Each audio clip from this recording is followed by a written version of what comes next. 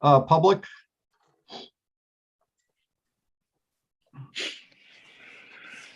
And we are now streaming live. Good morning to members of the public. My name is Michael Brennan. I represent District 36, which is part of Portland, and I am the House Chair of the Joint Standing Committee on Education and Cultural Affairs. Today we have at least one public hearing scheduled, and we have a number of work sessions that are scheduled for today for the agenda. Just so members of the public know, this is live, so anything that you do say is available to the public and is being recorded. And so even though we are on Zoom, we observe the normal protocols that we follow in the State House in terms of calling on people and participation from members of the public. But before we get started on the public hearing on LD 1989, we'll start with committee introductions, and I will turn to my Senate co-chair, Senator Rafferty. Thank you very much. Joe Rafferty, as Representative Brennan said, I am the Senate chair or co-chair representing Senate District 34 down in York County. Thank you. We'll now go to Senator Whitsom. Good morning and thank you. Dave Woodson, District 33, which is in the northwestern part of York County. Great. And we'll just go in Zoom order, and I'll take Representative Stearns. Thank you, Mr. Chair. My name is Paul Stearns. I represent House District 119, which consists of a dozen towns in the unorganized territories of Piscataquis County. Great. And Representative Roach. Good morning, Representative Tim Roach, District 7, Wells. And Representative Lyman. Good morning, Sheila Lyman, District 74, J, Livermore Falls, and part of Livermore. Thank you. And Representative Dodge. Thank you, Mr. Chair. Jan Dodge, House District 97, Belfast, Northport, and Waldo. Good morning, everyone. Good morning. Representative Salisbury. Good morning. My name is Sue Salisbury, and I represent House District 35, which is part of Westbrook. And Representative McCray. Thank you, Mr. Chair. I'm Dave McCray. I live in the central part of the county, and I reside in Fort Fairfield and represent 9 towns up here. Thank you. Well, good morning. And we have Representative Sampson. Thank you, Mr. Chair. Good morning, everyone. I'm Heidi Sampson, representing the good people of House District 21. That's Alfred, Limerick, Shapley, Newfield, and Parsonsfield. So I think we got everybody right. And we'd also like to introduce Ms. Risler, if you want to introduce yourself. Sure. Good morning. I am Hillary Risler, and I'm the legislative analyst for the Joint Standing Committee on Education and Cultural Affairs. Great. And our committee clerk, who makes everything happen for the committee and keeps us all in the right place. Mr. Murphy, can you introduce yourself? Sure. I'm Eli Murphy. I'm as Representative Brennan said, the committee clerk. I will be moving people in and out. So when you see a box pop up that says, please join as an attendee, please click OK. Thank you. Terrific. Okay. So we do have introductions, and we now will I'll officially open the public hearing on LD 1989. And I believe Representative Carlo is the sponsor of the bill.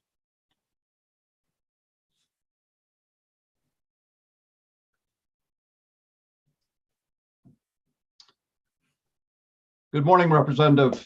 Thank you for, good morning. How are you? I'm well. How are you? Good. Good to see you this morning, and thank you for being with us. And we're all here ready to get started. And so if you want to present the bill to us, that would be great. Thank you, Representative. Thank you, Senator Rafferty, Representative Brennan, and distinguished colleagues on the Joint Standing Committee on Education and Cultural Affairs. I am Nathan Carlo, and I'm honored to represent my hometown of Buxton, part of Saco and Hollis in the Maine State Legislature. It's a pleasure to appear before you again to introduce this urgent piece of legislation.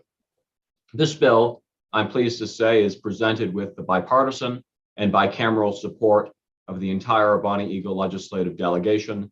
And while it is a short and simple bill, it will have an extremely positive impact on the entire Bonnie Eagle community.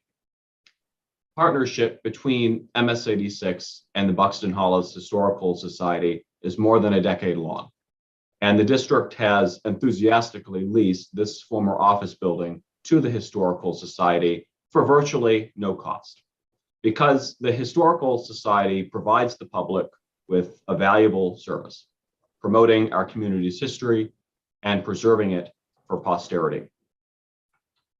Prior to the current lease being entered into, this aging building was in a state of disrepair. And having desire to sell, the school district inquired if the town of Buxton would have interest in acquiring the property. It did not. And so this historic building sat empty and unused. That is until 2013, when the Historical Society moved in. And with limited resources, powered by a small group of committed, diligent, and hardworking volunteer historians, they began to restore this building to its former glory.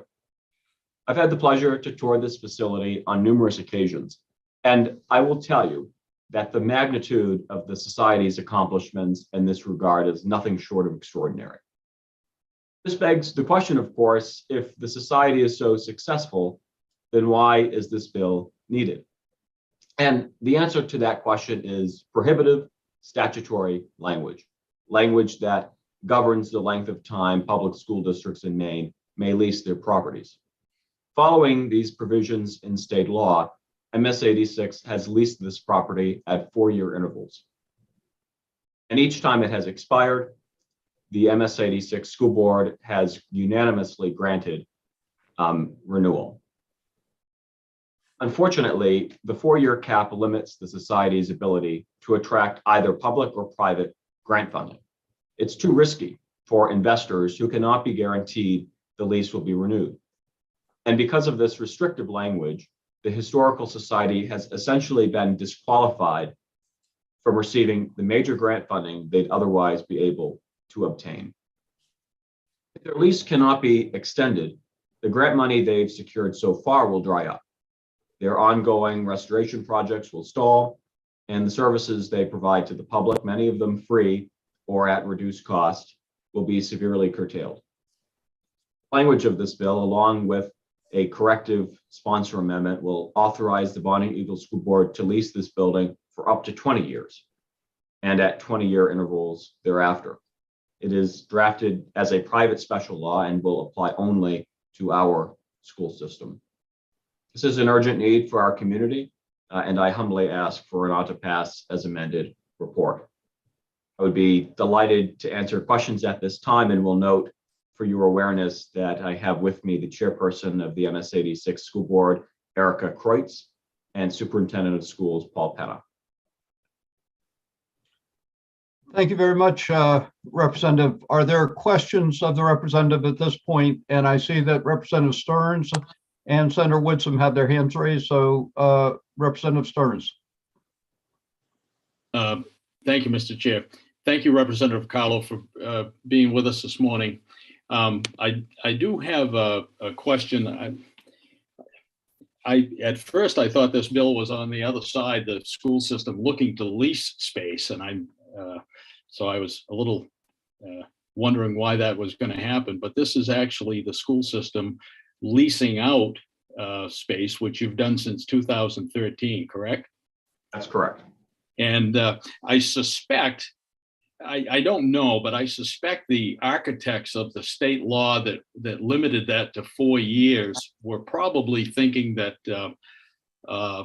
they shouldn't bind over school boards 20 years down the road or 30 years down the road on making those decisions. And this particular one sounds like the school board and and the legislative delegation, those folks are all particularly on board. That's correct? That's correct. Here's what I'm wondering. I'm wondering if something of this magnitude, which is going to lock SAD 6 into a 20-year agreement, if it wouldn't be wise to put that out via referendum to the voters of SAD 6 and get their blessing and then move forward with it. Would that be something that you would consider?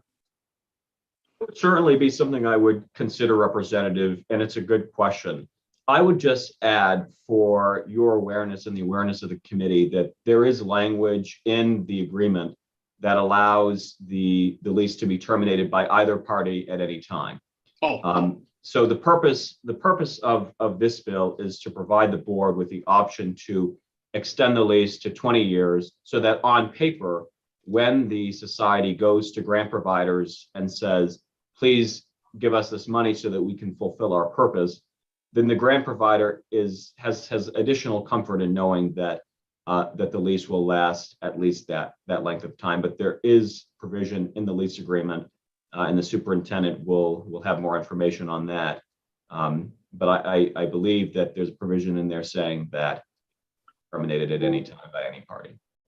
Thank you very much. That's important information, and that would certainly appear to me, if that's accurate, and I assume it is, that those safeguards are in place, that the board, if they, for whatever reason, had to change their mind on that, they could terminate the lease. Thank you. Good point, Representative. Thank you for the question. Okay, Senator Woodson. Thank you. And good morning, Representative Carlo.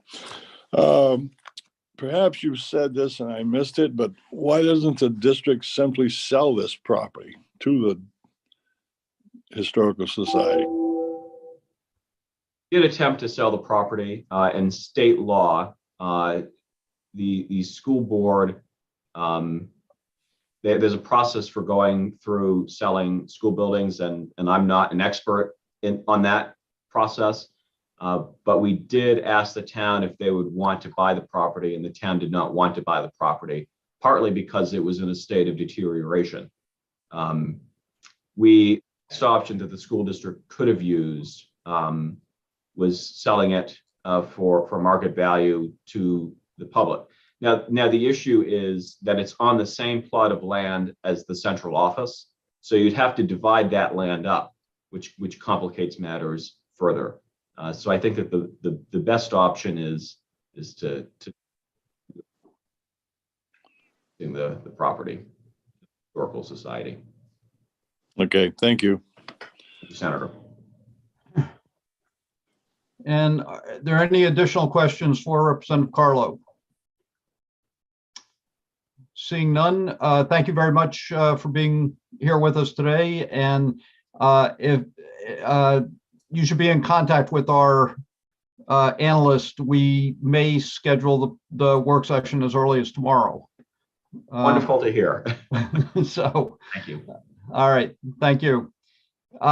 Next up, speaking in favor of the bill, I have Erica Kreutz. Sorry. That's all right. Happens all the time. Okay. Thank you for being with us, and please proceed with your testimony. Yes, thank you so much. Thank you, everyone, for allowing me to speak this morning. I'm very appreciative of it. So as Representative Carlo said, I am the current chair of the MSA D6 Bonnie Eagle District. So this is my third year on the board.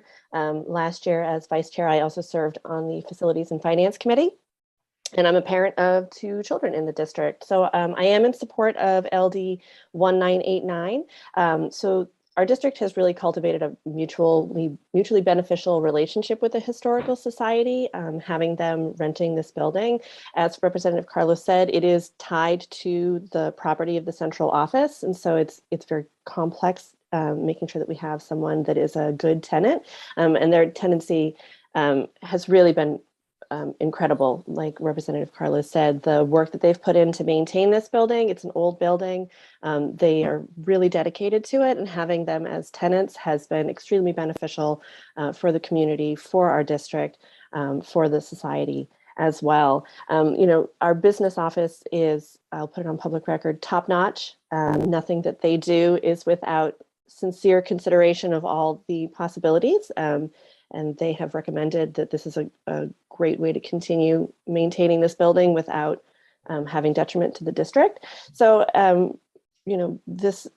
like Representative Carlos said, it's a very quick bill, but it would be extremely beneficial for the legislature to put this through, and detrimental if they didn't, both for MS 86 and for the Historical Society. Being able to keep them in there as tenants would really benefit the district. It keeps a financial strain off of us. And that's great, because the more we can focus on the education of our students, the better for all of us. So that's it. Pretty short and sweet. I would very much appreciate the legislature supporting LD 1989, moving it forward for the good of Bonnie Eagle and MS 86. Thank you so much. Well, thank you very much for being with us, and we deeply appreciate short and sweet. So, short and sweet is always good. So thank you. I see that Representative Sampson has a question. Thank you, Mr. Chair. Thank you, Ms. Kreutz, for being here. And this question could be answered by you or by Mr. Penna, who's, I'm assuming, following you. As far as the Historical Society, what are the expenses that they have to incur now with taking on the lease? What is the lease cost now, and are there other expenses they have to incur? I don't have those numbers at my fingertips. Superintendent Penna, do you? Yes, well, I think I have it in my testimony. Well, before we could have that for the work session too. Maybe we let Mr. Penna answer that question when he testifies. He will be here next to testify. So okay. If we can I throw out the second part of the question, and then she can either answer or he can, or do you want me to just wait? Well, right now, if you have a question for Ms. Kreutz, we should kind of stick with that, and Mr. Penna will be testifying next. I will wait. Thanks. Okay, great. Thank you, Representative. Any other questions? Seeing none, thank you very much again for being with us, and good luck in your role as chair of the board. Thank you so much. Thank you. Next up, we have testifying in favor of the bill is Paul Penna. And Ms. Penna, we see that you've joined us. Thank you. And please proceed with your testimony. Thank you very much. I just want to make one correction to the bill, and if you didn't get that information, that it's listed on there as 94 Main Street, but the address of the Historical Society is 100 Main Street in Buxton, just for that correction. Okay. So as the MS 86 Superintendent of Schools, Paul Penna, I am speaking this morning in support of LD 1989, an act to authorize School Administrative District 6 to lease a former administrative building for the term of not more than 20 years. I'm especially appreciative of Representative Carlo for introducing the bill, along with co-sponsors Senators Brennan, Bailey, and Diamond, and Representatives Austin, Blyer, and Ordway. This is an opportunity to preserve a historical building, along with supporting the mission of the Buxton Hollis Historical Society to record and preserve the history of the New England village of Bar Mills. In August and December of 2011, the Buxton Hollis Historical Society contacted the Board of Directors of MS 86 about their interest in acquiring the building for Historical Society. At that time, the MS 86 Board of Directors were considering the demolition of this historical building to avoid costly repairs and annual costs associated with care of a vacant building that was uninhabitable for public use by the school district and the town of Buxton. In December of 2011, MS 86 asked the Buxton Code Enforcement Officer about the possibilities of separating the Bar Mills Administrative Office, currently the Buxton Hollis Historical Society, from the Eliza Libby School, currently the MS 86 Central Office location. Although the property lies within the village district zone, it was still considered a non-conforming lot and would require a variance from the Board of Appeals in order to separate properties. There were and there are clearly concerns that would present obstacles to a successful appeal. Therefore, that option was not pursued any further. In April of 2013, a lease agreement through June 2016 was agreed upon by MS 86 Board of Directors and Buxton Hollis Historical Society for $12 per year, assuming the rent of $1 per month. The property was in need of many repairs such as the boiler, hot water heater, oil tanks, chimney, room ceilings, insulation, interior painting, floors, exterior lighting, handicap ramp, foundation and water infiltration, windows and lighting, to name a few of the major renovations. The team of volunteers planned and systematically approached each project strategically to ensure that that renovation planning was balanced with their financial resources. Please understand that the only access to revenue for the Buxton Hollis Historical Society is the support they receive from the towns of Hollis and Buxton, donations, membership dues, sales, and grants. Support for this innovative bill is also support for the preservation of a historical site, along with the valuable information that documents the development of Buxton and Hollis. The Buxton Hollis Historical Society provides a variety of educational services to the communities of MS 86, local schools, a residential group home located in the district, and is recognized by the Maine Historical Preservation Commission and placed on the National Registry of Historical Places.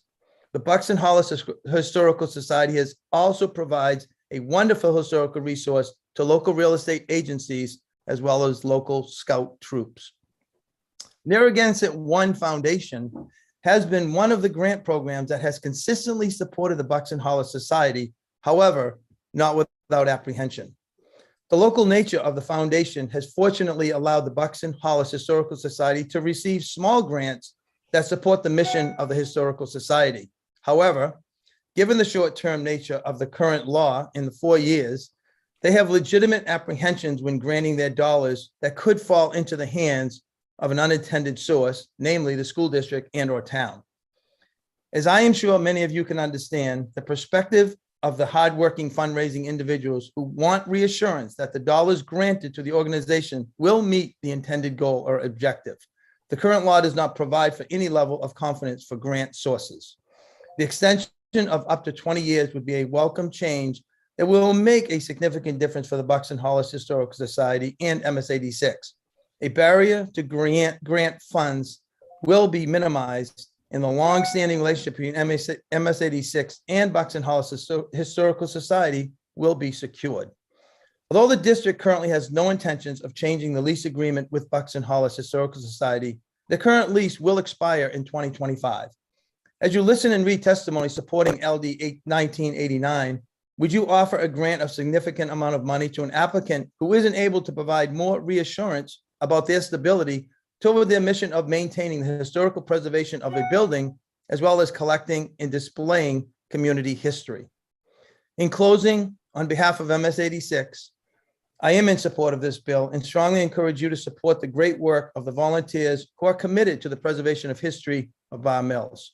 In addition, your support will also send a clear message to others about the value that legislators have toward the development of collaborative relationships that serve in the best interests of a community, as well as historical preservation. Specifically, I am hopeful that the state of Maine values the preservation of historical sites for the current and future generations of Buxton and Hollis.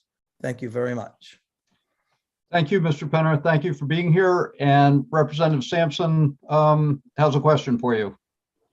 Thank you, Mr. Chair. Thank you, Mr. Penna, for being here, and thank you for your testimony.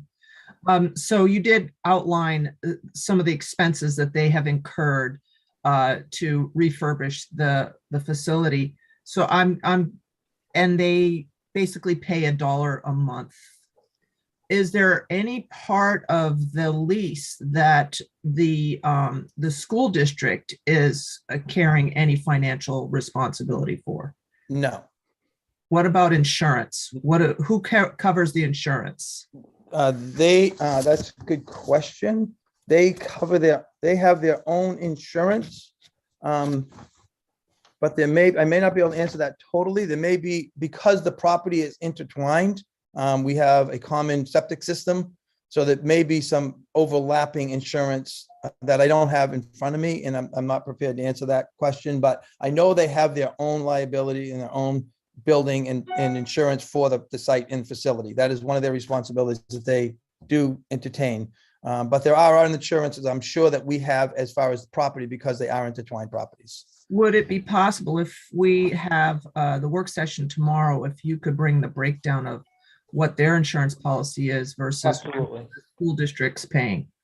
Absolutely. Thank you. Thank you. I see Representative Stearns, Representative McCray, and Senator Woodson, and we'll start with Representative Stearns. Thank you, Mr. Chair. Thank you, Mr. Superintendent Penna, for being with us today. I'm not at all interested in the minutia of the finances between the board and the Historical Society. That's local business, and it sounds like it's being very well done. Folks are satisfied, and I'd love to have the state remove this barrier. However, in doing so, I want to make sure that we don't create a situation where the state has created a law that should future boards and future superintendents, if situation changes, that they could not, they would look at this 20-year piece as something that is irrevocable.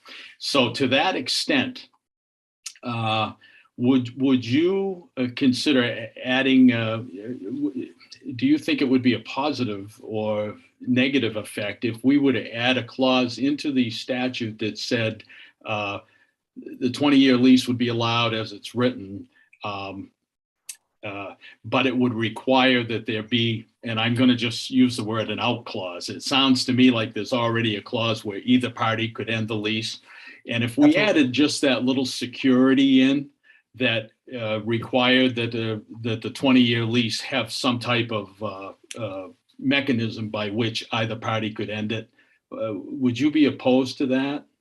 I am not, because it's currently under Article 3 of our current lease that it says that we could, either one can in writing provide to the other that we can terminate the lease. Thank you, sir. Yeah.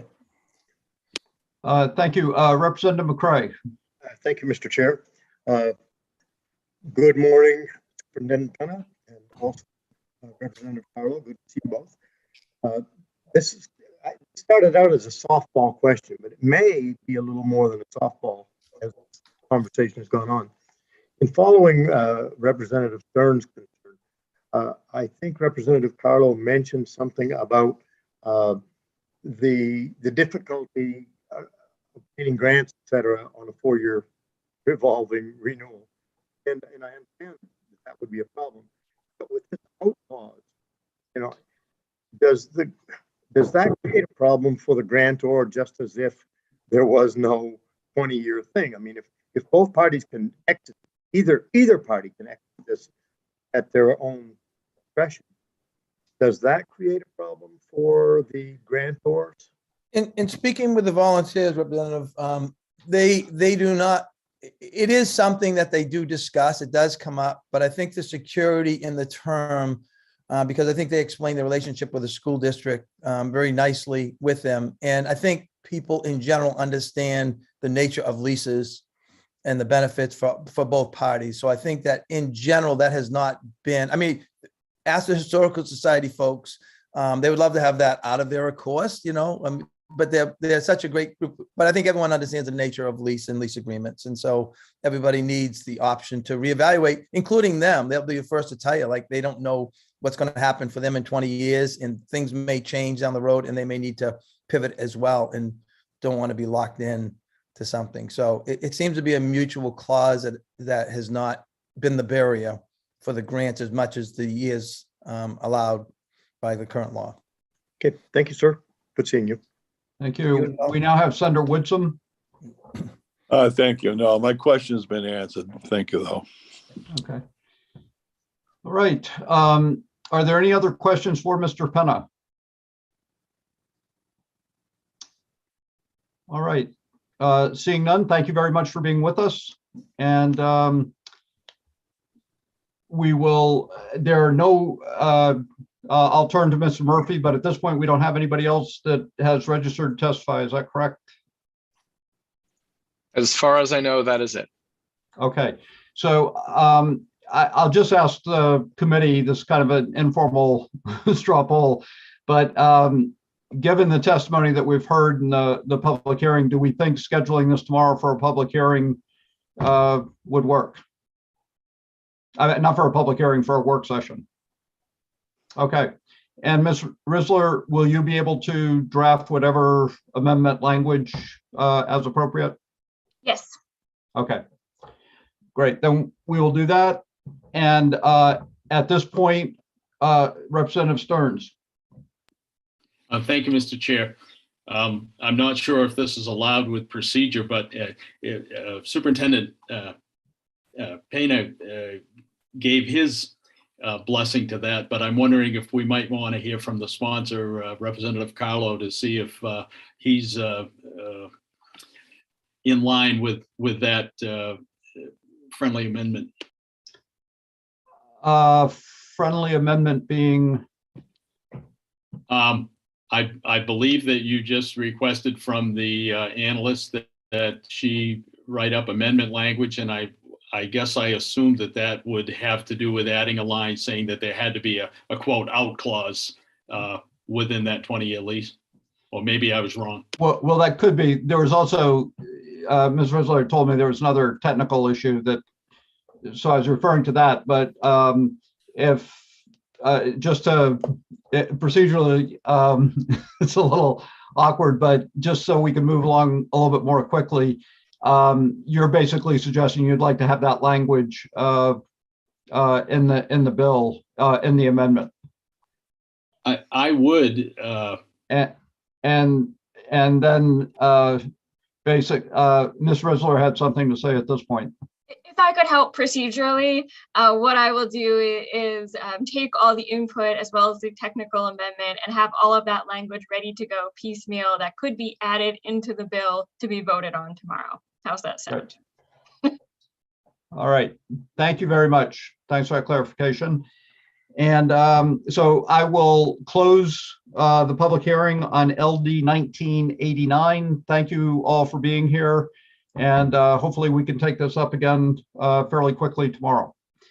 We'll now turn to the next part of our agenda, which is, again, there are 3 CDS bills, starting with LD 135. And I will hand the gavel over to the good senator from Kennebunkport.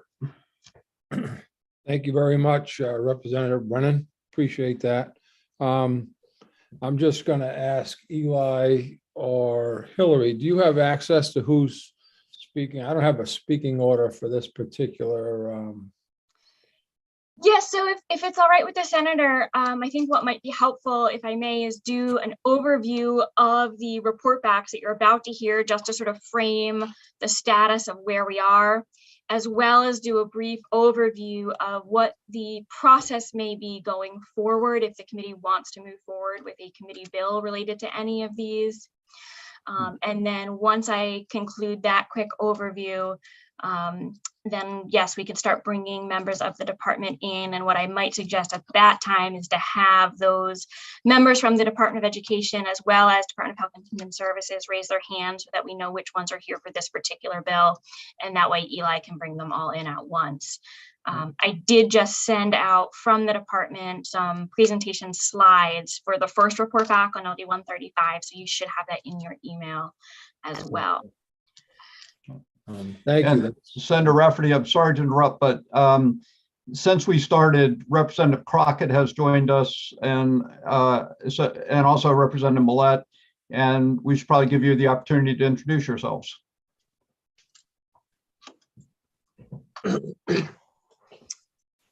Representative Crockett.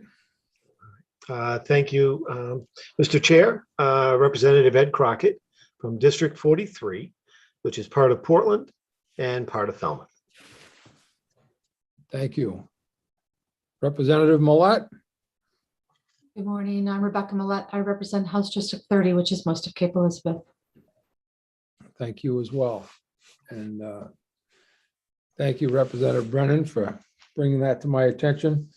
So Hillary, it sounds like a good plan relative to setting the tone for us on these 3. And then we'll probably go in numerical order, I guess, after that. So, but thank you. Yes, and I think there's a tentative plan. We also have for work session today, LD 1775, and I know the subject matter of that bill, we were holding off on that work session until we heard the report on 135. So I think probably following the report back on 135, the committee may want to entertain a work session on that bill, LD 1775, before moving on to the other two reports, but we can see which way we want to go. But if I may sort of get started on some quick background before the department starts their presentation, and that's just sort of to remind everybody how we got to this point. Back in the 129th legislature, those who were on this committee, I'm sure remember, there was a bill, and then it was ultimately passed as part of the budget that created an independent review of the state's early childhood special education services. And that independent review was done by a group called the Public Consulting Group, or PCI, or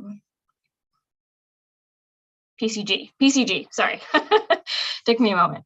At the very beginning of last session, this committee received that final report from PCG that had provided an implementation plan and a lot of options for the committee to consider regarding the provision of early childhood special education services, both on the intervention for the birth to under 3, the 3-year-old, and then the potential of the transition of services from CDS for the 4 to 6-year-olds to local school administrative units. At that time, the committee ultimately used 3 bills that we had in committee to request that the Department of Education and in some aspects collaboration with the Department of Health and Human Services to study a number of issues and report back to this committee.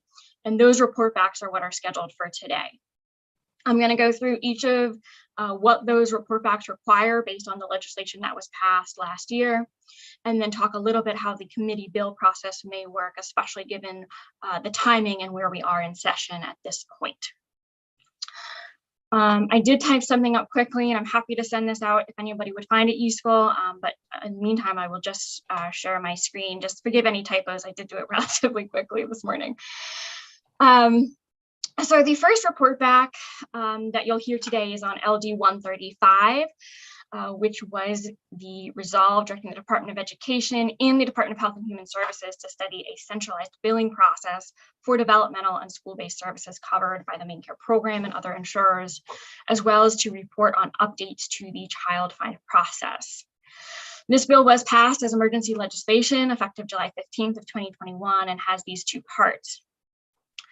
The first part was to study and report back on the development of the centralized billing system to process claims to the main care program and other insurers, including private insurance, for children with disabilities from birth to age 22 years of age. And it had to address the following components: how to maximize revenues through automation and efficiencies, what services are currently billed and what are not billed but covered and could be billed, and how to align those service definitions, how the system could be designed to be accessible and user-friendly for school administrative units, examples of other states with centralized billing systems, options for the development of a system through a third party or other state agencies, how the seed money is currently used to fund main care covered services, and how special purpose preschools could still maintain their own separate billing systems if a centralized system were implemented.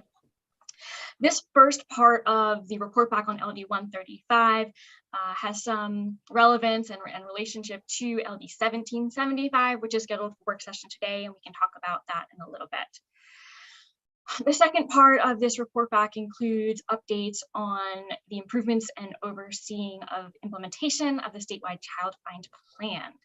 This section of the report is required to include meetings and recommendations from the State Interagency Coordinating Council, updates on current child find initiatives, an examination including a review of criteria used by other jurisdictions of how the state can move forward on expanded eligibility criteria to enable more children with less significant developmental delays to be served, ways to access, leverage, and enhance the DHHS CDS system referral, current initiatives and future plans to improve support for children who are referred to CDS but not found eligible for services, data regarding the correlation, if any, between the provision of early intervention services and the need for services later in life, and any applicable memorandum of agreement between the Department of Education and the Department of Health and Human Services, and any other additional recommendations on improving child find efforts throughout the state. The report was due February 1st, and the committee is authorized to report out a bill to the second regular session of the 130th legislature. The second report you'll be hearing today is out of LD 255, which was the resolve directing the Department of Education to develop a plan for the provision of early intervention services. This bill was also passed as emergency legislation effective July 15th, and it focused on the plan for the provision of early intervention services for children from birth to under 3 years of age, as well as a request to study the options for children who are actually 3 years of age. Because as you may recall from some of the conversations previously in your own work, that the children who are 3 years of age or sometimes can fall in between those other two age categories. This bill established an advisory committee, which was established to advise the department on the development of the plan for the provision of early intervention services for children from birth to under 3 years of age through a quasi-independent government structure, to advise the department on the option of pursuing the federal extended Part C option, and to make recommendations to the department on the provision of services for children who are 3 years of age. It directs the department to develop a plan for the provision of early intervention services through this quasi-independent agency structure, with the department providing oversight as the lead agency in accordance with the following. The plan is required to include the establishment and appointment of an independent governing board, a current or proposed memorandum of understanding between DOE and DHHS, how the plan will address the 16 minimum required components under the federal IDEA, and a detailed timeline for implementation, including necessary resources, statutory and regulatory changes, and any other information as necessary.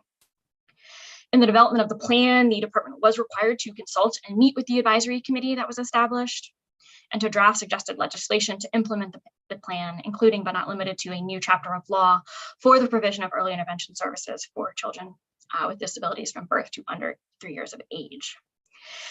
As I mentioned, it also had a separate component about directing the department to conduct the analysis of the federal extended Part C option and make recommendations for services for children 3 years of age with disabilities, including whether children 3 years of age should receive services through the quasi-independent agency structure in line with the birth to under 3-year-olds, under school administrative units, or through some sort of hybrid system.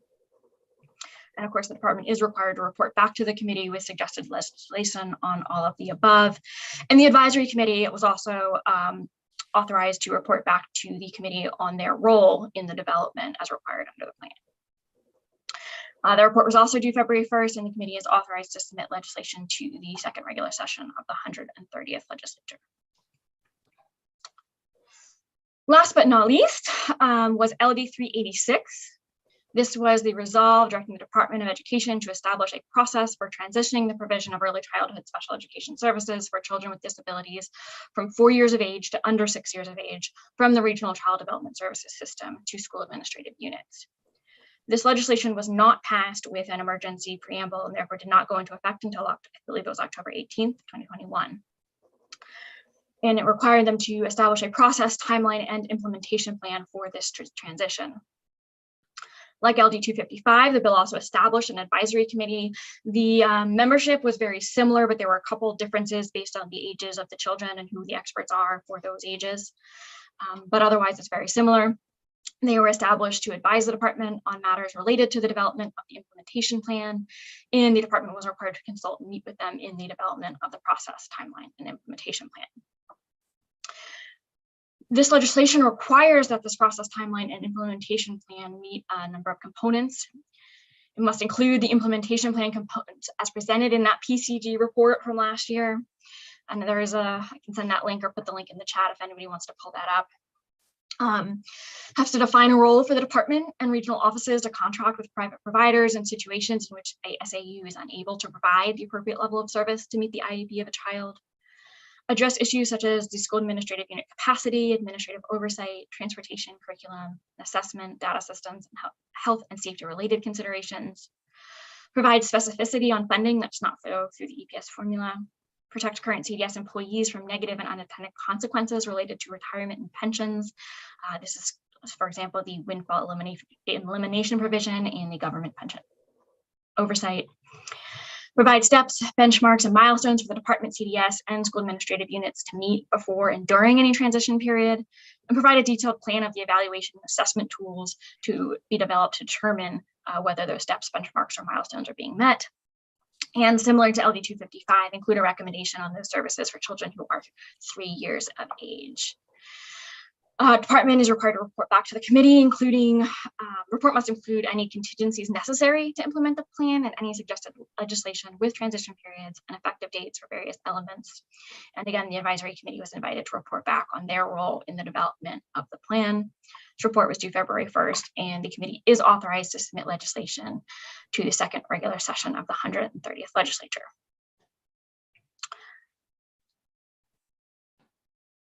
So that is where we are. Those are the 3 reports you have received yesterday evening. I have not fully read through them in detail yet, as I'm sure many of you have not either. But one thing I noticed is that there is not currently any suggested or draft statutory language. And I bring that up because that may affect the timeline for the committee bill process. So essentially, a committee bill is a bill that originates in committee and is introduced to the legislature by the committee. There can be different sources of authority, including a joint order, a law, or a joint rule. In this case, each of the 3 bills that I just talked about all authorize the committee to report out a bill. As the committee moves forward with this process, you should know that a majority vote is required to report out a committee bill. And there are really 2 key approaches to doing so. The first is the one that's more typically used, and essentially in this approach, the committee votes to report out a committee bill just for the purpose of having it printed as an LD and then referred back to the committee for public hearing and work session. The vote is a procedural vote, not on the actual substance of the bill. And if the committee wanted to go down that road, you could include language in the summary indicating just that the committee has not taken a position on the bill and it's only being reported out for the purpose of having it referred back to go through the normal bill course in terms of public hearing, work session, and then finally being reported out back to the legislature as a final bill. The next House and Senate session day at which a committee bill could be referenced is March 9th. Based on just getting these reports today and not having any draft language to work with, I think it's highly unlikely that we would be able to go through all of the process of getting a bill printed through the revisor's office to have the bill in a form that could be referred back to committee on March 9th. Which means it's far more likely the committee will proceed via the second option. Under the second option, the committee may report out a bill with a final recommendation. This would mean that the committee may vote to report out the bill for the purpose of sending it to the floor with a final recommendation on the substance of the bill. In this case, the committee conducts its work on the bill as a proposal or a draft bill rather than a printed LD. After being reported out, the bill is not referred back to committee, but is directly taken up on the floor. Some things the committee will need to consider when taking this approach is that processing a bill in committee as a proposal or draft bill can sometimes be confusing for the public, since there will not be an LD that the public can find on the legislature's online bill status system until after the committee has reported it out. That being said, I am able to work with Eli to make sure that the language is sent out to all interested parties, and we would be able to post any language and any testimony that the committee receives on the committee's webpage. But you wouldn't be able to use, for example, the LD portal system because you don't actually have an LD yet. Additionally, at that point, the committee would need to sort of take a straw poll to get some language moving forward. But the final vote on the bill, as I said, it would not be referred back. It would be on the substance of the bill. The majority report would be printed as the LD. And if there is any minority report other than an ought not to pass, it would be drafted as an amendment to the bill. And that's how it would be reported out.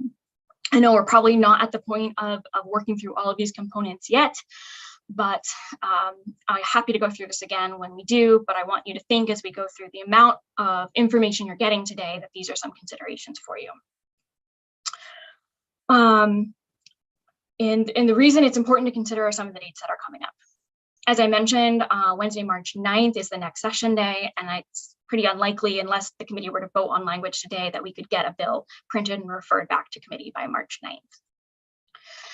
Friday, March 11th is the deadline for voting 100% of all bills referred to committee. After March 11th and through March 25th, committees may only meet to work on the budget bill, hold confirmation hearings, work on the errors bill, set priorities for bills on the special appropriations table, hear and work bills referred to committee after March 11th, or to review committee amendment language prior to reporting out a bill. Meetings for any other purpose must be approved by the presiding officers. So if the committee wants to hold any sort of informal public hearing or work sessions on a committee bill after March 11th, a committee will need to get presiding officer approval. Committees must report out 100% of all bills referred by Friday, March 25th. And after Friday, March 25th, committees may not meet without prior approval of the presiding officers for any reason. And then, of course, statutory adjournment for the second regular session is April 20th of this year. So unfortunately, as I mentioned, one thing that I'd like to be able to help the committee with and the chairs with is get a sense of how long it may take to turn these things around. So you're getting presentations today, the committee will need time to digest it and make a decision. And then ultimately, if the committee does vote to move forward on language, we will need time to get that language drafted, as well as get a fiscal note, et cetera, et cetera, et cetera. And as you know, all of those things do take time. Because I don't have any draft language to work off of today, I really can't tell you how long it will take me to turn that information around. And as you can recall from last session, unfortunately, when you get to the end of session, the less time I may have to draft, the less time you may have to review a draft or review any fiscal implications. So these are all just things that you should keep in your mind as we go through the reports today. And yes, I did see, I'm happy to send out the memo I just had typed up to anybody so you can have that for your records with those deadlines. So I know I just threw a lot of information at you. I'm happy to go over any of this again at any point. Although, of course, if there are questions for me now, I'm happy to answer them as best I can. Are there any questions of Hillary, folks? It is a lot of information, but thank you for your presentation. Grasping pieces of it at a time, and probably reading through the document you're going to share. The more I read it, the more I'll understand our options. But I did hear a little hint there that you were kind of leaning towards option number 2 as a potential better direction.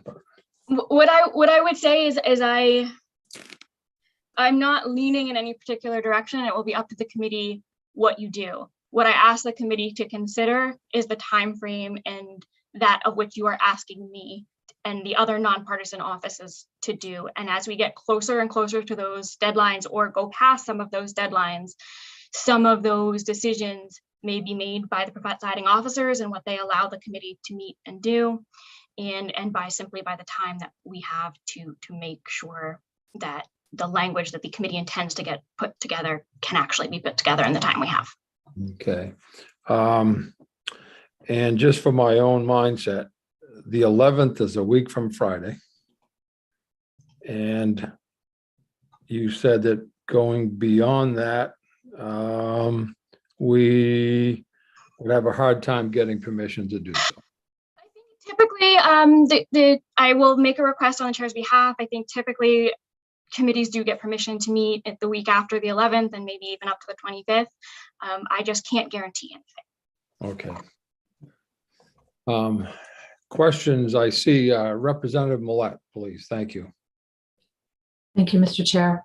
Ms. Risler, if option number 2 is pursued, is there an opportunity for the public to weigh in before anything hits the floor?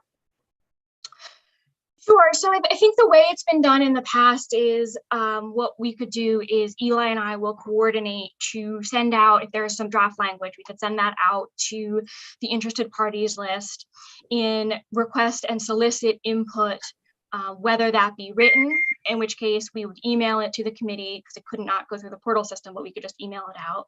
And the committee could set aside a block of time and say that anybody from the public who wants to comment on the, or provide testimony on the draft language could register via Zoom.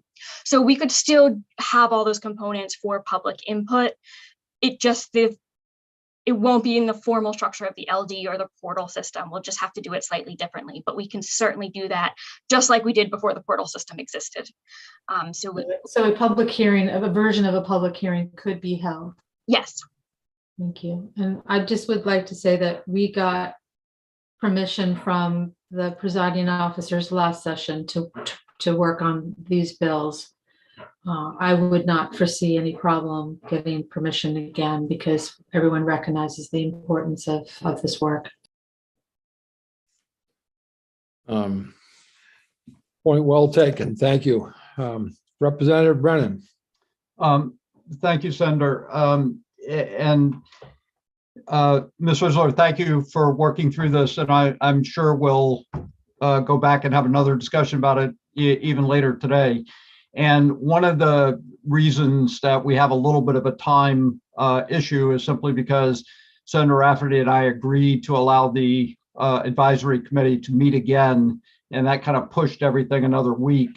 And hopefully today we'll see the results of that, the advisory committee and DOE continuing to meet to work on these issues.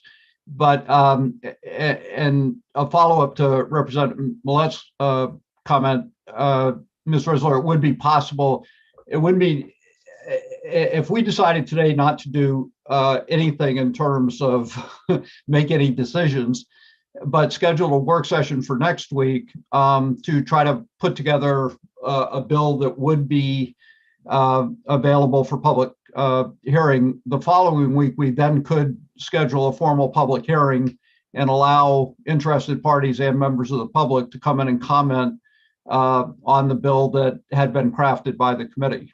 Is that possible? That is all theoretically possible. Okay, thank you. and I guess we'll see by 2 o'clock, 3 o'clock, how much of that theory could come true. Thank you. Thank you all. So moving along then, Hillary, and thank you for your summary, obviously, and all that work. I know it's a lot on you. So we want to take a closer look at LD 135. And as I mentioned earlier, if we get some help from you and Eli in terms of who's with us on that. Yeah, I think at this time it would be helpful if those in the attendee list from the Department of Education, Department of Health and Human Services, and I know Amy Johnson is here from MEPRI as well, to raise their hands so that Eli can bring you into or promote you up to panelist for the presentation on LD 135.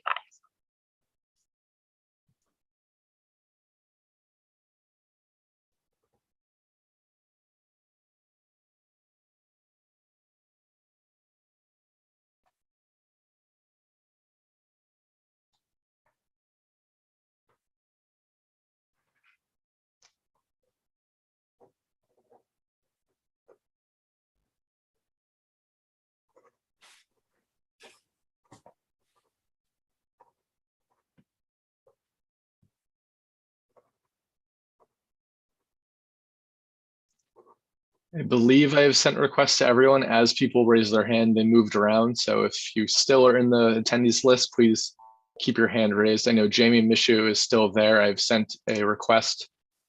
We'll send another one. Otherwise, I believe we have everyone.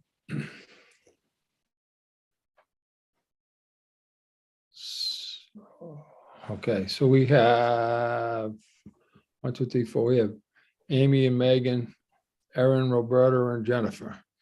And oh, here's Jamie now. All right.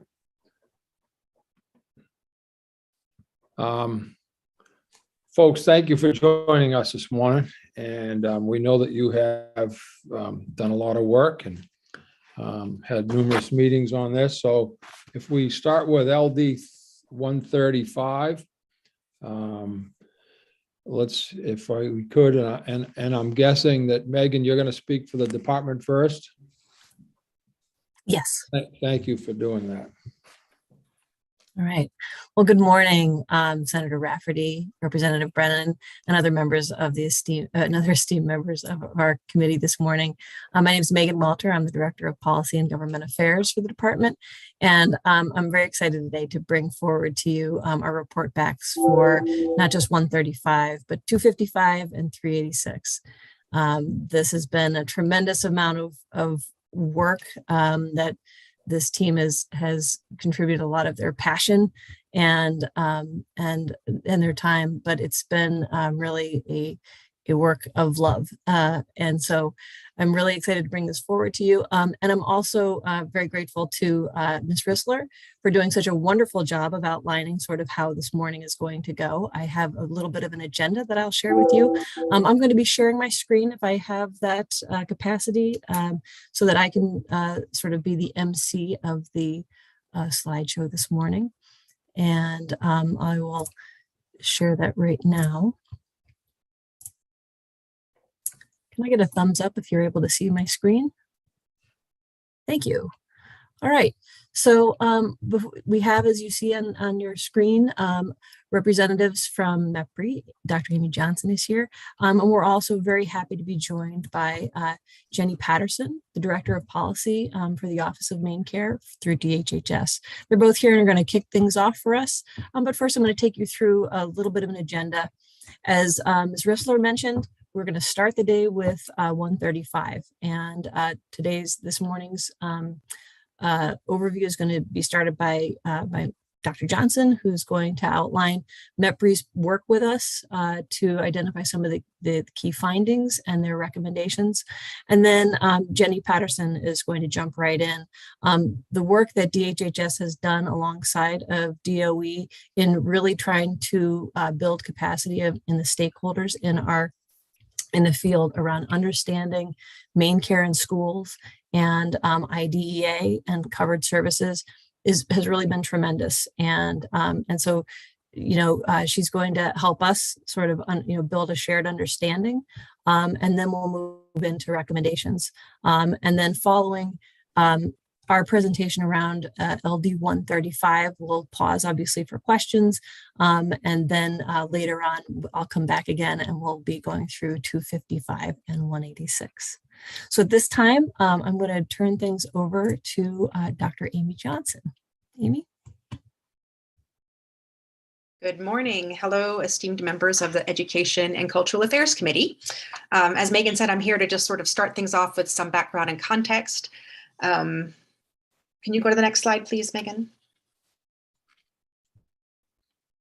So as hopefully you may remember, we were here last year with one of our legislative briefings, which was a study of main care billing in public school districts. Tricia Leck was the lead researcher on that, and I supported her in that work.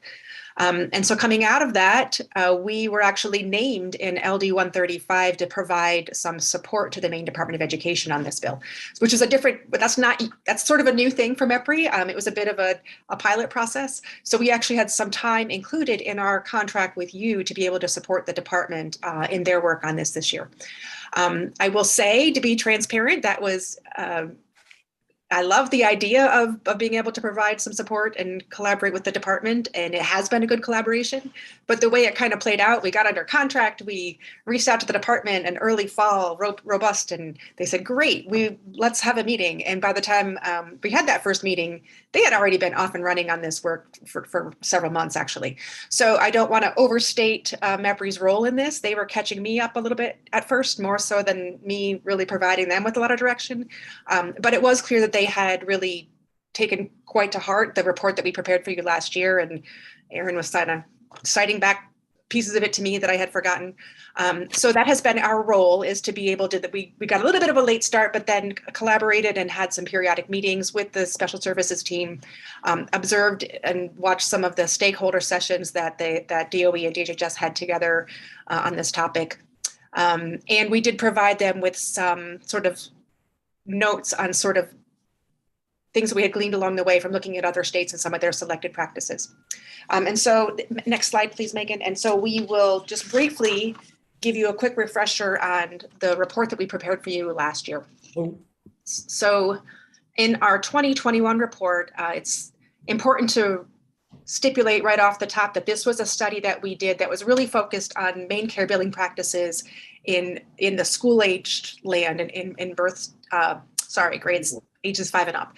The birth to 5 billing story is very different, and really that billing, which is managed by has been managed by CDS, is already pretty well optimized. So that what I'm going to be talking about here really just pertains to the school-age Part B services. So what we knew going into that was looking at the fiscal year 20 seed reports, only 45% of SAUs were actively billing main care in that year. And then when we looked a little deeper, we could see that there was some different patterns based on the sizes of district. So when we looked at our smallest districts, those with under 100 students, 2/3 of them didn't bill at all. So it's not only our districts on the whole not billing particularly a lot, for those small districts, it's even more stark, that pattern. So we don't know, without talking to the districts, whether that billing is because they didn't have any eligible services or whether they just didn't have the capacity to bill for them. So in the follow-up survey that we conducted, we found that about 30% of all districts reported that they consistently bill for everything they can possibly bill for. About 1/3 of them, 38%, said actually they never bill at all.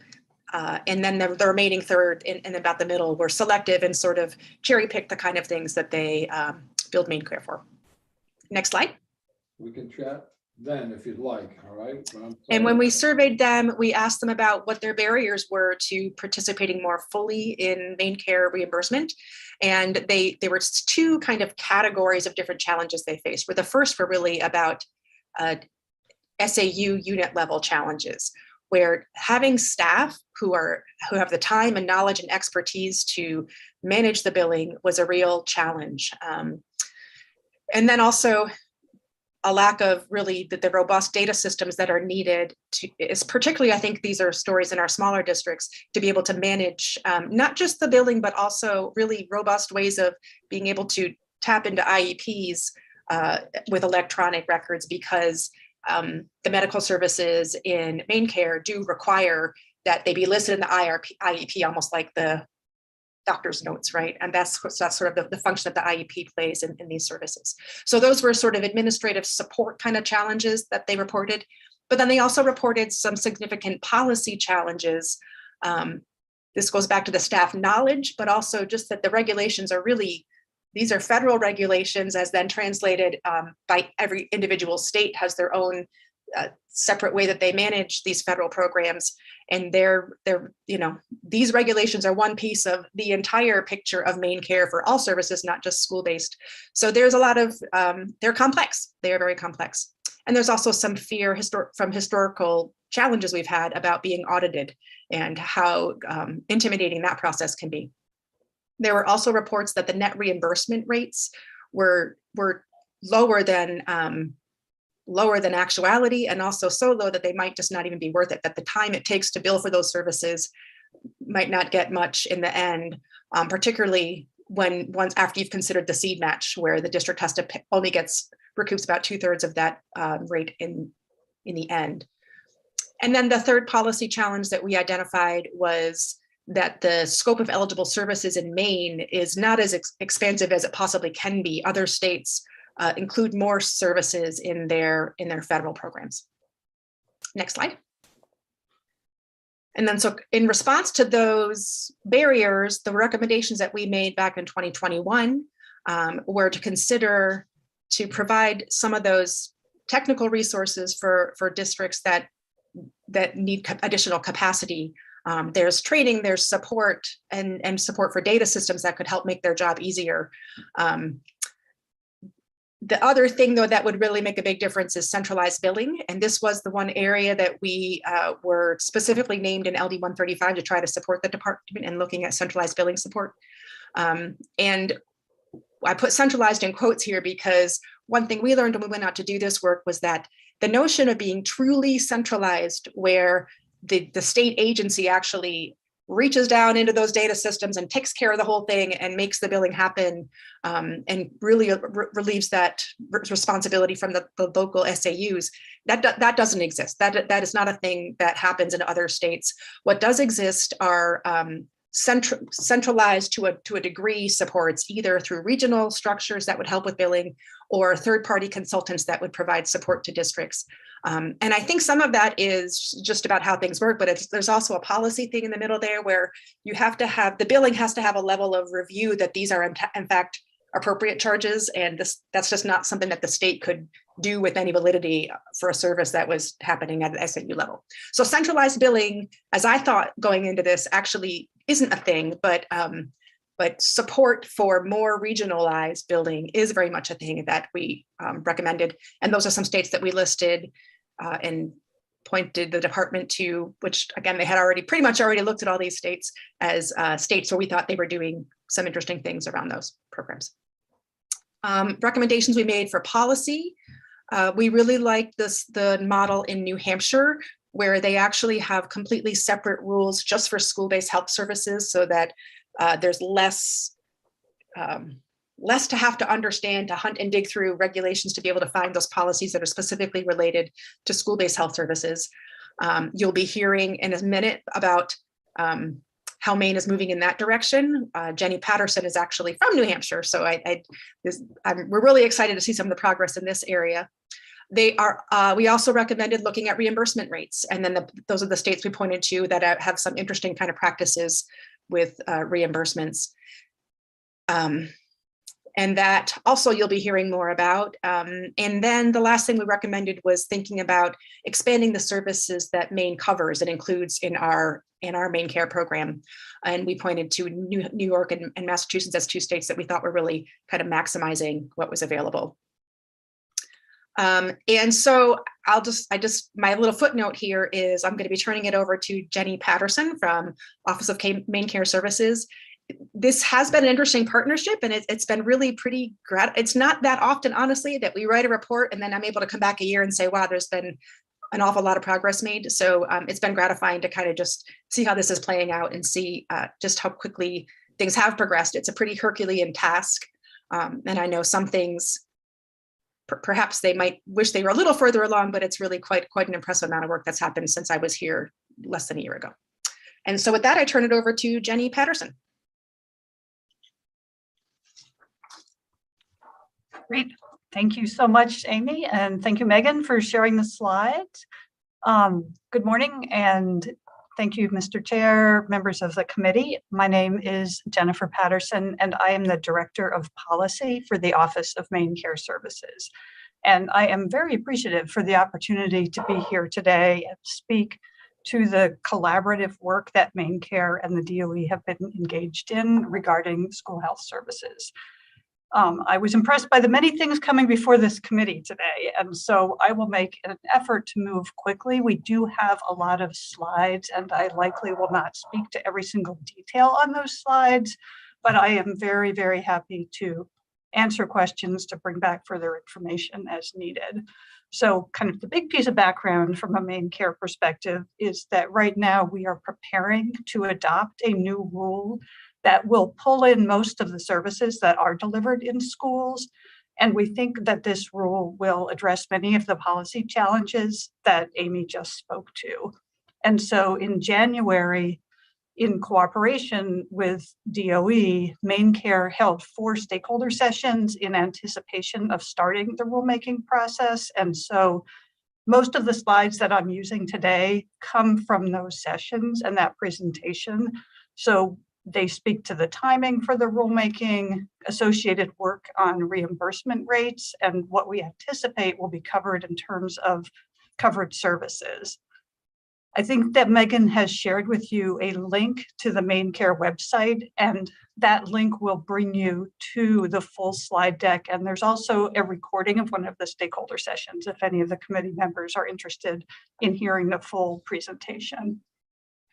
I also do have a couple of slides that speak generally on the work that Maine Care has been doing recently in the area of school health services independent of the rulemaking, and to highlight some of the areas of recent collaboration between Maine Care and DOE. So I will get through as much of this as possible, but if I need to hurry up, please don't hesitate to let me know.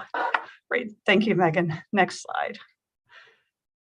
So it was useful for our stakeholder sessions just to give some background on main care. So we talk about main care 101. And the key thing that's really important to understand is that services that are delivered in schools and reimbursed through main care fall at the intersection of two really strict and complex federal law schemes, the IDEA and the federal Medicaid laws.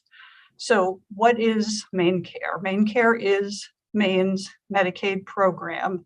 And what Medicaid is a joint state federal program that's really a health program. So it's intended to pay for medically necessary covered services that are delivered by an enrolled healthcare provider to an individual who is a member who is enrolled to receive that coverage. And again, in general for Medicaid and also for main care, the services are paid for through a combination of state and federal funds.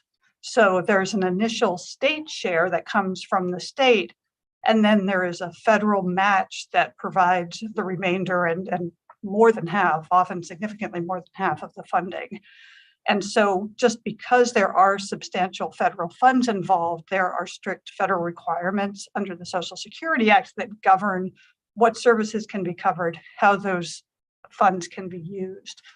So specifically for school health-related services, where the state share is funded through an SAU or CDS, in Maine, that state share is often referred to as the seed. And so that term is used in LD 135, and you will hear it a lot. I'm sure you do hear it a lot. The other key thing to understand about Maine Care is the Maine Care Benefit Manual.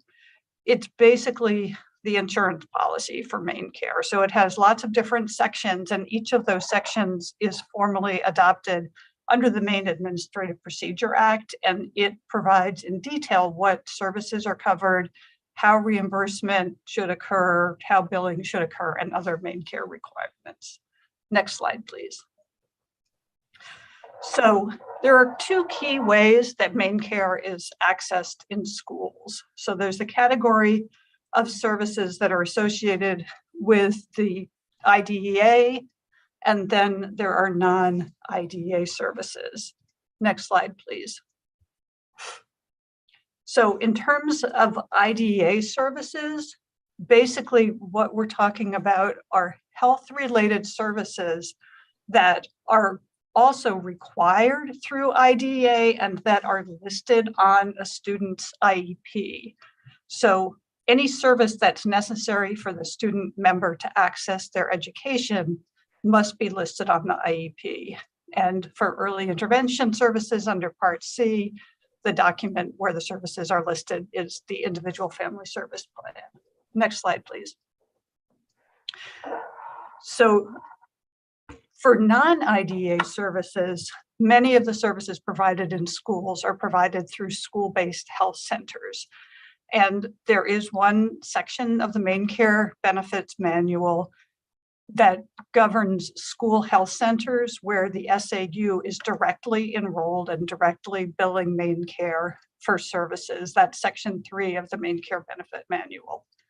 There are also federally qualified health centers and some hospital-based primary care practices that contract with SAUs to deliver services. And the key point in terms of these non-IDEA services is that the SAUs are not responsible for the state share. So the seed concept is for the IDEA services, not for these other services. Next slide, please. Then another non-IDEA route by which services are provided in schools is that some providers who are enrolled as Maine Care providers are given permission by an SAU to use space in a school to provide services that are medically necessary, again, independent of the IDEA. So for instance, a physical therapist may see a student in a school building after school based on a referral from the member's primary care physician, even if the member doesn't have an IEP. And so that would be billed through a different section of the Maine Care Benefit Manual, physical therapy services. Next slide, please. And again, the funding and billing are different. So we have the category of IDA services. For those, the service must be listed on the IEP, and the SAUs and CDS provide seed. That's where the state share comes from. And then there are non-IDEA services where there is a medical need for the service that is determined by the provider that meets the coverage criteria of the Maine Care Benefits Manual. And so the IEP is not involved, and Maine Care pays for the state share for those services. Next slide, please. So we are very excited to be proceeding with the creation of a new school for school health services. And really the underlying intent of this rule is to strengthen access to Maine Care covered services for children in Maine schools. The rule will clarify what services are covered. It will specify how providers and schools must demonstrate that the covered services are medically necessary. So again, for IDA services, this documentation occurs through the IEP. And then the other piece that I'll talk about a little bit is that Maine Care is in the midst of a rate system reform effort that is ongoing side by side with this rulemaking. And so we do intend to develop and adjust reimbursement rates for the services delivered in schools based on the results of planned rate studies that are part of our rate system evaluation. And so we will end up with a new rule that will be its own section of the Maine Care Benefits Manual. This is a rule that will need to be adopted as a major substantive rule. So it will go back to the legislature again for review. Next slide, please. So some of the things that will happen with the new section of policy, it will allow schools to provide most services to any eligible Maine Care member, regardless of whether they have an IEP, as long as they are medically necessary. It will allow service delivery for students up until their 22nd birthday. It will create a single section of policy in the Maine Care Benefits Manual for most school health related services. And that section 3, which is how schools currently enroll in as school health centers, but which is fairly confusing, will be moved into this new section, which I think will be clearer. Next slide, please.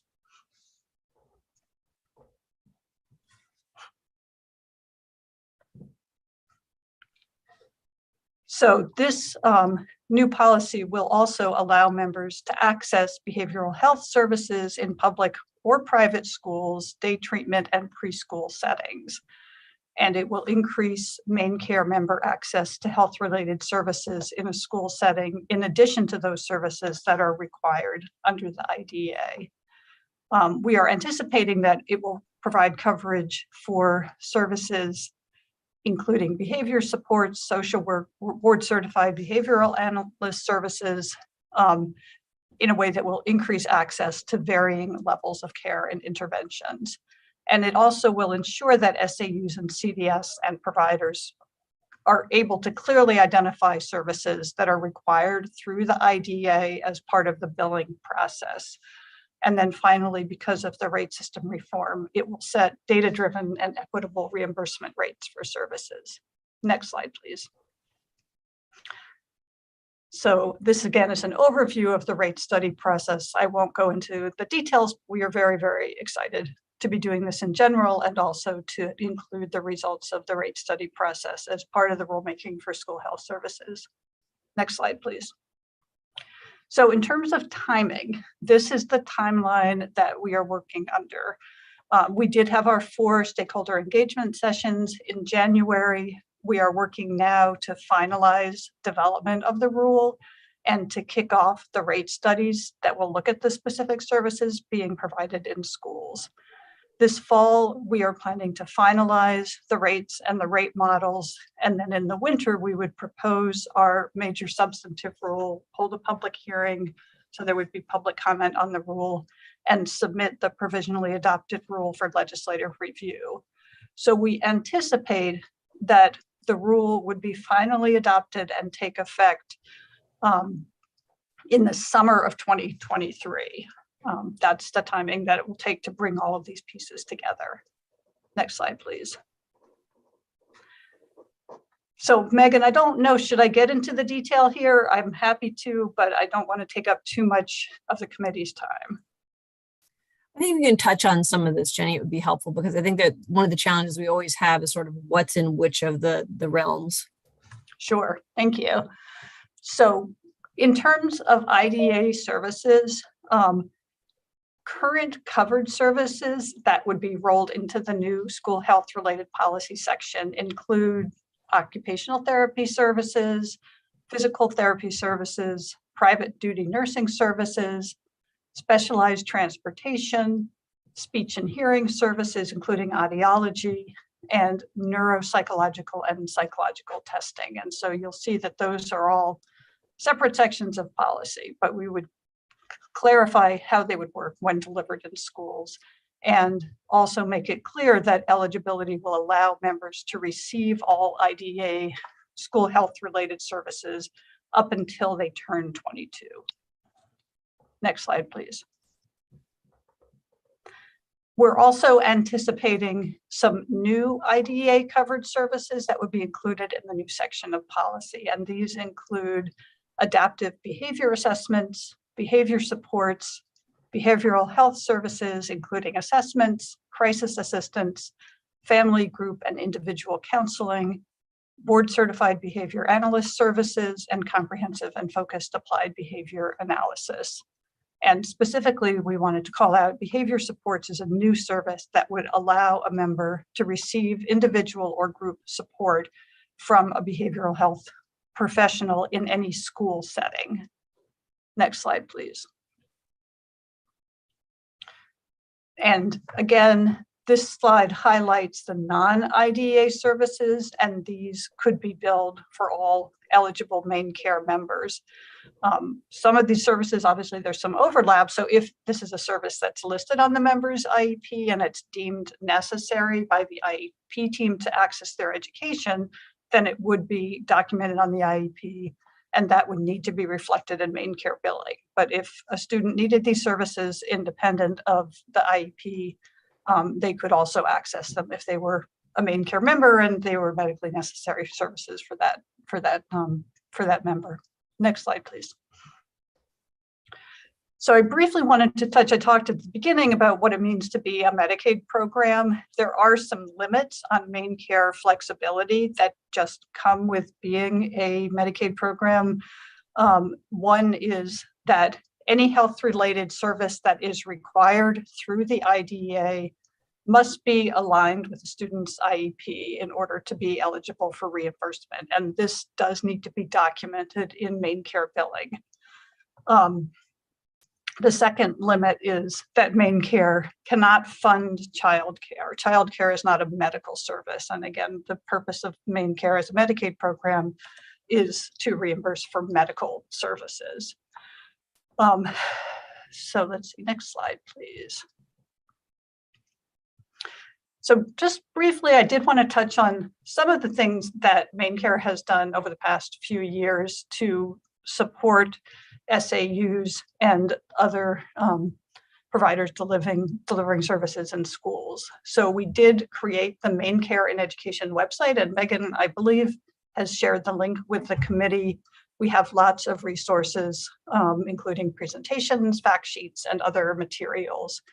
We also have developed a Main Care in Education billing guide that is updated annually and is specifically geared at making it more straightforward for SAUs to bill main care. We created a new venue for trainings through Microsoft Teams. We have visited over 100 sites to meet with school administrators and providers to discuss billing challenges and provide technical support.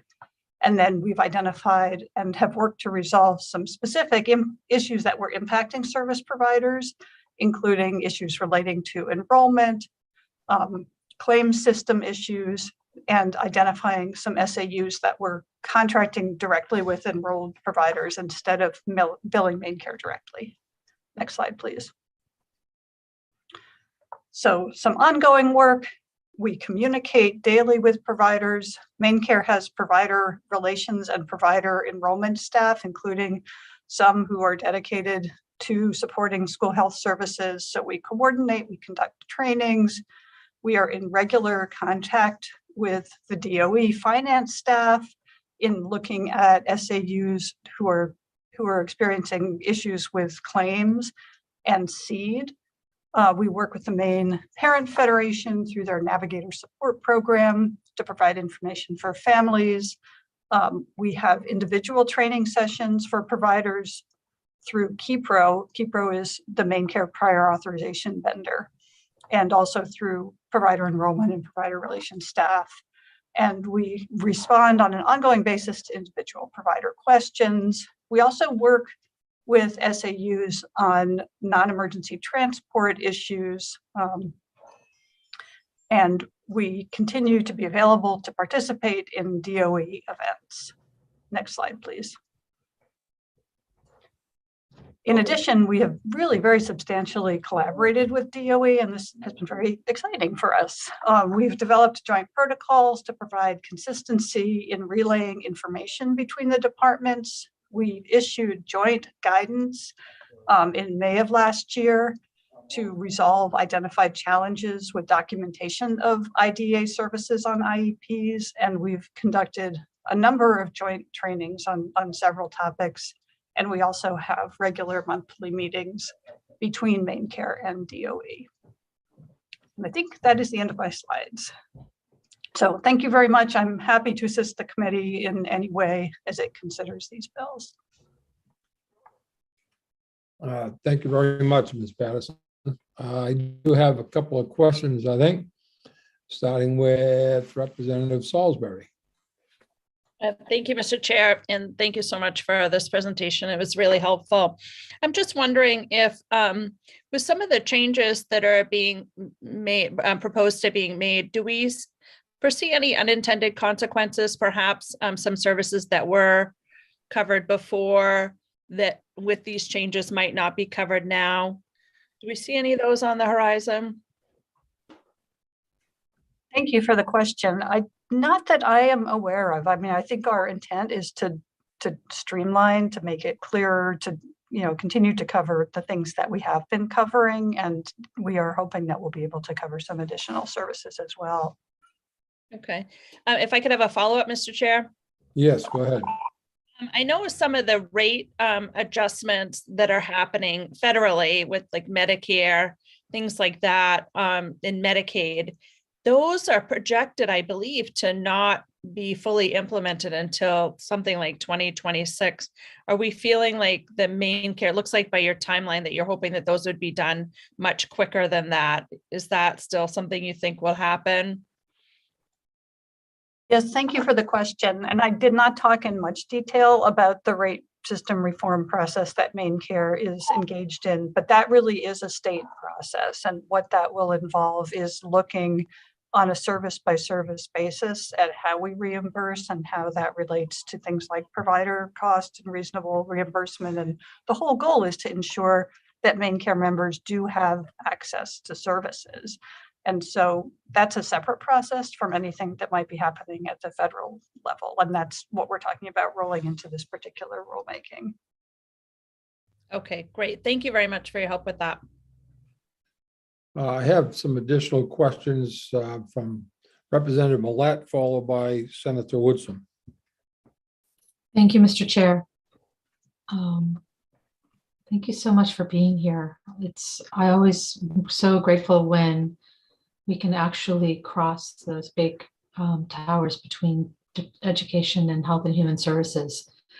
And so, in fact, one of my questions is, given that the major substantive rulemaking that you're in the process of right now around school-based services impacts significantly the work that we're doing here in the Education Committee, what is the plan to ensure that we have an opportunity to hear the public testimony on those proposed rules and have a chance to weigh in ourselves as from the educational perspective? Thank you for the question. I think it may be more of a parliamentarian question. I don't know if I can entirely answer it, but certainly we go through our rulemaking process. And one of the reasons that we are engaging in this as a major substantive rulemaking, which does require that it go back to the legislature, is because of LD 854, which passed last year. So I have not myself gone through the process of major substantive rulemaking, so I don't know the details of what it involves on the legislative side, but absolutely it will include all of the traditional rulemaking input, posting of notice, taking a public comment, having a public hearing, just as part of the rulemaking process, even before the rule is provisionally adopted and goes over to the legislature. Yeah, fair enough. I probably should have asked that question of our chairs and analysts. So apologies for misdirected question. If I may, Mr. Chair, I do have a couple of others, but I'll just ask one for now. In the memo that, let's see, OMS sent to, oh, I'm sorry, it's like a January 4th memo around the review of main care school health related services for LD 135. There's a discussion around targeted case management as being an area that's not being billed at any sort of significant level by schools. And at the very end of that section, it says that other state programs and other school administrative units in other states do provide targeted case management and are billing on that. So I'm wondering, can you give us a sense of how prevalent that is nationally? Is it just a few states that are doing that, or is it a majority of states? What would it take for us to do that? Thank you for that question. I do not have the answer, but I absolutely can go back to my team and get some details for the committee on that paragraph of the memo. Thank you. Senator Woodson, please. Thank you. And thank you, Ms. Patterson, for being here. I'm trying to put all the pieces together, who the stakeholders are, and figure out even the missing pieces. Is the main care services a part of DHHS? Yes, thank you for that question. So the Office of Main Care Services is one of the offices of DHHS, and we operate the main care program, and we're responsible for adopting all of those rules that make up the main care benefit manual. So that outlines the covered services and the reimbursement process for main care. Okay, and you mentioned it has been a pleasure working with the DOE. Is this something that has been lacking in the past? In other words, a lack of understanding of the different systems?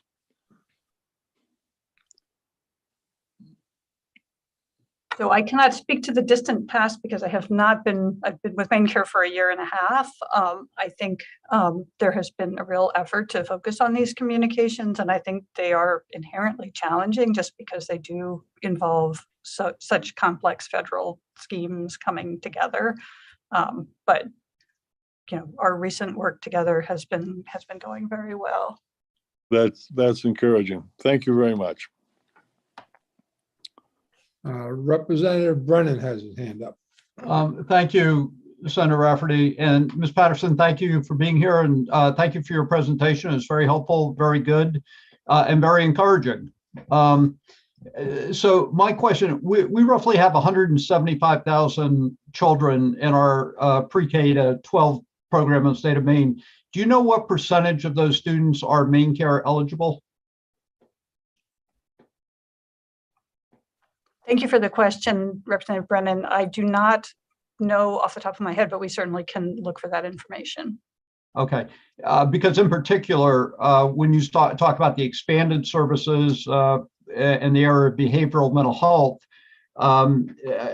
that's what we're seeing increased demand for. And since you're including that potentially as a new service, It would be interesting to see how many students might qualify, additional students might qualify for that. So my second question, similar to my first question, do you know the percentage of students and families that are being served by CDS? What percentage of them are main care eligible? Again, thank you for the question. We can endeavor to obtain those statistics for you. Okay, thank you. Excuse me, Representative Millette, do you have a additional question? I do, Mr. Chair. I have two other questions, if I may. One is around transportation. So the non-emergency transportation, can you just help me understand how that's being utilized currently?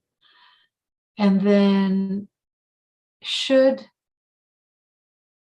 services for 4 to 6-year-olds, for CDS 4 to 6-year-olds be shifted to SAUs, how could this possibly be utilized for funding for transportation for the schools? Thank you. If possible.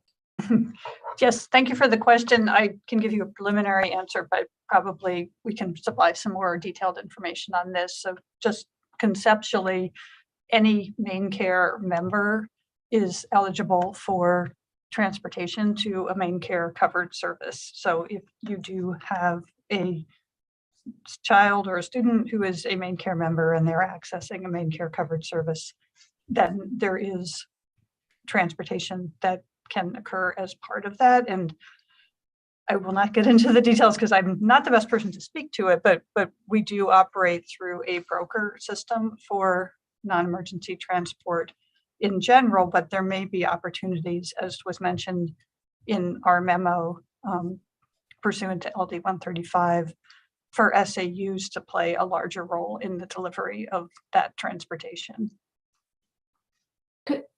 Yeah, I was really struggling to understand it because it looks like to me what the memo is saying is that the schools can broker or work with a broker rather than actually providing the transportation themselves.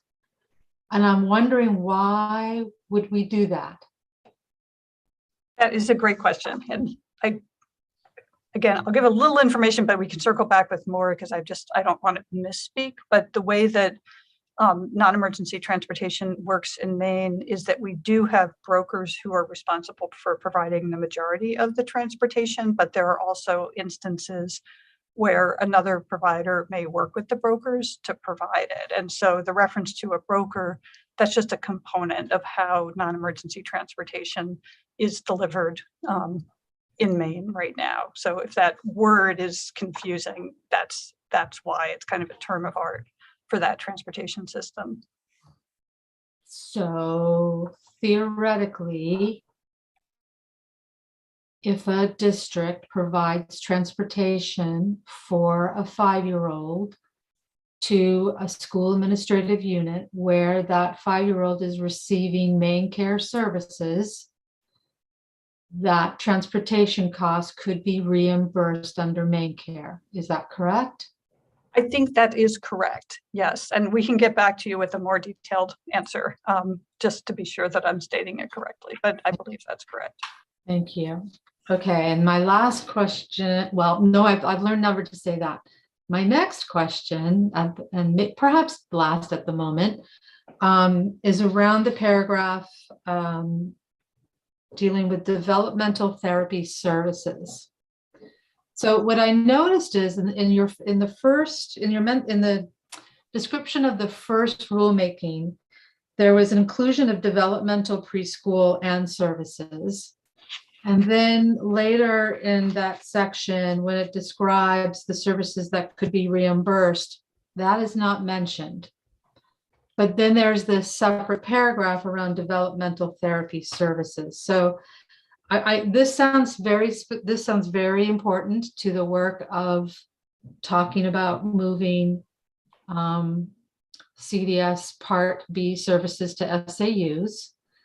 and specifically around some certification requirements that would be necessary in order for this to be reimbursable by MaineCare. My intuition tells me that this is where our schools and our state could access a significant amount of funding for our CDS services, but we don't have quite the correct level of certification. So if you could confirm that for me, and then maybe walk me through what it would look like in order to get our SAU staff, educators in a position to be able to do that. Thank you. Yes, thank you for that question. And it is a good question. And I think I'll give a high level answer, but we may be able to provide some follow-up information as well afterwards. And so fundamentally, if you think of the MaineCare benefit manual as kind of an insurance policy, what is covered there needs to be a medical service, or it's not eligible for reimbursement under the federal Medicaid requirements. And so the key is to clarify exactly the nature of the service. And part of that does have to do with the credentials of the provider who offers it. And so that was why our thought, and what we mentioned in the memo, was, were there to be a credential that would, that our provider enrollment folks could use in determining that this is someone who is appropriately providing the service, it potentially could be included, but we're just not at that point right now in terms of that credential being in existence. So that's probably, I know it's pretty high level, but that's conceptually where we are for that service. And that's why we included that paragraph. Mr. Chair, just a quick follow-up because I'm not quite there. Yes, I Thank lost you. my screen. So can I just get a sense, this additional credentialing or whatever's would be required, just high level, would this be a year-long process, 6 courses, 2 years worth of courses? Just would need to get a general sense of what that looks like. Yes, thank you for the question. I think my team has some information on it, but I just need to consult with them, and we absolutely will provide that back to the committee. Thank you. Appreciate it. Thank you. Representative Dodge has a question. Thank you, Mr. Chair, and thank you so much for your information and your clarity, to the extent that we can have clarity on such a huge issue. My question is around the interwovenness with our county CAP agencies and the specifics of how that affects the billing.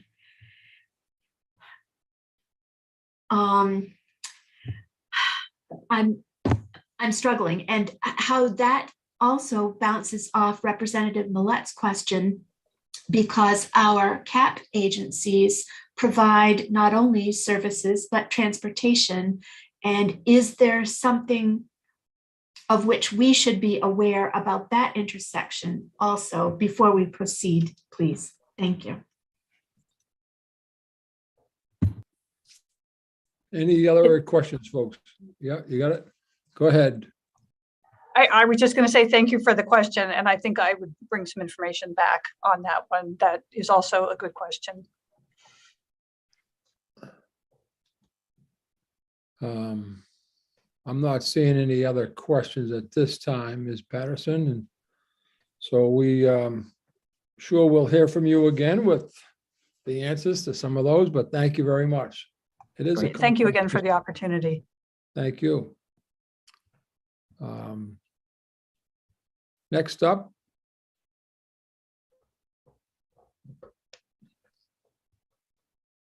Is there anyone?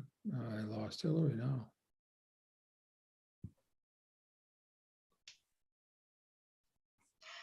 I'm always here, even if you can't see me.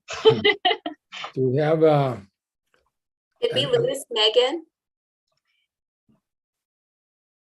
No, I'm back. I was, having my first internet connectivity issues in about 2 weeks. So it seems like a great time to do that. Hi, welcome back. Are you going to put the slides back up, Megan?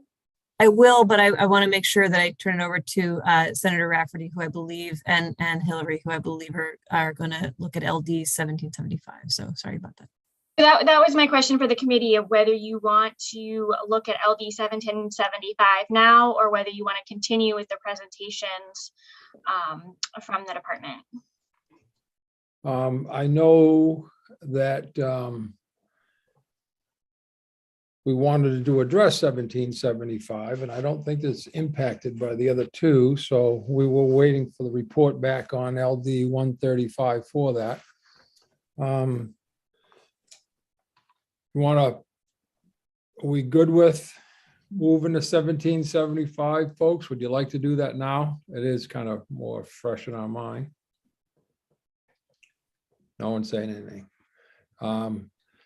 So let's do that. We will take a break here and just take a look at the work session on LD 1775. And that resolve was regarding main care funding for Maine schools. And I don't think we ever actually went through any of the bill analysis. So if it's okay with the chairs, I'll just start with that. It's going to be very brief. And then the committee can sort of discuss that in conjunction with everything you just heard. thank you, Hillary. So this is LD 1775, which is the resolve regarding Maine care funding in Maine schools. And this resolve directs the Department of Education to develop a comprehensive system to support school districts in seeking reimbursement for Maine care eligible services. The department is required to submit a report with suggested legislation by November 2nd of 2022 to the Joint Standing Committee of the Legislature having jurisdiction over education matters. And the Education Committee may submit legislation to the first regular session of the 131st Legislature. Prior to the work session today, the sponsor of the bill, Representative Brennan, your chair, noted that he would be suggesting 2 friendly amendments to the bill.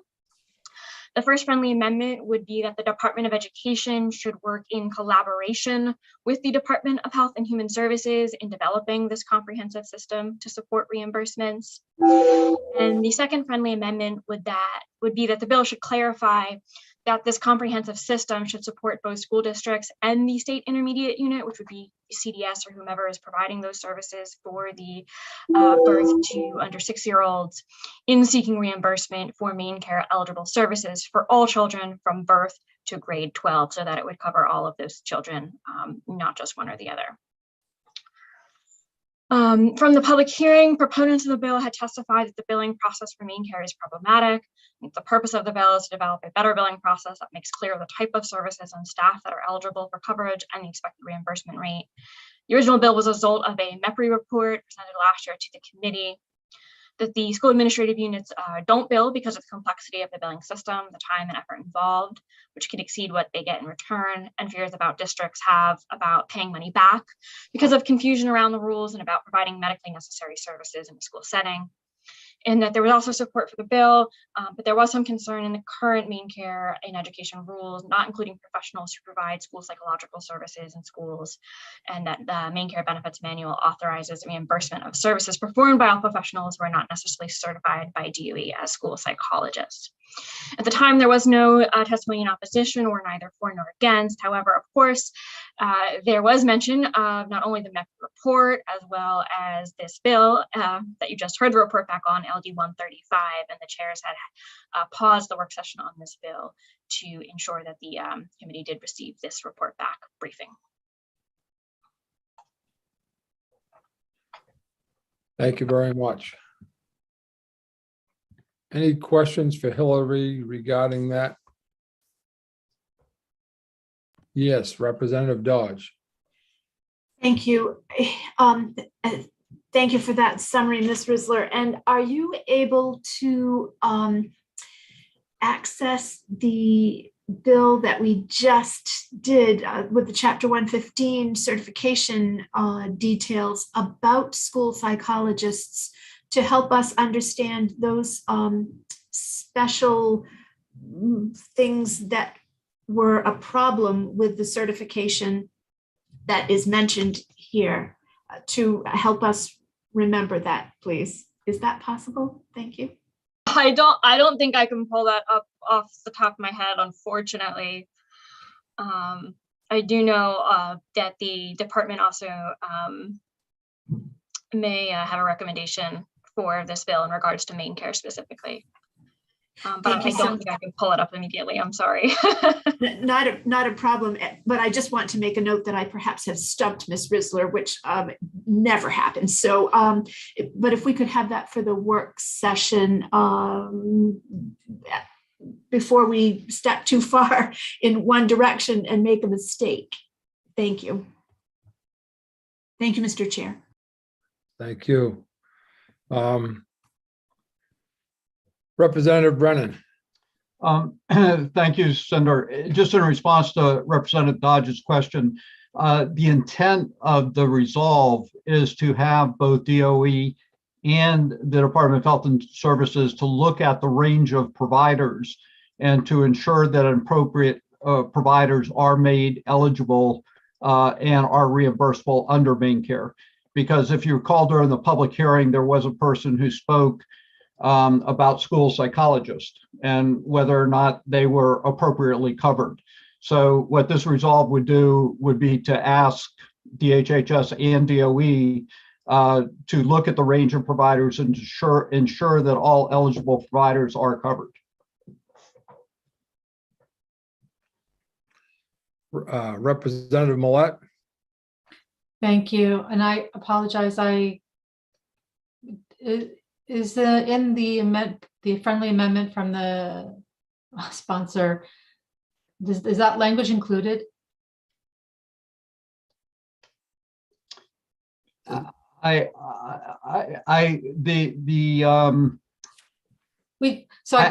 don't know if it specifically includes that. There, that was the intent, and that was part of it. I know in my testimony I mentioned the fact that when looking at a comprehensive program, the idea was to look at who are eligible providers and to ensure that the appropriate range of providers become eligible for main care reimbursement. If we need to make that more specific, we can. I'd like to, just because, as you know, there's summer learning loss. Yep. Summer learning loss in the committee between when we pass something and when we reconvene. And I think it just would help with institutional memory if you'd be willing to consider that. Thanks. And Ms. Walter. Thank you. The department did not finish their report on 135. We do have recommendations that are related to this part of LD 135, and then another set of recommendations, conclusions related to the child fine side. So if you'd like, we can continue and share those pieces. I also believe that Ms. Erin Fraser has information related to your question, Representative Brennan, about looking at the range of service providers and making sure that we ensure that they have the right, the necessary certifications. So we can answer those if you'd like. Please do. Thank you. Okay. Erin, do you want to weigh? Sure. Thank you. Did you want me to weigh in on both the recommendation from 135 and the question about the provider issue? You can start with the provider, and then I will share my screen, get to the right page, and be right there. If that's okay with Senator Rafferty and Representative Brown. Good. Yes. So thank you. We have already started our initial discussion with OMS in regard to provider certification. The certification for school psychologists is the one that was at issue there, because most people in schools who provide evaluations are under an 093 certification through the DOE. So I just wanted to update you on those initial conversations have already started in terms of expanding certification for the different main care services that are occurring. in our recommendation, after integrating all of the information from the MEPRI report and the DHHS stakeholder work and the work that we've done to kind of inform that policy, even if main care billing is much easier to access, we still feel that there would be a capacity issue within the state, especially in our small and rural districts, to undertake the billing requirements that would create the opportunity for them to access those funds. So we are recommending to develop a centralized billing system, including administrative support with that system. We're recommending a third-party agency and technical assistance provided by the Maine Department of Education in the implementation of that. And right now, currently, you may or may not know that CDS does all of its main care billing for the private entities that we work with, because those private entities do not have to bill main care, and we want to capture those monies. So we have additional staff and experience in CDS of obtaining main care funds for CDS. And that model in our plan in our recommendation would be to expand that model to include support for the SAUs. Thank you. Any questions, folks, of Erin at that point? And are we back to you, Megan? I think so. That concludes our end of the first part of 135 that is related to LD 1775. Thank you. So any other questions, folks, at this point? We'll try to go back to addressing LD 1775. Senator Woodson.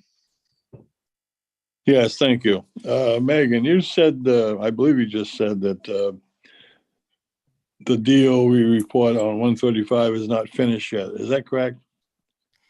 I meant to say that the report that you have is complete. What I meant to say is our report out this morning on section 135 includes two aspects.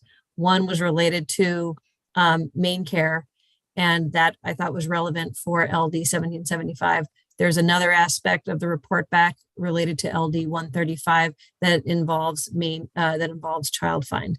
And so that's what I was trying to convey in terms of our recommendations related to main care. Okay, thank you. So our work session then, Senator, is trying to tap into the billing process, because that's what LD 1775, that resolve was regarding the funding and the billing process. So any additional questions there?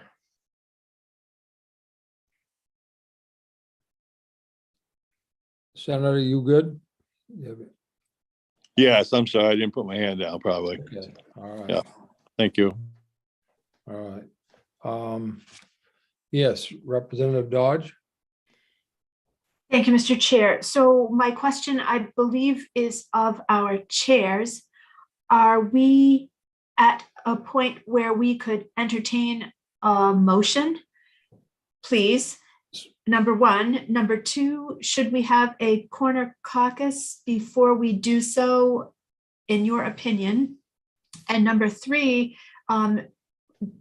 does Ms. Brisler have any cautions or things we haven't asked that we should have asked regarding LD 1775 and the intersection of the information that has been shared with us this morning on 135, please? Thank you. I believe, I think I got them in order. Yes, in terms of a motion relative to 1775. Prior to that, if you would like to have a brief caucus, I would entertain a brief caucus. I'm trying to emphasize the word brief. And any questions before we go to that? Representative Brennan. Mine's more of a comment than a question. And I just want to say, Again, I was encouraged by the presentation this morning in regards to 135 and the progress that's been made. But a substantial, if not a majority portion of this bill is also focused on the non-CDS part of school billing and potential services. And I think that if the first part of the MEPA report, those issues that they identified still remain.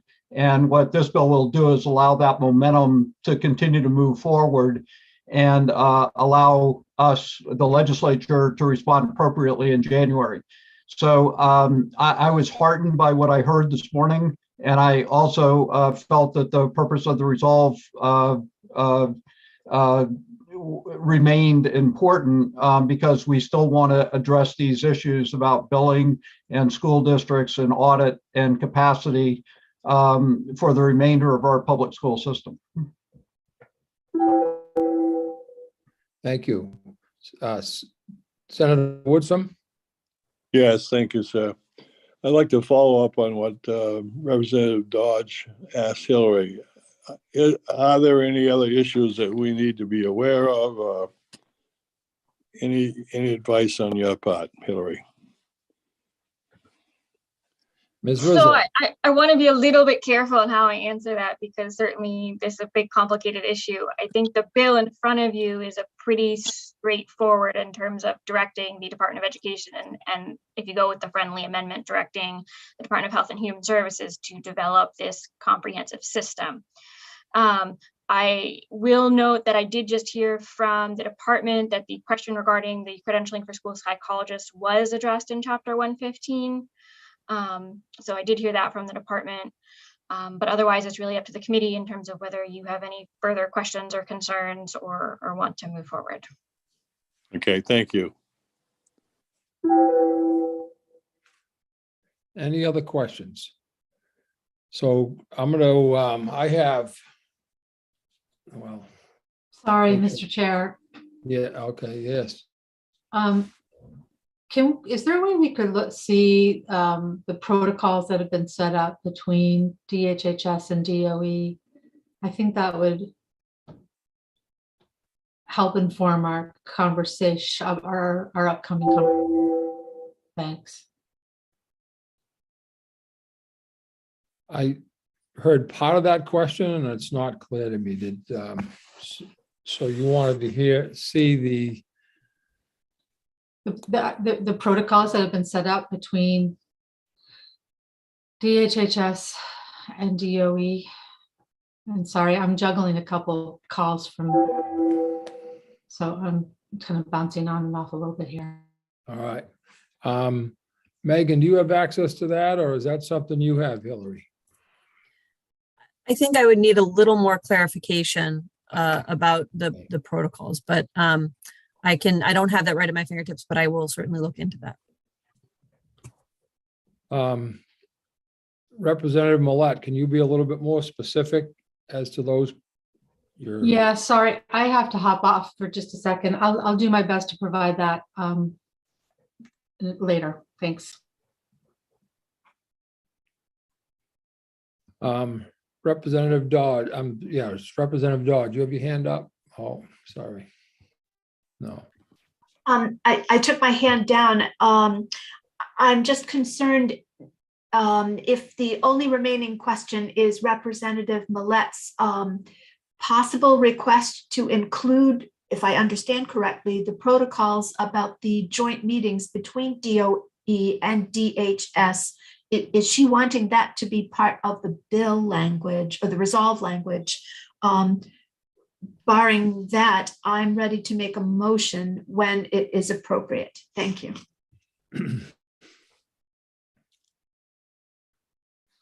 To be honest with you, I can't answer, predict what was on her mind at that moment.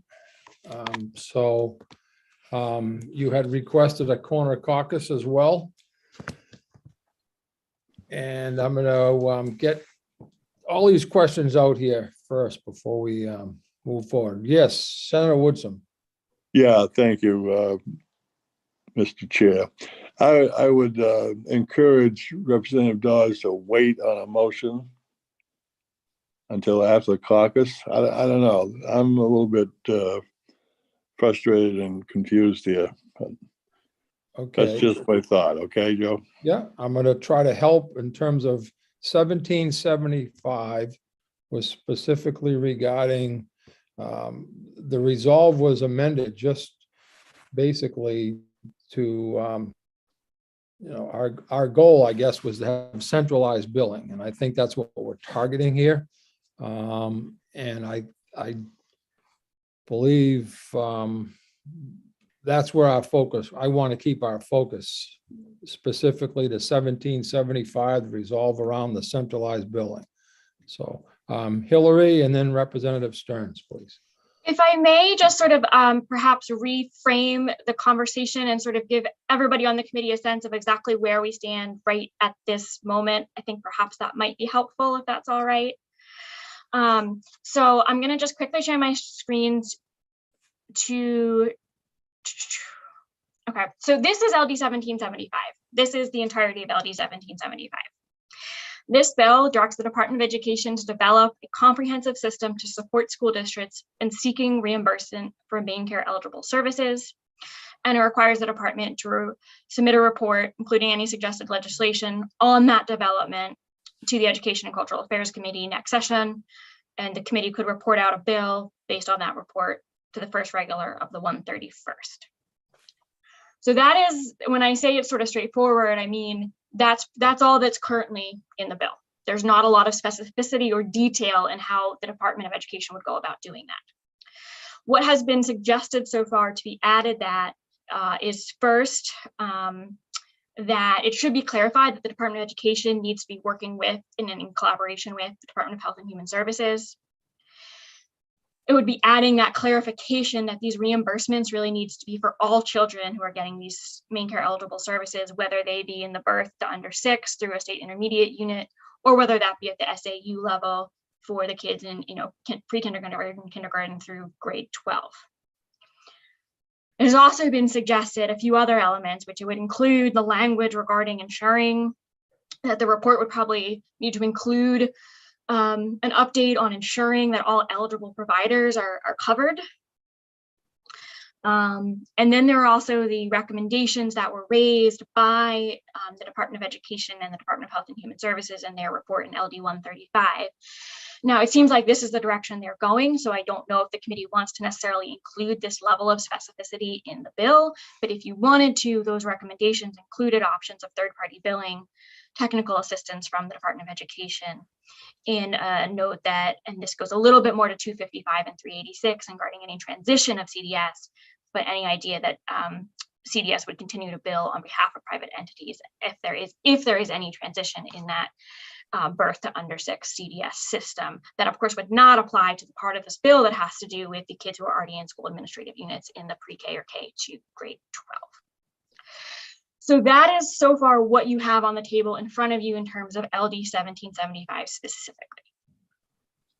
Thank you. Representative Stearns.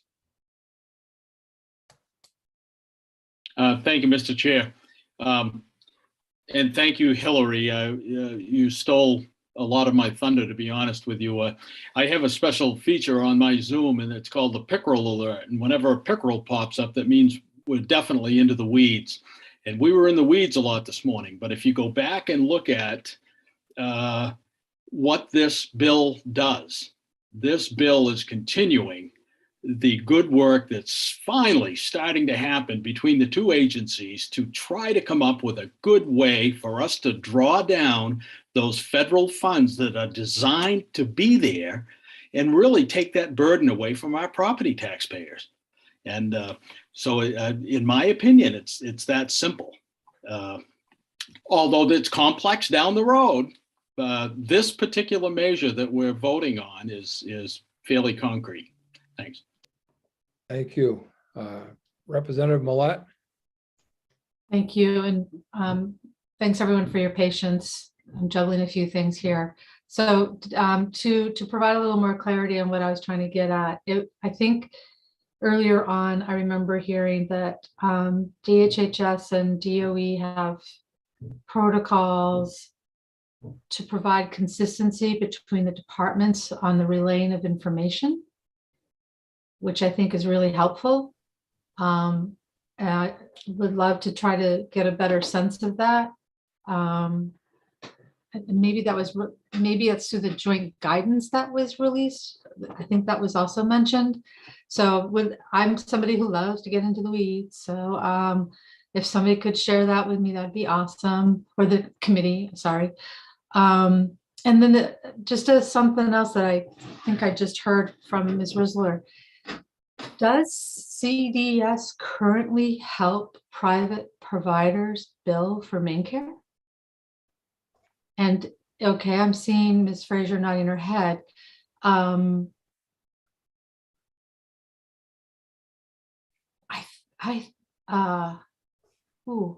think that's got to be worked into whatever this comprehensive, right? So we've been kind of approaching it from a school and CDS, but I think we really need to make sure that we're clear or that we're looping in the private providers as well. I guess we can talk about that in the corner caucuses, and when we come back, we can be a little bit clearer on whatever motion there'll be. But yeah, so thank you everyone. Thank you everyone for your patience. And so I have a question, Representative Dodge. So I have 11:55. If we go to a corner caucus, I would like to keep them brief. I'm going to go 10 minutes. So 12:05, we'll be back. And reminders, we should be muting and shutting off videos.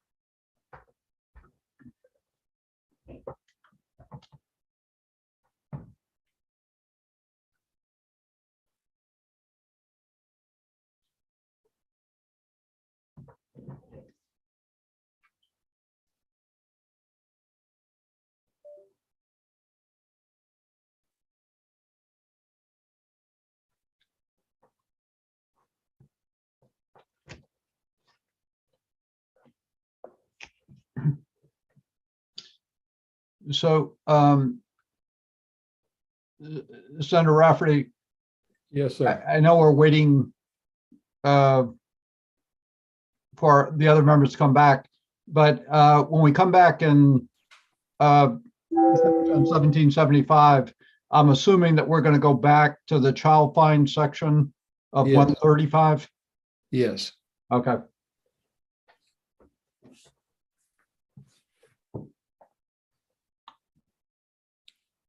Thanks for that reminder. And then what do you think about once we finish the child find presentation, maybe we should take a break before going on to the next two bills? Yeah, that we have Next two issues. 255 and then 386, I think it is. But yes, I think a break would be warranted. Okay. Representative Dodge didn't seem to be too excited about that. Well, I anticipate, I may be wrong. I anticipate that those are potential for some lengthy discussions. Right. So I've missed my last couple meals. I'm looking forward to a break.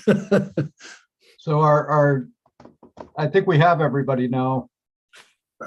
Thank you. All right. Thank you very much.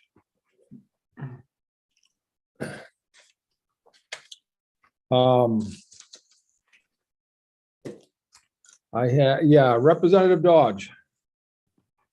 Thank you, Mr. Chair. I would move that we pass LD 1775 as amended, specifying one of the amendments specifying the Department of Education work with the Department of Health and Human Services, that the system should support both schools, CDS, and special purpose private schools, please.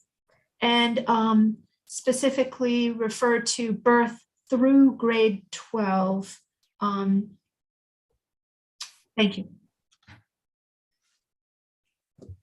Thank you. Do I have a second? I'll second the motion. Thank you, Representative Brennan. Any additional discussion, folks? Questions? Seeing none, Eli, I'll ask that if you would be kind enough to please call a roll. I know people are in and out of the meeting and so forth, hard to keep track. Sure. On a motion of ought to pass as amended for LD 1775, excuse me, Senator Rafferty. Yes. Senator Rafferty votes yes. Excuse me, Senator Daughtry. Senator Daughtry is absent. Senator Woodsum. Yes. Senator Woodsum votes yes. Representative Brennan. Yes. Representative Brennan votes yes. Representative Crockett. Yes. Representative Crockett votes yes. Representative Dodge. Yay. Representative Dodge votes yay. Representative Lyman. Yes. Representative Lyman votes yes. Representative McCray. Yes. Representative McCray votes yes. Representative Millette. Yes. Representative Millette votes yes. Representative Roach. Yes. Representative Roach votes yes. Representative Salisbury. Yes. Representative Salisbury votes yes. Representative Sampson. Yes. Representative Sampson votes yes. Representative Stearns. Yes. Representative Stearns votes yes. On a vote of 12 yeses, the motion carries. Folks, thank you very much. I know that these are complicated issues. I give credit. I mean, we have a unanimous vote. I give credit to the presenters and the great information that they were able to clarify, starting with you, Hillary, as well. But thank you, folks, for your work. We are going to go back to the second part. There's an additional piece to LD 135. And that's the child find process. But I will, before doing so, I need to officially call the work session to LD 1775 to a close. And I will go back to Mr. Ms. Welter, are you going to work, are you moving us in the direction of the child find, or? Ready to go with the second part of LD 135. All right, Thank so I'm you. going to share my screen and I'm going to introduce Ms. Jamie Michaud. Jamie? Good afternoon, Senator Rafferty, Representative Brennan, and esteemed members of the committee. My name is Jamie Michaud, and I'm truly honored to join you today as Maine's Part C coordinator. Section 3 of this resolve required the Department of Education to provide an update on Child Find, which is the information we are going to present to you next. I'll just pause for a second and let technology catch up. There are currently 3 ways that infants and toddlers, birth through age 2, can be determined eligible for early intervention services under Part C of IDEA. The first is by meeting the state's definition of developmental delay, which in Maine is currently defined as a significant delay in one developmental domain or a moderate delay in 2 or more developmental domains. The second is by having an established condition of risk, and that's defined by IDEA as any diagnosed condition that is likely to lead to developmental delay. So meaning the child doesn't have to be currently demonstrating delays, we just know they have been diagnosed with a condition that's likely to lead to delay. The third is by using informed clinical opinion, and this is where evaluators may observe and document a significant delay with the child's development based on their own training and expertise that just was not able to be captured by the standardized evaluation tool. Next slide, please, Megan. So increasing Maine's Part C child find percentages, particularly in the birth to 1 age range, has been and continues to be a top priority for CDS. We remain committed to finding as many eligible infants and toddlers as possible at the earliest age possible, given the critical period of brain development that occurs from birth to age 3. To work towards this, we developed and implemented a statewide outreach plan in January of 2021. Prior to that date, outreach efforts were determined by each individual CDS site. This new plan has made requirements for outreach consistent across all CDS sites, and it includes annual outreach and education about Maine's early intervention program to all primary referral sources statewide. At CDS, we also recognize that implementing a robust child find system is not something that we can do in isolation from our community partners and the various agencies across our state who also work with infants, toddlers, and their families. With that in mind, in early 2021, we began a cross-department collaboration with various staff from DHHS, including representatives from the Maine CDC, the Office of Maine Care Services, and the Office of Child and Family Services. In April of 2021, this group worked collaboratively to update and expand the list of established conditions that make children under age 3 automatically eligible for Part C, which is an eligibility category we've come to realize was not well known to potential referral sources previously. To increase awareness of this list of established conditions and create a new referral pathway, Maine's early intervention program was added to the referral form for Cradle Me, which is a free referral system available to all birthing families in Maine and helps connect them with appropriate services for their baby and family. Education about Maine's Part C program, in conjunction with the other Cradle Me services, then began being provided to birthing hospitals all across the state. As a result of these combined efforts, and as illustrated on this slide, we have seen steady increases in referrals to Part C, even during the height of the COVID-19 pandemic, when most states were reporting a sharp decrease in referrals. As you can see, annual referrals to Part C are showing an upward trend, exceeding 3,000 referrals for the first time in our most recent reporting period, which ended on June 30th, 2021. Next slide, Megan. In consideration of expanding Part C eligibility criteria by revising our state's definition of developmental delay, it is important to note that there is currently a work group that has been tasked at the federal level as part of a House appropriations bill with developing model Part C eligibility criteria that would be mandated for all states nationwide. If passed, this universal eligibility criteria would be comparable to having consistent Part B eligibility across all states, which has been in place since 1975. Next slide.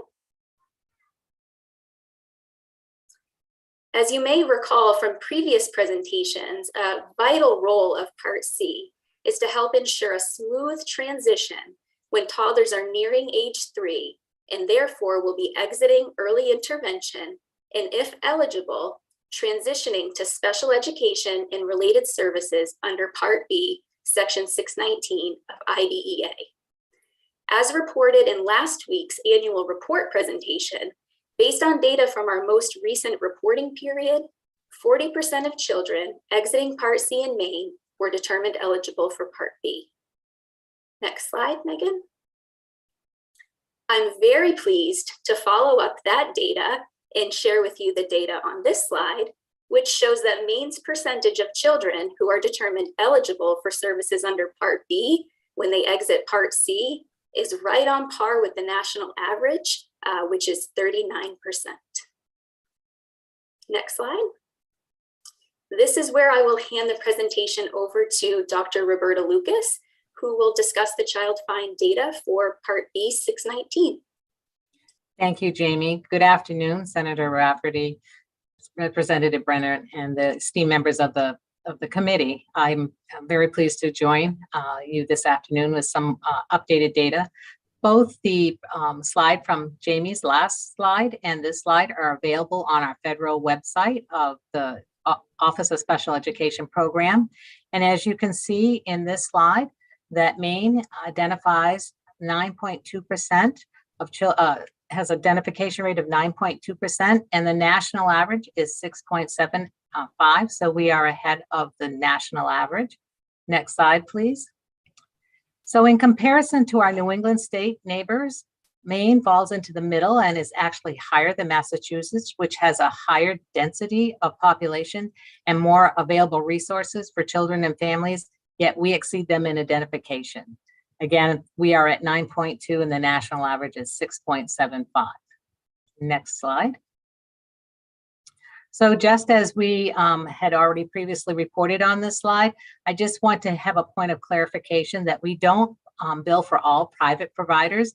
We do for about 15% of the private providers that are providing services for our children in CDS, and that those are private providers that don't currently bill for themselves. Next slide, please. So some of the recommendations would be to continue Maine's robust early intervention outreach efforts. As you've seen, we've had a great increase in child find. Maine's list of established conditions that make infants and toddlers automatically eligible for Part C will be reviewed biannually and with updated documents posted publicly on the CDS website and shared with primarily referral sources annually as part of the statewide outreach plan. If federal legislation passes, the move to national eligibility criteria for Part C, Maine will be prepared for implementation, and we will continue Maine's existing child find activities for Part B. Next slide, please. I'm going to turn it back over to Megan Welter. That concludes our presentation related to all the sections of LD 135, and we're happy to answer questions from the committee should you have them.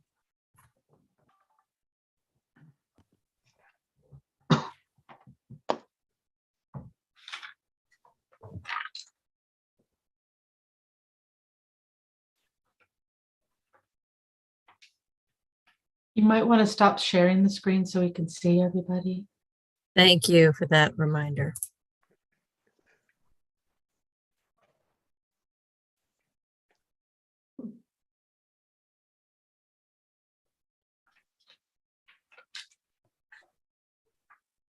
I muted? I must be.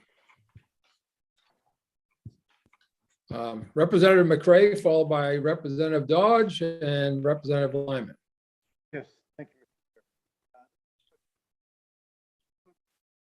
Dave, I'm struggling to hear yours volume. This new laptop doesn't pick up my voice if I move back at all.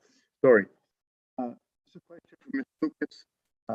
And you mentioned the 9.2% identification rate, and I had a feeling that you felt that was great or good. And then compared to the national average of 6-point-some%. Now, is that 9.2% of the general school population, or is that a percentage of something else? Of our identification rate for children 3 to 5 is the 9.6. Okay, so I sensed that was a good thing, but why is that a good thing, or why is it bad that the national average is 6? Is it the fact that the nation isn't doing as well as identifying, or is it because it's further proof of our robust efforts for child find? Does it have any reflection on the number of kids that would qualify compared to other states? Yes, we're identifying per capita more children than our neighboring states, like Massachusetts. I think I'm not asking the question the right way. Maybe Aaron, you want to give it a try, Aaron? Do we have more kids that are eligible than another state would per capita, or is it just that we are doing a better job identifying? I think that the data shows us that we're really in alignment with our New England area. And in New England, we're higher nationally because we put more support and intervention in than potentially other states. So I think that what it indicates is that for ages 3 to 5, we are kind of right where we should be. School aged is a different, it's a different set of numbers. And so it's not, the other thing about Part B that I should tell you, and this is, Jamie talked about this in her slide, Part B eligibility is kind of consistent across the country. There may be some different terminology to understand or identify a specific disability. We have 15 disabilities that we categorize in Maine for Part B. So that's why things are more consistent in Part B nationally, really, because we're all kind of using the same types of systems to identify children in special education versus Part C is very state dependent and not really comparable. Okay, thank you. Representative Dodge, then Representative Lyman and Representative Brennan. Thank you, Mr. Chair. My first question is around standard deviation. I have a note that says to ask if our standard deviation is equal or different in any way from those numbers that are used in other states. That's my first question, please. Can you take that? So our definition of developmental delay, I skimmed over that part knowing we had missed some meals, which, you know, that's a crime in my book, but I'm happy to talk about those numbers. So a significant delay is -2 standard deviations below the mean, and the moderate is -1.5, which has to be in 2 or more, as you know. That puts Maine for Part C, into Category C eligibility. Why we make so many acronyms and speak by the alphabet in our services, I cannot figure out. So there's 3 different categories that states are grouped into. We are in Category C, which means we are in the more strict eligibility criteria, meaning children do have to be more delayed to be eligible in our state, but we're not alone. There are 16 total states in Category C. Follow up, Mr. Chair, if I may. Yes. I've lost you. You've gone from my screen. Thank you for that answer.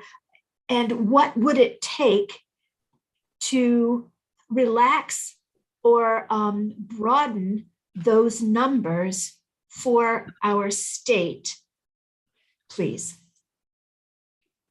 That would require changing our definition of developmental delay in our current state regulations in MUSER, Maine Unified Special Education Regulations. And I would just add to that, remember the slide that I presented about the national work group. So this is exactly what a national task force is working on to hopefully develop and pass nationwide criteria so that every state has the same definition to work from. Okay, thank you. One more question, if I may, Mr. Chair. Yes. Thank you so much. And of the 9.2% diagnosis rate, how many of those students are not being served and are currently on a wait list, please? I got that somewhere, but my notes are just all over the place at this point. Thank you. Thank you. We gave you that data in the annual report. I don't have the number right in front of me. It was on the slide where we said it was about 8% of the children are waiting for some level of service. Thanks very much. Excuse me. Thank you. Representative Lyman. Thank you, Mr. Chair. Many questions and thoughts, but I guess the one that I'd like to pursue is probably to Jamie Mishu.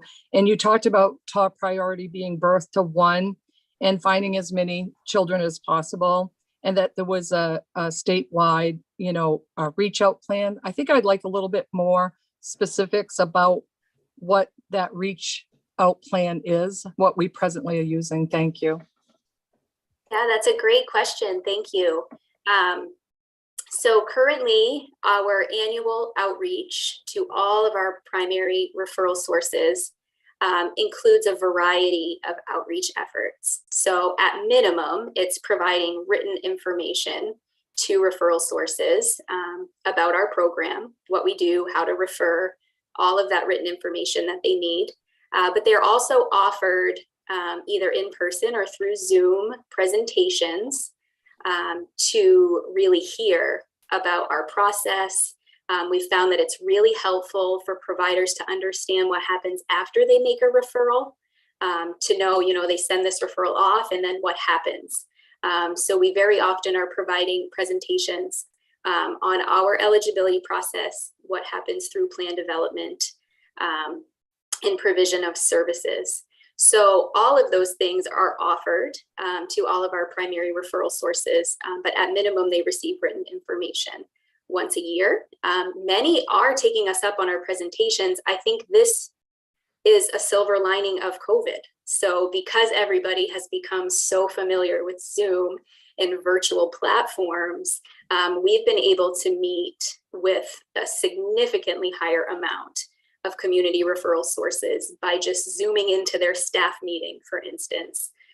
So that's been a wonderful blessing that came out of COVID. And I think that probably plays a role in our increased numbers as well. Thank you. And a follow-up. Who are your primary referral sources? Yeah, so the actual definition of that comes in MUSER, and they are outlined in there, and I cannot recite them off the top of my head, which I apologize for. But they include all of the primary entities that would be working with children in the birth to 3 age range. So pediatricians, public health nurses, our Maine Families Home Visiting Program, audiologists, clinical therapists who may be seeing children, at the hospital or in their clinic. There's a wide variety of list, but it pretty much comprised of anyone who would be having interaction with children in this age range. Thank you. Thank you. I have Representative Brennan, followed by Representative Millette. Thank you, Senator Rafferty. And Thanks for the presentation, and obviously it's good to see the upward trend on child find, and thank you for the good work that you've been doing to address that issue, because I know many of us on the committee were very concerned about that a couple of years ago, and what you are doing seems to be working. My question actually, I think, is for Ms. Patterson, if she's still with us. Yes. In the recommendation of developing a centralized billing system, and now we might be moving away from the word centralized based on the MEPRI recommendation to look at comprehensive, because maybe centralized doesn't exist anywhere in the country. But I'm assuming the recommendation for a quote a centralized billing system, that the local locus of the main care and the reimbursement system still would be within DHHS. Thank you for the question. I think I'll probably need to take that back. I mean, our IT systems are very, very complex. So I don't want to speak out of turn for them. So to the degree that there was anything that DHHS needed to do from a systems perspective, that's something that I would need to bring back, to our commissioner's office to take a look at. But generally speaking, from a policy perspective, it completely makes sense for us to work with DOE on that. There's just a recommendation, say, develop a centralized system, including administrative support, and then there's third-party billing and other things. But I'm assuming that DHHS would still maintain or be the home for main care reimbursement. I think that is probably correct. Yes, we have our systems for billing, and they are very complicated. Okay. Right. Okay. All right. So that recommendation wouldn't imply that DOE would take over or develop a centralized system for billing. And maybe Ms. Welter could answer that as well. Yes, part of what the department has been looking at in terms of what our role would be in supporting the field is really working hand in glove with DHHS to ensure that we're providing adequate support to the field. What we can imagine happening, especially with the additional information that will be provided in the main care benefits manual, will be that you'll see greater capacity in the districts who will say, oh, we can do this on our end. And so what we imagine is that there will be sort of, to use the word hybrid again, a model where there will be some more centralized support, but also some support that will be taken on in the individual SAUs. Thank you. Thank you. Thank you, sir. Representative Millette. Thank you, Mr. Chair. What was just discussed was around billing, not child find, right? Right. Yes. Okay. Thank you. So yeah, I just want to concur with what Chair Brennan said, that it is certainly very good to see the percentage of identified children on the increase. I would appreciate knowing what the percentages is for 0 to 1 year old, given the fact that we are a category C state as we compare to the nation and New England. Because I think we all recognize the sooner you get these kiddos, the better.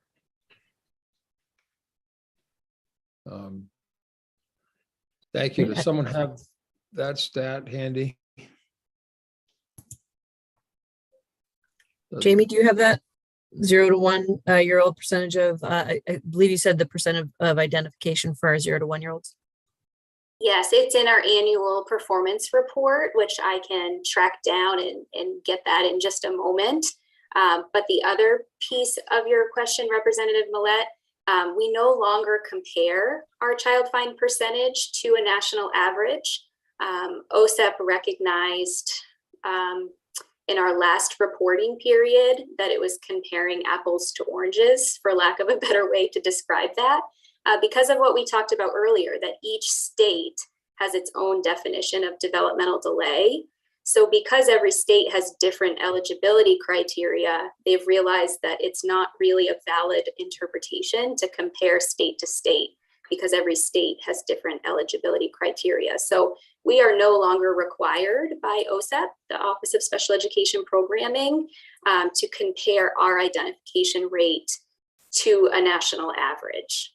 And so what we do is there are targets set. Every 6 years, our state is required to set targets, and we work towards our targets for the state of Maine. And I can definitely get you our current percentage and get back to you with that. Thank you. So what is the current target for 0 to 1? What are we at? When was the last time that target was evaluated? And that would all be very helpful. Thank you. This reporting period was our time to set our new target. So it was great timing with all the work that's been happening and the increases we've been seeing. So we just set our targets for the next 6 years, and I will get you that information on what those targets are. And I do know that we met our target this year. Thank you, Ms. Michaud. Any additional questions, folks, from any committee members? Seeing none, I want to thank you folks for walking us through. I mean, I know most of the same players are going to remain for the other bills, but that was LD 135. So that said, we'll move into, I think we'll just take them numerically.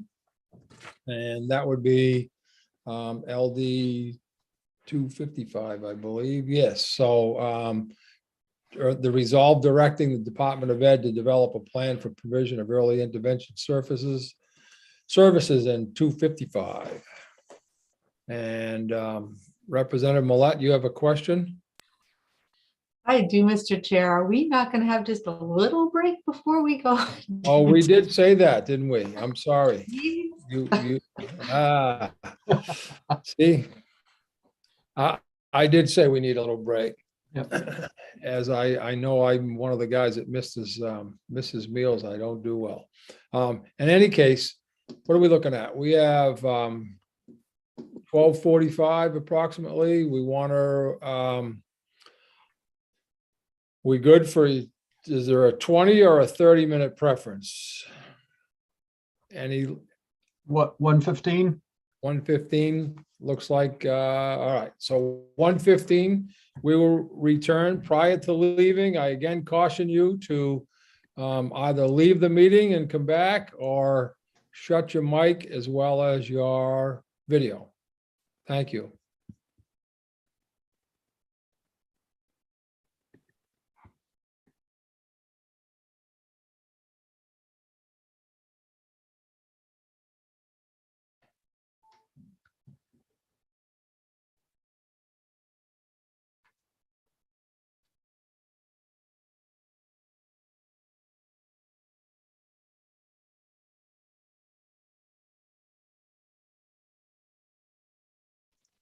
Representative McCray, did you want to briefly chat about that now? That's kind of, I'm just hovering to see if you want to run off and get your sandwich. Sure. And I will remind you, currently we are still live just as a content area thing. Very good. Thank you. The things that I'm requiring of you is I've sent you a couple emails, or I forwarded the emails rather, just the jacket signatures on those two bills. Right. Now what? I believe those are the only two. Now, what do? I agree with the majority in both cases. For the agreement, yep. Yeah. So those are, you can simply respond with, reply to those emails with that you approve. Okay. Very good. Okay. Yep. There was some kind of, because my name was there, I'm thinking, well, I already must have voted. But Yeah, this is our process, our kind of virtual process in lieu of actually collecting signatures on the jacket itself. right. Well, that's what has been confusing me for too long. Yeah. Okay. Thank you very Perfect. much. I Thank got you. it. Appreciate it.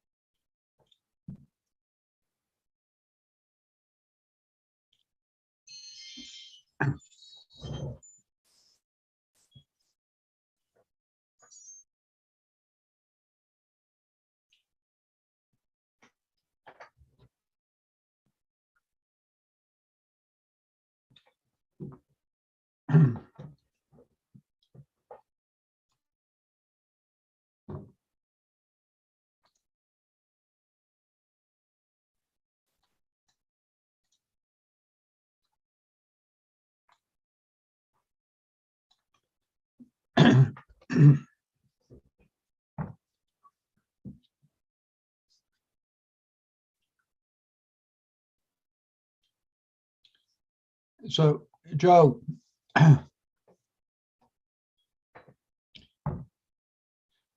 do you want me to start the next two? You're muted. Sorry about that.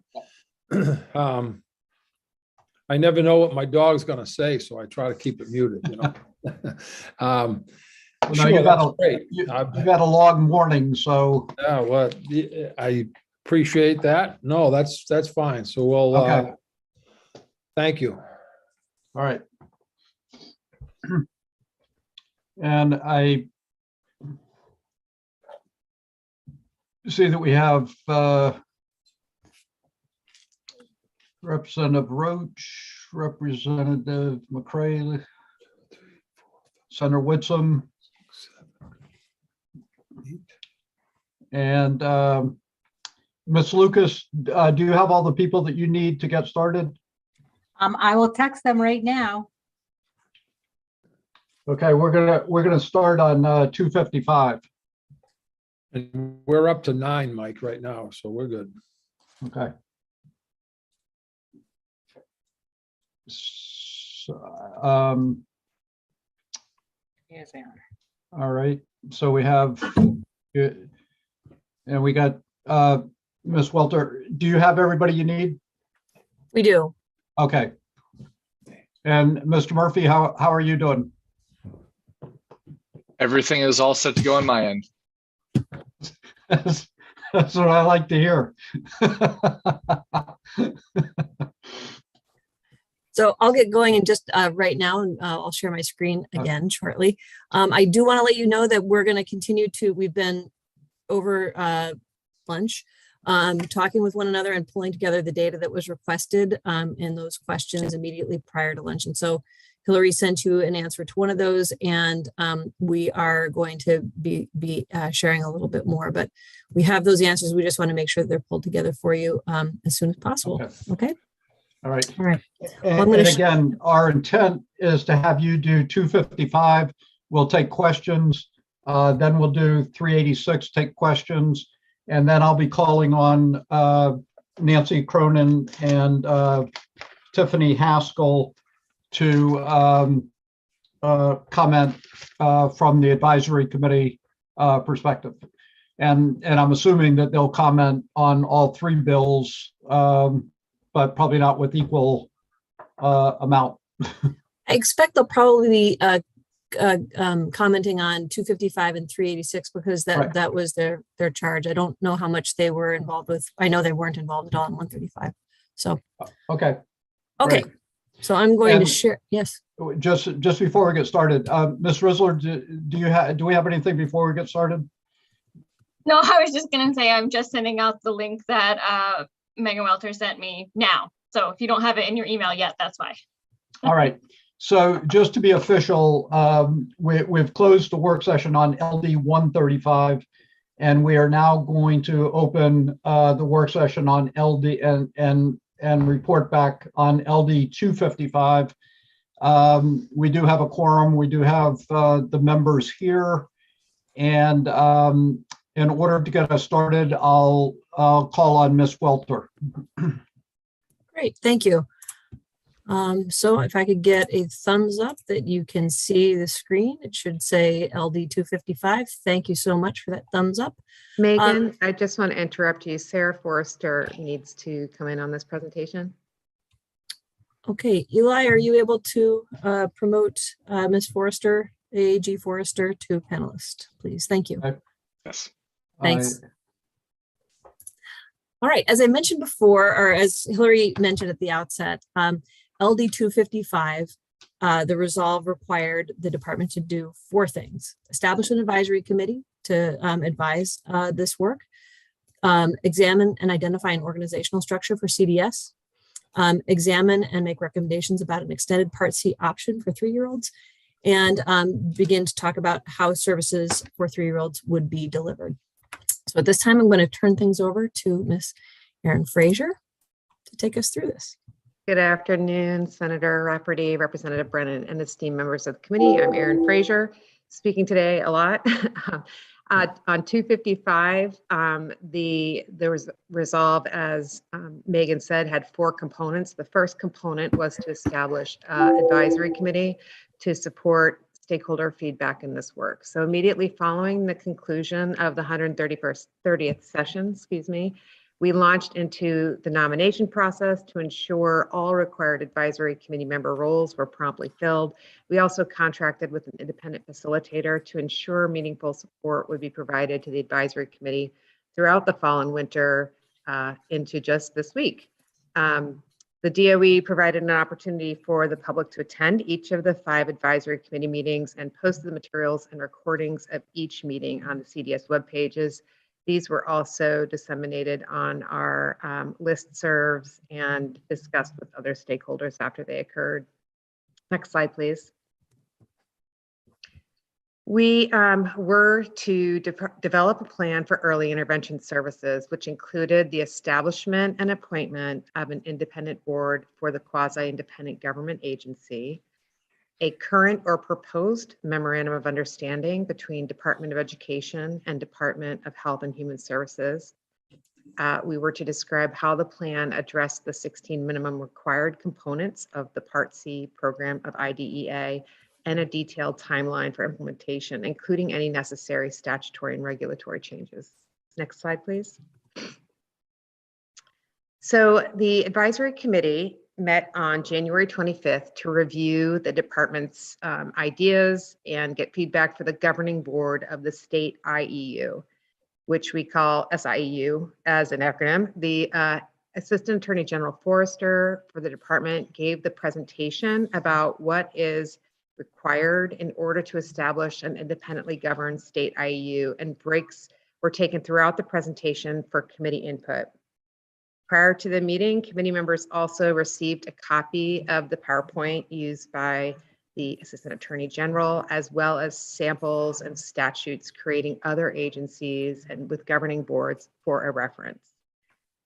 The advisory committee provided the roles and responsibilities that would need to be in place for the board, the Department of Education, and the state IEU, and all of those were included in the extensive timeline that you were provided with all 3 reports following the meeting. Next slide, please. The memorandum of understanding, so in preparation for the February 15th advisory committee meeting, the current MOU between DHHS and CDS was provided to the advisory committee, and we met to discuss that. Advisory committee members discussed the current MOU and provided feedback to the main DOE on February 15th. An updated MOU has been created and is under review currently by both departments. Next slide, please. The 16 minimum components of the Part C program of IDEA. Part C includes 16 required components for a statewide system. The Department of Education is required to report on these components annually as part of an approval process for Maine's Part C grant.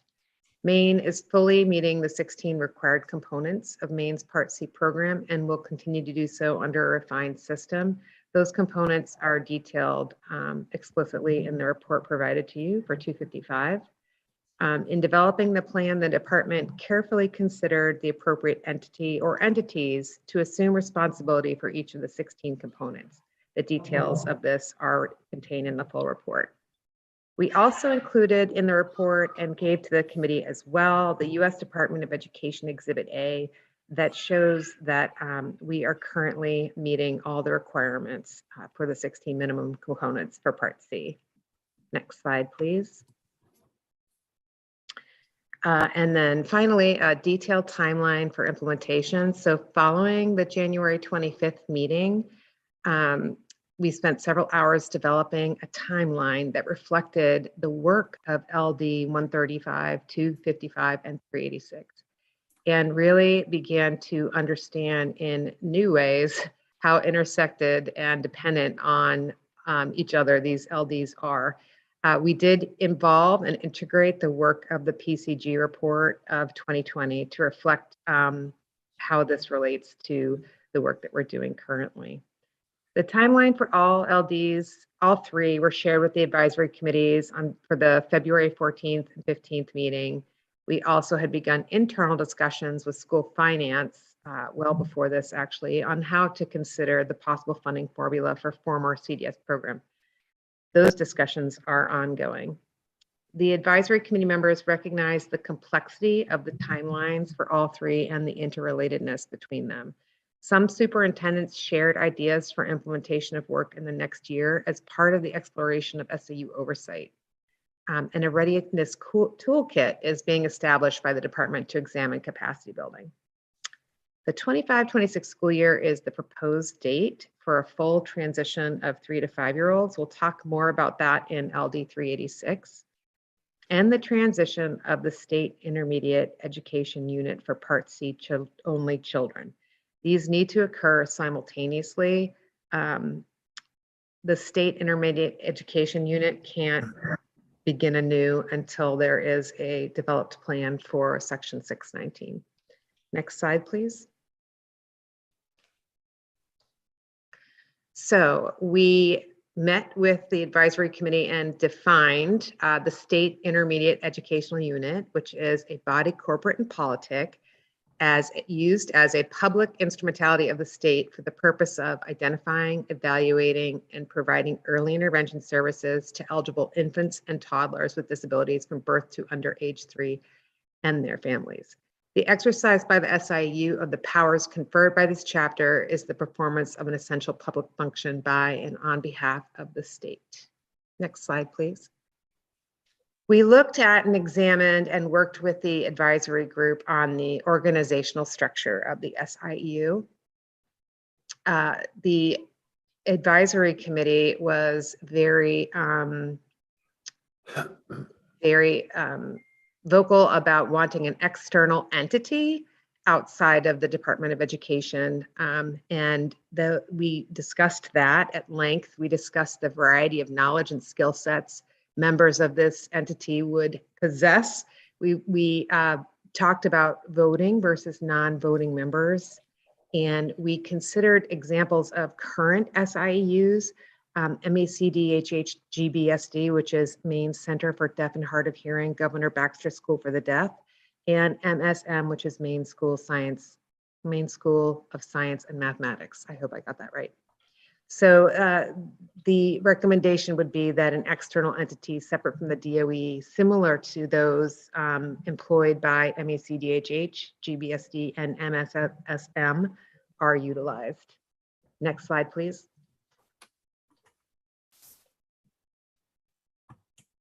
So we looked a lot at the different roles of the SIEU versus the Department of Education. The roles of the SIEU would include the direct provision of Part C, including child find, child count, identification, evaluation, development of the IFSP, provision of early intervention services themselves, extended Part C option, which we'll discuss next, and procedural safeguards.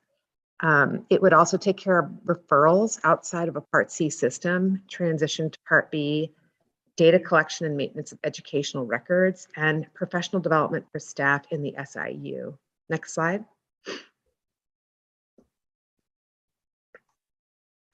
The DOE, the Maine Department of Education, would be the lead agency per federal statute. And that lead agency would contract with the SIEU to provide guidelines and expectations. It would ensure compliance with Part C by monitoring and oversight of the SIEU, submit an annual application to the U.S. Department of Education and OSEP, the SSP APR, or Annual Performance Report. It would support and develop interagency agreements and the coordination of resources across agencies, and it would maintain and run the State Interagency Coordinating Council. It would also provide, per federal statute, a system of personnel development, public awareness programs, a funding mechanism, and reimbursements, and rulemaking in the definition of developmental delay, in child find identification evaluations, provision of early intervention services in natural environments, personnel qualifications, and procedural safeguards. So that was all reviewed with the advisory committee. Next slide. We also discussed at length the extended Part C option, and it is an inherent confusion that has been happening with the extended Part C option and extended Part C option and Part C eligibility are confused for a lot of people. The Part C option only applies, it is really an extension of Part C, if you think about it that way. It's not how you get into Part C, but it's how you can extend Part C. So the extended Part C option only applies to children served in Part C who turn 3 and transition and are determined eligible for Part B. And if we refer back to LD 135, you remember that's about 40% of the children identified in Part C are transitioning to Part B as they're found eligible to have a disability in one of the 15 categories that are defined in MUSER, the Maine Unified Special Education Regulations. So each state can apply for this, and they have to apply to OSEP, and there's 3 different options. There's from age 3 until beginning of the school year following the child's 3rd birthday, or until the 4th birthday, or until the 5th birthday. Parents can choose this option, or they can transition to a free appropriate public education in the Part B system. Services in the Part C option are continued on an IFSP, so they don't transition to an IEP if they choose this option. And there is an additional educational component that promotes school readiness, although this is not clearly defined anywhere because it's not really considered in IDEA. So at any time, if parents have elected to do the extended Part C option, they can end that. They can end the Part C option anytime and transition to their free appropriate public education. By choosing this option, parents are delaying FAPE. So that's an important thing to understand. Next slide.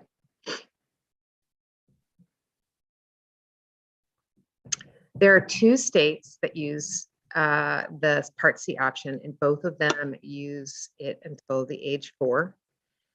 Maryland and DC. And when we analyze the data of the 2 states, you can see that the percentage went from 9% to 15% approximately. So during different years, there were different percentages that were, kind of shown in the data of these 2 states that are employing the extended Part C option. We estimate based on our numbers that this would be an option for about 87 families if we use the high end of 15% of all the children that qualify for Part B from the transition to Part C. Next slide. So we talked about this a lot in the advisory group. I think on several of our meetings, we met to consider whether or not we should apply for OSEP to utilize this extended Part C option. Members of the advisory group provided feedback in straw polls, Zoom polls, emails, I also got additional feedback by other stakeholder groups around their thoughts around this. And we considered that feedback and examined other states that currently implement that, and determined that we would submit an application to OSEP to offer the extended Part C option. And we will elect to do that to the 3rd birthday. Next slide.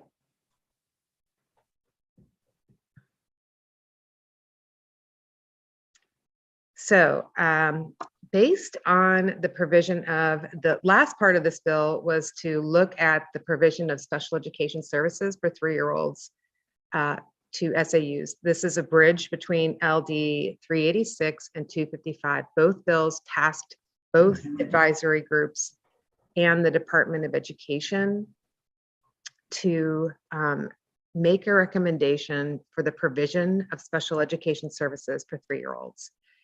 So we integrated feedback in multiple ways from the both advisory groups. And based on our discussion, our research from other states, and how most states provide 619 services, we would support transitioning 3-year-old special education services to SAUs with a strategic plan to support this transition that would occur over a several-year period. We also made a very a point that the provision of being responsible for the student service and having the FAPE obligation and the administrative oversight does not mean that you have to provide the service. In other words, you can contract with someone who works with 3-year-olds to provide the service for your special education, even if you have oversight of FAPE. So we wanted to make that really clear for the group, because people were concerned that if 3-year-olds transition to SAUs, they'd have to go to the SAU. So as you all probably know, most states in the country have 3-year-olds in their local educational agencies. That's the reference for nationally for SAUs. And that in those states, I think there's only 5 other states that have a similar provision of services Maine does. But in those states, really 3-year-old services are largely contracted out to providers who specialize in that age group. There are SAUs I know who have programs to support 3-year-olds currently, and it's just a matter of what resources, plant facilities, et cetera, people have in their catchment area. We really felt strongly that by taking ownership of the children in Part B earlier, SAUs can ensure that children have the critical services they need prior to entering school. That is, first and foremost, I think everyone's goal is to get good quality services to children in preschool so that they're really given the best opportunity to start kindergarten on a great foot. So the transition would create consistency of the delivery of services and help schools navigate community needs in order to prioritize educational planning. Many of the parents on this call on our advisory group, were commented that they were eager to develop a relationship with their SAU sooner, and that it would be consistency of dealing with the SAU over that period of time would be helpful instead of having a transition from CDS to the SAUs. Next slide, please. And that is it. We will take questions. Ms. Fraser, thank you very much for your presentation. Does anybody else from DOE want to add to this part of the presentation? Yeah, I have just a couple things I wanted to just lean into. The places where we really were trying to incorporate as much feedback as we could from the advisory committee really were on sort of hearing the concerns about, I think what they're concerned about is sort of where Aaron just left off of, is sort of imagining how we take care of our 3-year-olds and provide services for them. And I just want to really emphasize that the services for the 3-year-olds, we're not imagining placing all of our 3-year-olds into schools. We know we're going to need to continue to partner with our private service providers in the community to continue to provide services. but that's where the services would be provided there. What we're really looking at is, how do we make use of existing systems to support that? So that's one thing I wanted to kind of point to.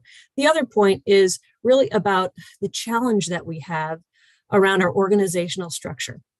The thing that has sort of, been a challenge for our existing structure in CDS is that it exists kind of apart from the DOE, and at the same time, the DOE is still responsible. And so we're trying to make sure that we have greater alignment and in so doing, ensure that the services are delivered consistently and that the students' needs are being met. And so as we think about what the organizational structure will be for an SIEU, the new sort of organizational structure that will replace the CDS structure, there was really a lot of discussion about a board versus some other sort of organizational structure. Title V does not say it has to be an organizing governing board. It's pretty clear that it can be a variety of structures. But a place where we really tried to weave in the concerns that we were hearing from our advisory committees was that they wanted an external board that had representation. And so that's part of what our recommendation is in 255. And we acknowledge that one of the concerns we have is not duplicating some of the same challenges that have existed in our existing CDS system. So those are the two pieces I wanted to chime into. And I think if other members of the team have additional pieces to add in, I know that Ms. Forrester is here. Also, she was simultaneously a member of the advisory committee, but has also been working with us very closely on some of the other work that we're doing with this. So at this time, I can turn things over to members of the committee if there are questions. Okay, thank you very much. And I do want to note the fact that we do have the Assistant Attorney General with us, Sarah Forrester. Thank you for joining us. We're glad that you're here. And I suspect that at some point we will have questions directly for you. So this is time for the committee to ask questions of anybody from DOE or the Assistant Attorney General. And we will start with Representative McCray and then Representative Salisbury and Representative Dodge. So Representative McCray. Thank you, Mr. Chair. This is a question for Ms. Butler. You mentioned something about in partnering with our private providers, and the private providers are having a hard time staying afloat, and some are departing. Is that creating problems for what you just spoke of? I'm going to invite members of the special services team to answer that because they'll do it better than I can. So, Erin? Okay. Yeah, could somebody repeat the question? Because I'm not sure everybody caught what Representative McCray. So, Ms. Fraser, do you think you understood the question? I do. Could you repeat it for everybody? I think the question was that private providers are having a hard time staying open and maintaining their businesses. And has the closure of these businesses been problematic for CDS? And absolutely it has. The last year when we were here, the data showed that 40% of our private preschools closed during COVID. That data has been is still being updated by OCFS, but we did have a significant problem with the reliance on private industry to provide these services when many of them shut down due to the pandemic. I mean, there was physical distancing, there was all of these different things where people couldn't take the amount of children anymore that they used to take. And so those things were very, very hard on our businesses, our private businesses who provided this kind of care. I think at this point, there's been some federal assistance and there is some growth in that area, which is fantastic. But we believe that even with private industry, it's not enough, as we know, to provide all the services that are necessary in our state. So that's why we feel confident that both can exist in harmony, because we don't have enough and we need more. And we're trying madly to build it for the SAUs, for private industry, for whoever wants to be dealing with this. But yes, that has been a significant problem through COVID.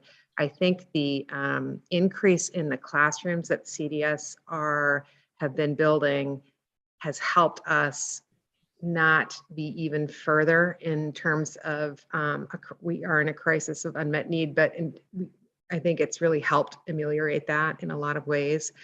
But we definitely feel confident that both private industry and public schools have a part to play for these children, this age group. Thank you and good luck. Thank you. Thank you. Next, I have Representative Salisbury. Thank you, Mr. Chair. And I think you might have just answered my question, Ms. Frazier, potentially. So I'm thinking of this, I'm thinking with two hats on. So as the chair of the local school committee and also on this committee, and I'm thinking about the logistics of a program like this, of having the school districts be responsible for these children and having the capacity to do that. But it sounds like what you were just saying is that perhaps there would still be this relationship between private practices. So what I think that I'm trying to wrap my head around, as the newer person listening to all of this discussions, is I want to make sure I understand that we're not saying that all 3 and 4-year-olds are going to be in the school district's responsibility now. Is that as far as like physically, like, hi, you now physically, no, absolutely. No, not the proposal is for the FAPE obligation to go to the SAU, not the provision. So SAUs are well-developed infrastructure, staff support to provide FAPE for all children who are identified from 5 to 22. They also have resources that can be used in preschool services, and we are drawing on them right now. Dr. Lucas and I have been working as fast as we can with SAUs to support itinerant teachers going into private preschools and providing these services themselves. So we feel that this does not mean that just because the SAU would have a FAPE obligation does not mean that the 3-year-old has to go to the SAU to receive their services. Okay. Thank you. Next, we had Representative Dodge and then Representative Millette. Thank you, Mr. Chair. And thank you for your reports and updates and information. Very much appreciated. I basically have two questions. One is around what you were suggesting in your answer to the previous question about appropriate staffing levels and already existing in local school districts to handle FAPE for 3 and 4-year-olds. And I just would ask if you could direct me to the statistical information that backs that up, please. I'm sorry, that would I be did not mean to imply that. I do not think that SAUs right now have the staff that they need to work with 3 and 5-year-olds. They do have some staff. For instance, we partner, as you know, with 36 SAUs and 14 other types of programs. So the SAU might have a speech therapist at the elementary level who can also work with 3 to 5-year-olds. So it's really, they do not have the resources right now, and I'm sorry if you heard me say that, but they do have some resources and that we are utilizing and drawing on right now. And they're also planning with our support to hire additional staff to start providing those resources at CDS costs, if that makes sense. And Roberta, I don't know if you have anything to add because you're doing most of that work with the SAU partnerships. Thank you, Mr. Chair. And may I have a second question, please? Sure. Thank you. Is there a concern that you have heard from families who were represented perhaps on the advisory committee about what changes will happen in their level of for lack of a better word, control or influence in switching from an IFSP to an IEP? Were those concerns thoroughly discussed, and those who brought them forward, did you feel that they received good answers if that in fact was a concern? Thank you. I think that the concern that you're speaking of, and let me clarify this, because there's not a choice currently to go from an IFSP to an IEP. We don't have that choice currently. We have to do it at the third birthday. It's mandated, right? So that isn't a concern for parents. The concern for parents is right now I can choose a lot of the time, I can choose where my child is going to preschool, and then CDS is going to serve the child there. So we did hear those concerns, and we acknowledge that there is room for, looking at those resources. And so, for instance, if a parent works in a town that's 5 towns away, and they want their child to be in a preschool in their town versus where the SAU is located, we're trying to understand a mechanism for support around that. And it is part of that work will involve the resource mapping and understanding as new businesses are emerging, how that will work. And if the SAUs will develop regional plans, all of those things still have to be discussed. But we heard from the Maine Parent Federation, certainly, who represents a lot of parents in Maine, and some of the parents around that choice. Sometimes CDS children also don't have a choice of program. If we have a program that is an opportune program for them, the parents can elect, and we say this is where our FAPE obligation will happen. And they say, I don't want my child, send my child there. I'm going to take them there. And so those things may happen too in the future, but we are looking at that because it's a concern we heard from parents. Can I just add one more piece in to answer what I believe Representative Dodge was asking? One of the pieces you were asking was, have we heard a concern about a transition between IFSP and an IEP? The benefit of moving to a Part C option means that for families who feel like they're not ready to let go of their IFSP, that option, if approved, will be something that they'll be able to have. So that's a piece that we're able to respond to parent choice in that way. The other element about parent choice is that is a piece that we want to prioritize, that our families have been accustomed to. They sent their 7-year-old when she was 4 to this preschool, and that may be where they want to send their younger child to. And so we are prioritizing in our planning how we can ensure that we are not taking parent choice away as much as possible, while also trying to map and figure out the SAU FAPE obligation. So those are the principles that are guiding our thinking. Thank you. A quick follow-up comment, if I may, Mr. Chair, and then I promise I'll be quiet. I'll take you up on that promise. Thank you so much. I would just comment with a cautionary note about the current superintendent's agreements that that are used with older children, and allow some flexibility, some more flexibility for our younger children, please, if you could. Thank you so much. Thank you, Representative Dodge, and feel free to continue to comment. Representative Millette.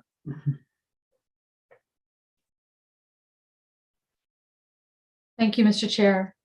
A couple of questions. First one is, I just want to get really concrete in my mind how the department,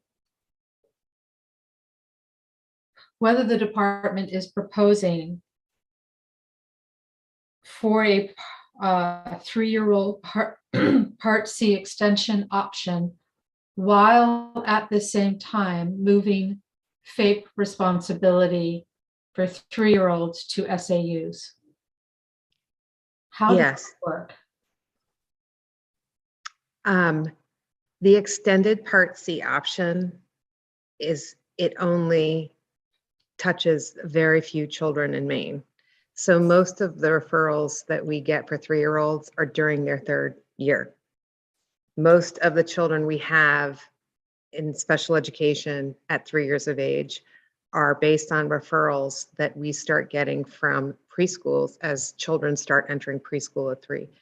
So the Part C extended option is not connected to where we provide 3-year-olds their special education services, because it's just a very small amount of children. And basically what it does is if the 3rd birthday is in the middle of the school year, it provides a more natural transition for this child into preschool services starting in the fall. That's all it does. And it allows, for instance, a parent whose child is turning 3 in May to continue to have their services until September, if that makes sense. So it's really an extension to allow for a more natural transition versus trying to enter a preschool classroom in February, if that makes sense. Well, But it not only, just one of the choices. There could be another choice, which was to let them stay in Part C until their 4th birthday. if we recommended that, then they would be able to stay until after their 4th birthday. The reason why we shied away from that is because that child could almost be 5 by the school year in the fall.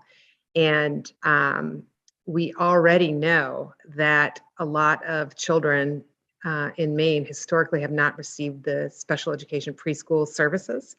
And so we wanted to make sure that children were being provided preschool special education because of the lack of criteria for pre-academic skills in an IFSP. The IFSP didn't technically contemplate academics because it is all pre-academic, but it doesn't really have that, it doesn't have an academic section in it. So that is why we really felt that the 3rd birthday would be the ideal point for children to transition into preschool, and that delaying FAPE another year would, first of all, probably not be chosen by very many people. If we have 87 children who are choosing in 1 year, that might extend to 30 the next year. So we don't feel that many people would take advantage of that. And we also feel really strongly that the preschool special education services, we should get that in as close as we can to the 4th birthday. So are you saying that Part B special education services are academic rather than developmental? No, I'm not saying that. It sounds to me like what you just said, that because there was no academic element in IFSPs, that was such a big concern that you would want them to move into IEPs. I want them to have access to their free appropriate public education. On an IEP, we look at academic and functional and developmental goals. So we look at all those 3 things, but the IEP is free appropriate public education. The IFSP is not. And that's what we want to get kids to, that point of their appropriate education versus an IFSP where we may be working on pre-academic skills. Our state has never done that. There's only 2 states in the country that do it. So we would have a big learning curve in terms of how to fit that. What does that look like? So that is another reason why we felt that the 3rd birthday would be a more natural transition. How does CDS define pre-academic skills? Well, they would be in literacy and math. So that is academics at the age of 3. Yes. And that's considered developmentally appropriate. Well, they'd be based on the main early learning developmental standards that would be for 3 to 5-year-olds. Are there special education standards for 3 to 5-year-olds? We look at the MELs and we look at the developmental standards, and then we based on the student needs, we would write our goals based on those developmental standards. Okay, and so I kind of got led down a black hole. To go back to my original question on the Part C extension, whether or not there are many or few, how does it legally, regulatorily work by allowing some 3-year-olds to stay within Part C while transferring FAPE to SAUs. They would delay their Picking entry up to FAPE, I should say, not transferring. I do understand that. Yeah, so how would that transition. work? How do- Yeah, they would not go to the SAU until the fall after the 3rd birthday. Yeah, but we are somehow supposed to construct statutory and regulatory frameworks. How does this work when we do a Part C option, but yet we're saying FAPE? And I see that AAG Forrester's hands up, and she may be able to get me out of this sticky wicket. You're muted. So thank many you. people think that that's the only way my life should be, trust me. So I think what you're saying, Representative Millett, and you can tell me if I've got this wrong, you have students, families, parents who are going to be able to choose after their child is determined to be eligible for Part B. So the first thing that happens with a Part C option is the student has to be evaluated and determined to be eligible for Part B. Then that family would be counseled, it would be explained the differences between remaining in Part C with an IFSP, but with pre-literacy and pre-numeracy, or receiving a free appropriate public education under Part B, which by definition has to include a preschool education in the state. How does that work statutorily and regulatorily? So what can happen in our proposed statute, in the draft statute, is that it gives the state IEU, which is going to be the standalone Part C entity, the authority to deliver services beyond the 3rd birthday in accordance with the Part C extended option, with the condition in there, well, several. One, that it's the parent's choice. Second of all, that a parent can change their mind. In other words, at age 3 and 2 months, a parent who chose the Part C option could decide, no, I'm ready for FAPE, I want FAPE. And in that case, they would start the process of developing an IEP and a preschool placement. The other thing that statutorily and regulatorily is significant is that even if the SAU is the administrative entity responsible for FAPE, it really functions no differently than CDS does now in terms of the communication, because even though CDS now does both Parts B and Part C, there are confidentiality and protective measures in place so that the Part C and Part B programs communicate about an individual family or an individual child only in so much as the child's parent wants them to. So in other words, you can access Part C services in Maine or anywhere and elect as a parent not to have information shared with the Part B program. There's a lot of control over a child and family's information as between Parts C and B that wouldn't be changed in the least, no matter whether existing CDS is doing this, SAUs are doing this. It's just a thing statutorily. Did that help? Yeah, I think so. So my understanding is that we would say statutorily or regulatorily, whichever way, that students that are in the Part C program and are turning to 3 and qualify for B will have the option. But for any new children that go into who are 3 years old, they would just automatically be in the Part B SAU. Exactly right. If you're just entering the system, you haven't been involved with Part C, then your only option under federal law is entry into Part B. Got it. Okay, thank you so much. Last question related to this particular area, and then, gosh, come on, you guys, somebody else must have a question, is why So we have these children, 2-year-olds, receiving Part C services. Why do so few qualify for as 3-year-olds for services? Because the criteria for identification is different from Part C to Part B. Part C has, as explained earlier, all of the developmental delay and all of the information that Jamie gave earlier. But Part B, you have to meet one of the 15 qualifying identification criteria that's outlined in Maine Unified Special Education Regulations, MUSER.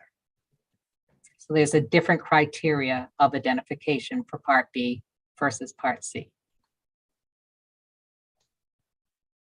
That's interesting. Is there any concern that there may be children who are slipping through the cracks as a result of that? Well, developmental delay is also still a criteria under Part B, so that still could be a consideration and would still be looking at the 5 domains that would identify a child under developmental delay. But all children that are transitioning from Part C to Part B would need updated evaluations to consider continuing developmental delay. So if you're asking if there's a gap or a losing of children, the criteria for developmental delay still remains in place. I will tell you that the record from CDS follows the child to the SAU, the educational record. And so if as the child is progressing in school curriculum, there's a very, very wide range of ability in early grades in school.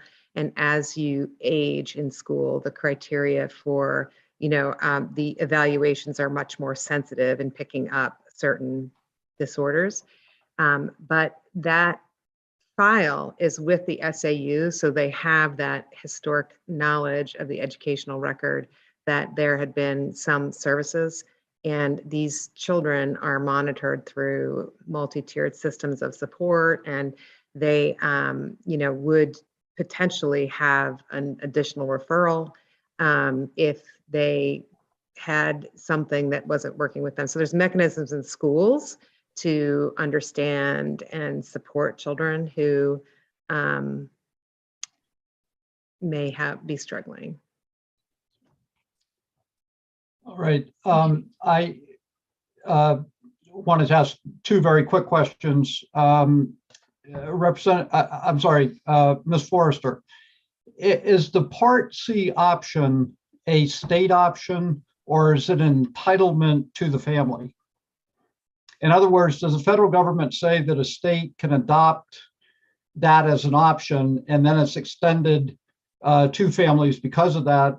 Or is it an entitlement or a right that comes directly to the parent?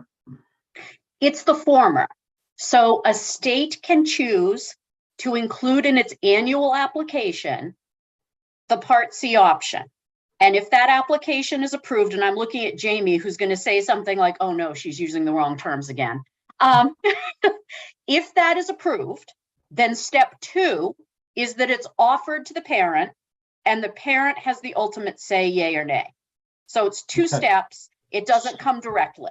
So does that speak to the fact that I saw here that there are only 2 states that use an extended Part C option? Is that because these 2 other states in Maine are the only 3 that have chosen that option? It would have to be. In other words, Okay. It doesn't exist out there unless we reach out and grab it. Okay, so we're relatively unique in the sense that we have chosen that option and do provide that to families. Well, we're proposing to provide that. Remember, Okay. one of your Okay. questions for the department and the advisory committee was, should we apply for it? Okay, and so the recommendation is that we should apply for that so that we can extend that. The state would have that option that then could be extended to families. Right. Okay, thank you. That's very helpful. Secondly, my second question has to do with the governance board, the suggested governance board. One of my problems with CDS for the last 25 years has been governance. And there's been a lack of accountability and a lack of uniformity across the state because we have such a diffused, decentralized system that nobody could be held accountable for problems within the system. So I was looking for something that had more direct control and direct accountability right to DOE, as opposed to establishing a governance board that is one step removed from that accountability. So if going forward 5 years from now, there's a problem with CDS, how do I address that if we have this independent board as opposed to having the accountability rest with DOE? Can you answer that? Me? Yes. Okay. I can never tell because we're not in the same room. Right. So Ms. Forrester, could you answer that question? I can. So a couple of things to think about. First of all, remember that this board is only for Part C, birth to 2. Okay. When you say problems with accountability with CDS, I hear that right now as problems anywhere from birth to school age 5. So for this 3 to 5, under the department's proposal, you would address those concerns directly with an SAU. Correct, I got that. Okay. Right. For the birth to 2s, the way the department read the steering or advisory committee, it was very clear that they very much wanted to see something outside the department as an independent board. And I think you might remember last year when I think I talked to most, if not all of you, we talked about the awkward structure of CDS as a quasi-state entity that reported to a cabinet official, which is really not the way that works under Title V. Mm-hmm. So the objective was to respect and honor what we were hearing from the advisory committee. And so when I pitched or sort of talked the group through what it meant to establish an independent entity, there would be a board established that would govern the state IEU or SIEU. That entity enters into an agreement with the Department of Education, who would remain the lead agency for Part C. And then it would be the department's responsibility to oversee through regular monitoring and oversight the state IEU's performance under Part C. And so if you were a parent that was unhappy about what was happening with your Part C services, just like if you were in a school district, your first issue or complaint avenue is to talk to the executive director of the state IEU. It's hard, I'm describing this from a statute that's in draft form, but so you start within the state IEU, the way you start within your school district. You would also have your due process rights, because due process applies to birth to 2, just like it, well, almost exactly the same way it applies to 3 to 5. But the other thing that would remain in place is that the lead agency, the Department of Education, is responsible for the overarching assurance that everybody involved in the Part C program, every agency involved, obviously, not every family, is complying with the law and the regulation. Thank you. If I just give myself one quick follow-up. So if I were to understand this, I mean, because this is somewhat of a major change that you're recommending at this point, which is the 3 to 5 year olds to go to the SAUs, and the SAUs would then be responsible for those services and for meeting the needs of those children. We would then be applying for, with the federal government, a Part C option that would allow some students to stay in the Part C for a longer period of time. And then we're creating a governance board that would oversee the Part C, the birth to 3 for those that remain in 3. Is that generally, do I generally have that right? All of those things are absolutely correct. Okay. So, Go ahead. Yeah, well, those are fairly significant changes in terms of the way that we currently operate and structure the CDS in the state of Maine. In two ways, right? Yep. Way one, which I felt like was one of the big motivating forces behind LD 255, was coming up with a different governance model for Part C. Yep. Change number two results, or it has to do with Part B, which was 386, which is the question of what is the administrative entity that's going to serve kids from their 3rd birthday now to their 22nd birthday, essentially. Okay. I would say one more thing, which is either going to help you all or make it like hopelessly whatever, but I'll take a risk. Think of Part B like this. The federal government gives the state of Maine Part B funds. Those funds by federal law have to go to the Department of Education because it's the state educational agency.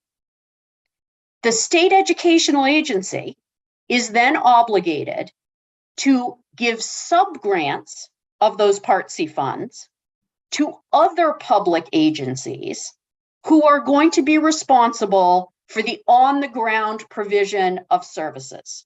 And when I say on-the-ground provision of services, I want to be super clear about this. They can provide them themselves with employees. They can contract for them. That's what the whole discussion we just had about the importance of private providers. But in every Part B system, there are 2 steps. There's the SEA, the Department of Education, and then who are going to be the on the ground, that second level, the subgrantees. In Maine, unlike almost every other state for 25 years, for ages 3 to school age 6, school age 5, that on the ground second entity has been CDS. And then from school age 5 until students age out, it's been the school administrative units. What's being talked about now is whether or not the school administrative units will serve as that intermediate, that on the ground area agency for the 3 to school age 5s. And that has little to do with how the services actually get provided, because the school units have exactly the same choice with their 3 to 5-year-olds as they have with their 5 to 22-year-olds. They can provide it themselves. They can contract for it. In other words, the only thing that the law requires is there has to be some public entity who's responsible for ensuring that the services are actually taking place on the ground. And then the Department of Education has to be the public entity that's responsible for overseeing all of the on-the-ground public entities, whether they're CDS, SAUs. I hope that sort of makes it simpler. No, I was going to say, Ms. Foster, you were remarkable, helpful to me. I don't know if I can speak for everybody else on the committee, but that was a very helpful explanation. And then I'm assuming that sometime very, very soon, the committee will see the statutory language that you would be proposing to carry out what you just talked about in terms of organizational structure. Is that? So here's the thing. I can share my screen with you and we can look at what the draft statute looks like this afternoon. The concern that I have, the confusion that I have, let's call it that, is, I mean, you know, and I've told everybody on the advisory committee I served on, I'm not a policymaker. I don't make any of the policy decisions here. You all do. I'm looking at the legislators, even though it looks sort of weird given the way my block's set up. So what the department asked for some help with was literally putting fingers to keyboard to create a statute.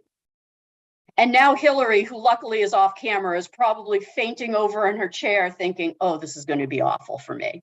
But the point is, there is a draft statute that's all set up doing all of the things that the report back speakers are telling you.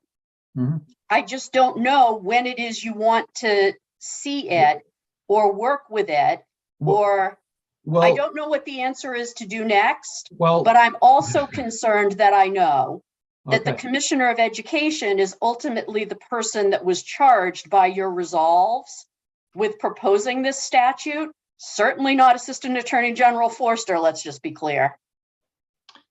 Well, let me, I think for right now, we'll hold off on that discussion until we hear the next presentation, and then have it, maybe having that more holistically would be helpful to us.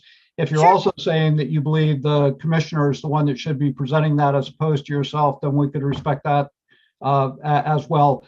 But it is reassuring to know that you have drafted and there is a statutory framework for us to work from. So thank you very much. So sorry, let me just clarify a teeny little bit. I talked to the commissioner this morning, actually, when I started hearing your discussion. You have to remember, I'm a little bit out of the loop on, well, pretty much everything.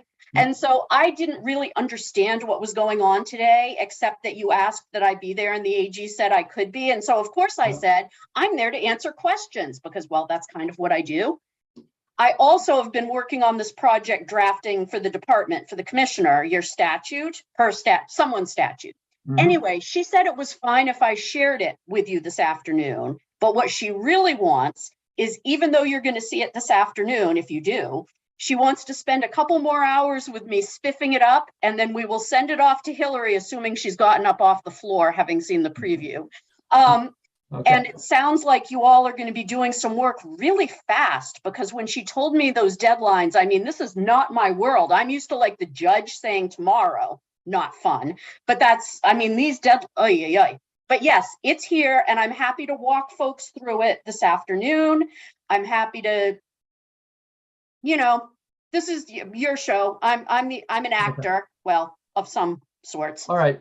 Well, thank you, and we'll see if we'll be able to come back to that. And at this point, I have Representative Stearns has a question and Representative Millette, and then we wanted to move on to the next presentation. Representative Stearns. Thank you, Mr. Chair.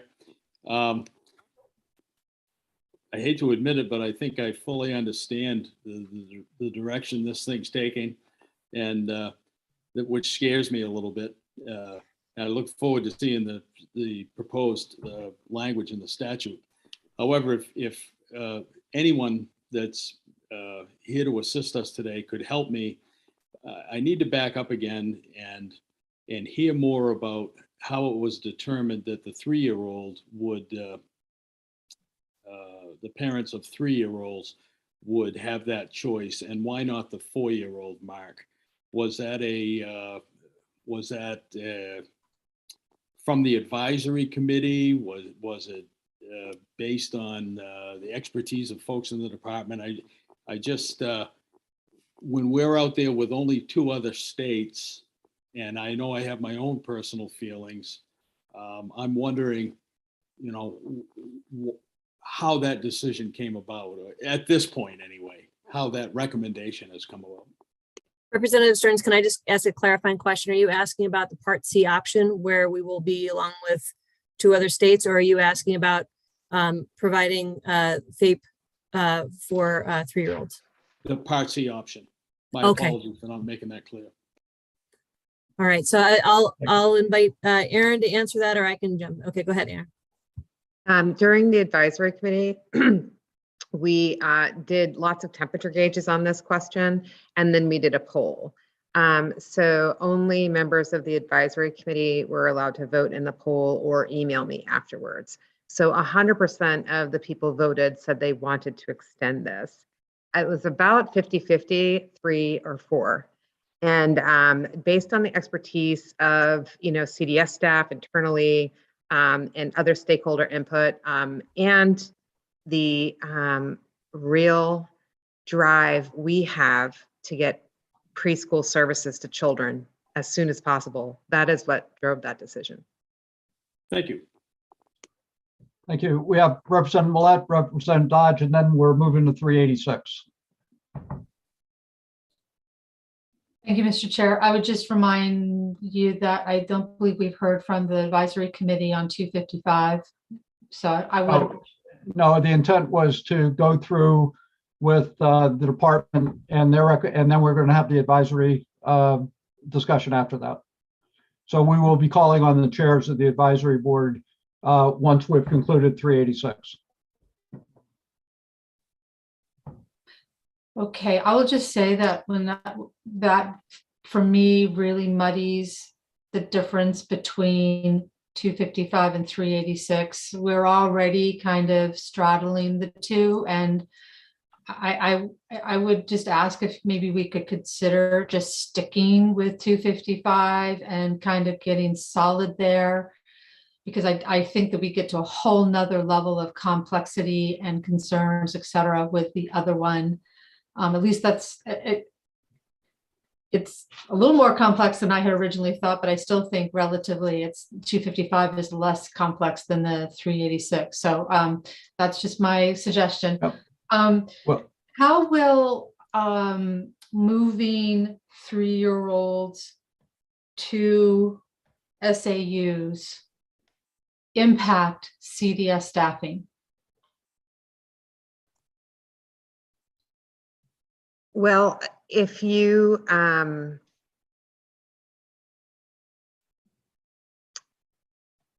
trying to answer this concisely, and it's a very, very large topic of conversation. So when we were in our discussions and when we were doing a lot of planning around this, we realized that we didn't want a state independent education unit for just 3-year-olds, because that would create a transition from Part C to 3-year-olds to SAUs. So we wanted this consistency from 3 to 22.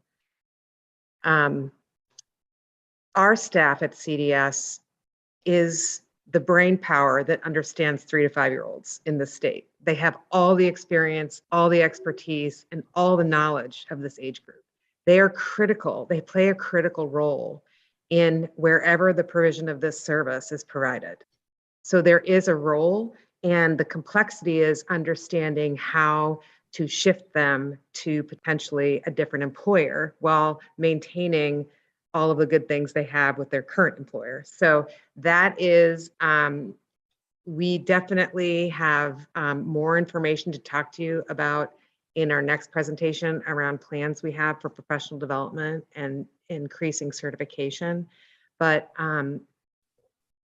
these staff are the staff who have knowledge and expertise on 3 to 5-year-olds, and we will need to capture that and give that to the, whoever's working with these children. So it's imperative that we make individual plans with people to make sure that they are continuing to do this work for CDS for the children of this age range, because that is who they love working with. They're passionate about it. That's why they have stuck with CDS for years and years and years. And they're very good at what they do. We want to keep them working with the children that they are working with now. All right, thank you. Did you have another question, Representative Millett? I do, Mr. Chair. I just remembered something that we talked about last year that we haven't touched on. I look forward to having the conversation around staffing for the next bill. I know that's even a bigger question mark. We brushed up against and talked about private insurance billing last session, and I think that was an area that we were hoping to see some progress. And I'm just wondering if anyone has worked on that. I can tell you that where I was not privy to the conversations from the last session, and private insurance was not part of the resolves, we did not dig deeply into that. But I will go back and learn more about what some of those options were, or some of those discussions were, and gather some information for a subsequent work session. Right, thank you. Thank you very much. And now I ask Ms. Welter, we're going to go to LD 386. Did you want to lead off the discussion? Yes, I do. And I'm going to once again share my screen. And so I'm not going to take as much time to go into the explanation of what 386 does. Hillary covered that, but as Representative Millette said, it's complex and it involves much more about how we're going to move the provision of services of 4 and 5-year-olds to SAUs. So 386 starts us off in kind of an interesting place because it sort of starts from an assumption that the SAUs will be assuming some of the responsibility or the FAPE obligation, at least for the students who are 4 and not yet school age 5. So I am advancing to the presentation, and we will be starting off with, once again, Erin. So I'm sorry, I'm having some trouble with my sharing, and I will get there. Just 1 second. All right.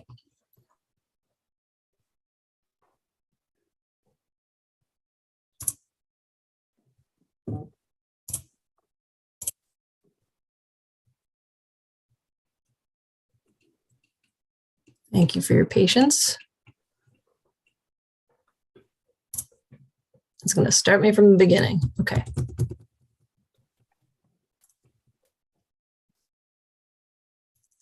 Want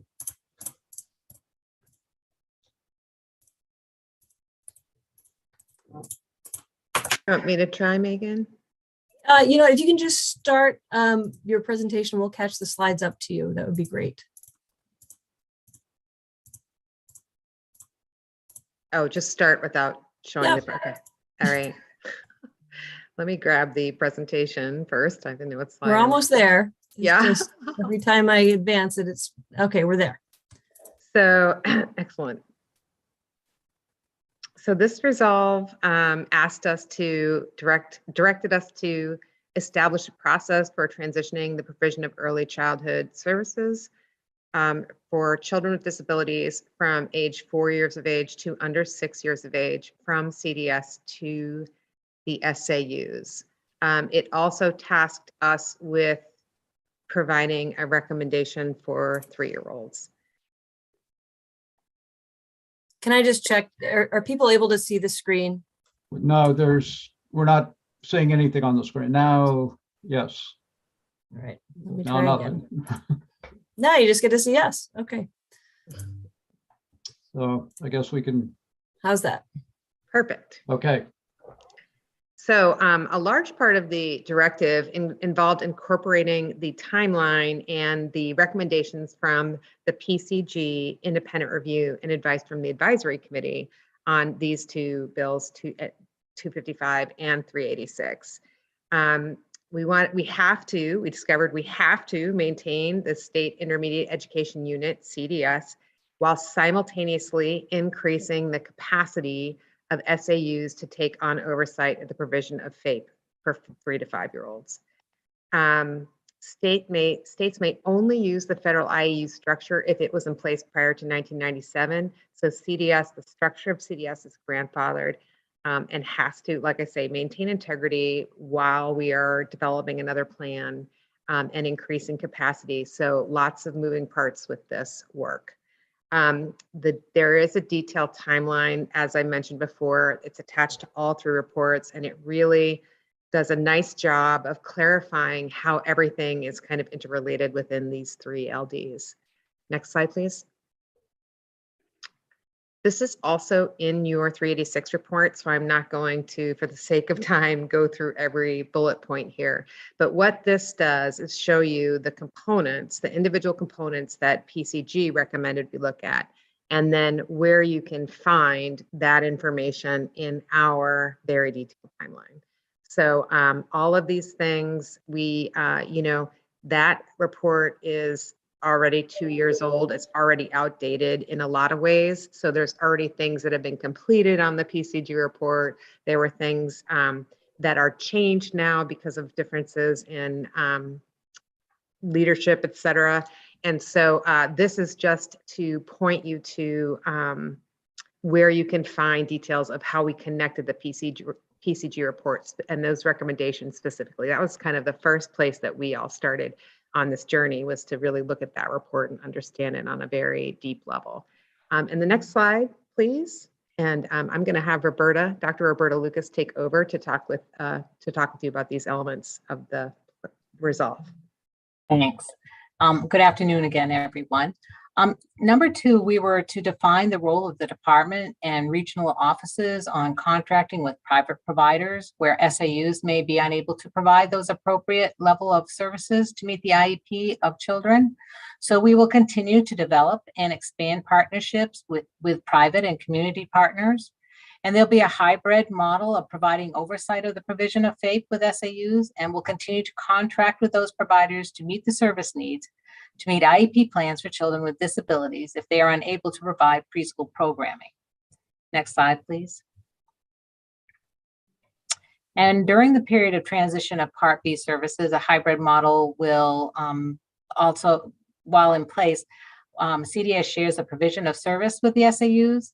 They collaborate to deliver services based on the SAU's individual need and existing resources, including but not limited to special ed services, related services, transportation, and administrative tasks.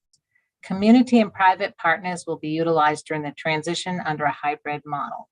We know that we need that private industry available to us to meet the needs of children, because both are very, very critical in this shift. The hybrid model will be in place. We're proposing July 1st, 2026. Next slide, please. 3 says that we also have to address some of these other areas like capacity, staffing, and physical space. So the DOE is required by statute to collect basic building inventory data yearly through already an existing position at the DOE. Right now, 152 SAUs currently offer at least one public pre-K classroom in 239 main schools or in communities that are partner sites. MEPRI, as we heard this morning, has agreed to draw upon our assessment process to develop an in-depth survey to understand a SAU's public preschool readiness. Next. Administrative oversight of special education services is provided by the entity that is responsible for the provision of FAPE, free and appropriate education. And so the intent is to transition of administration oversight to the SAUs over a 4-year period, which is included in the timeline that's provided in all the reports. A proposed full transition of 3 to 5-year-olds to the SAU is proposed to be July 1st, 2026. Next, transportation. The plan for transportation is embedded in the capacity study currently underway.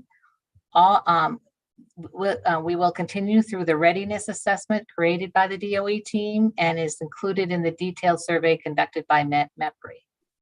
The Special Services Department is included a plan for direct communication to the SAU transportation directors and superintendents and provide information annually to students in Part B requiring transportation services in districts to assist in the readiness assessment and SAU planning.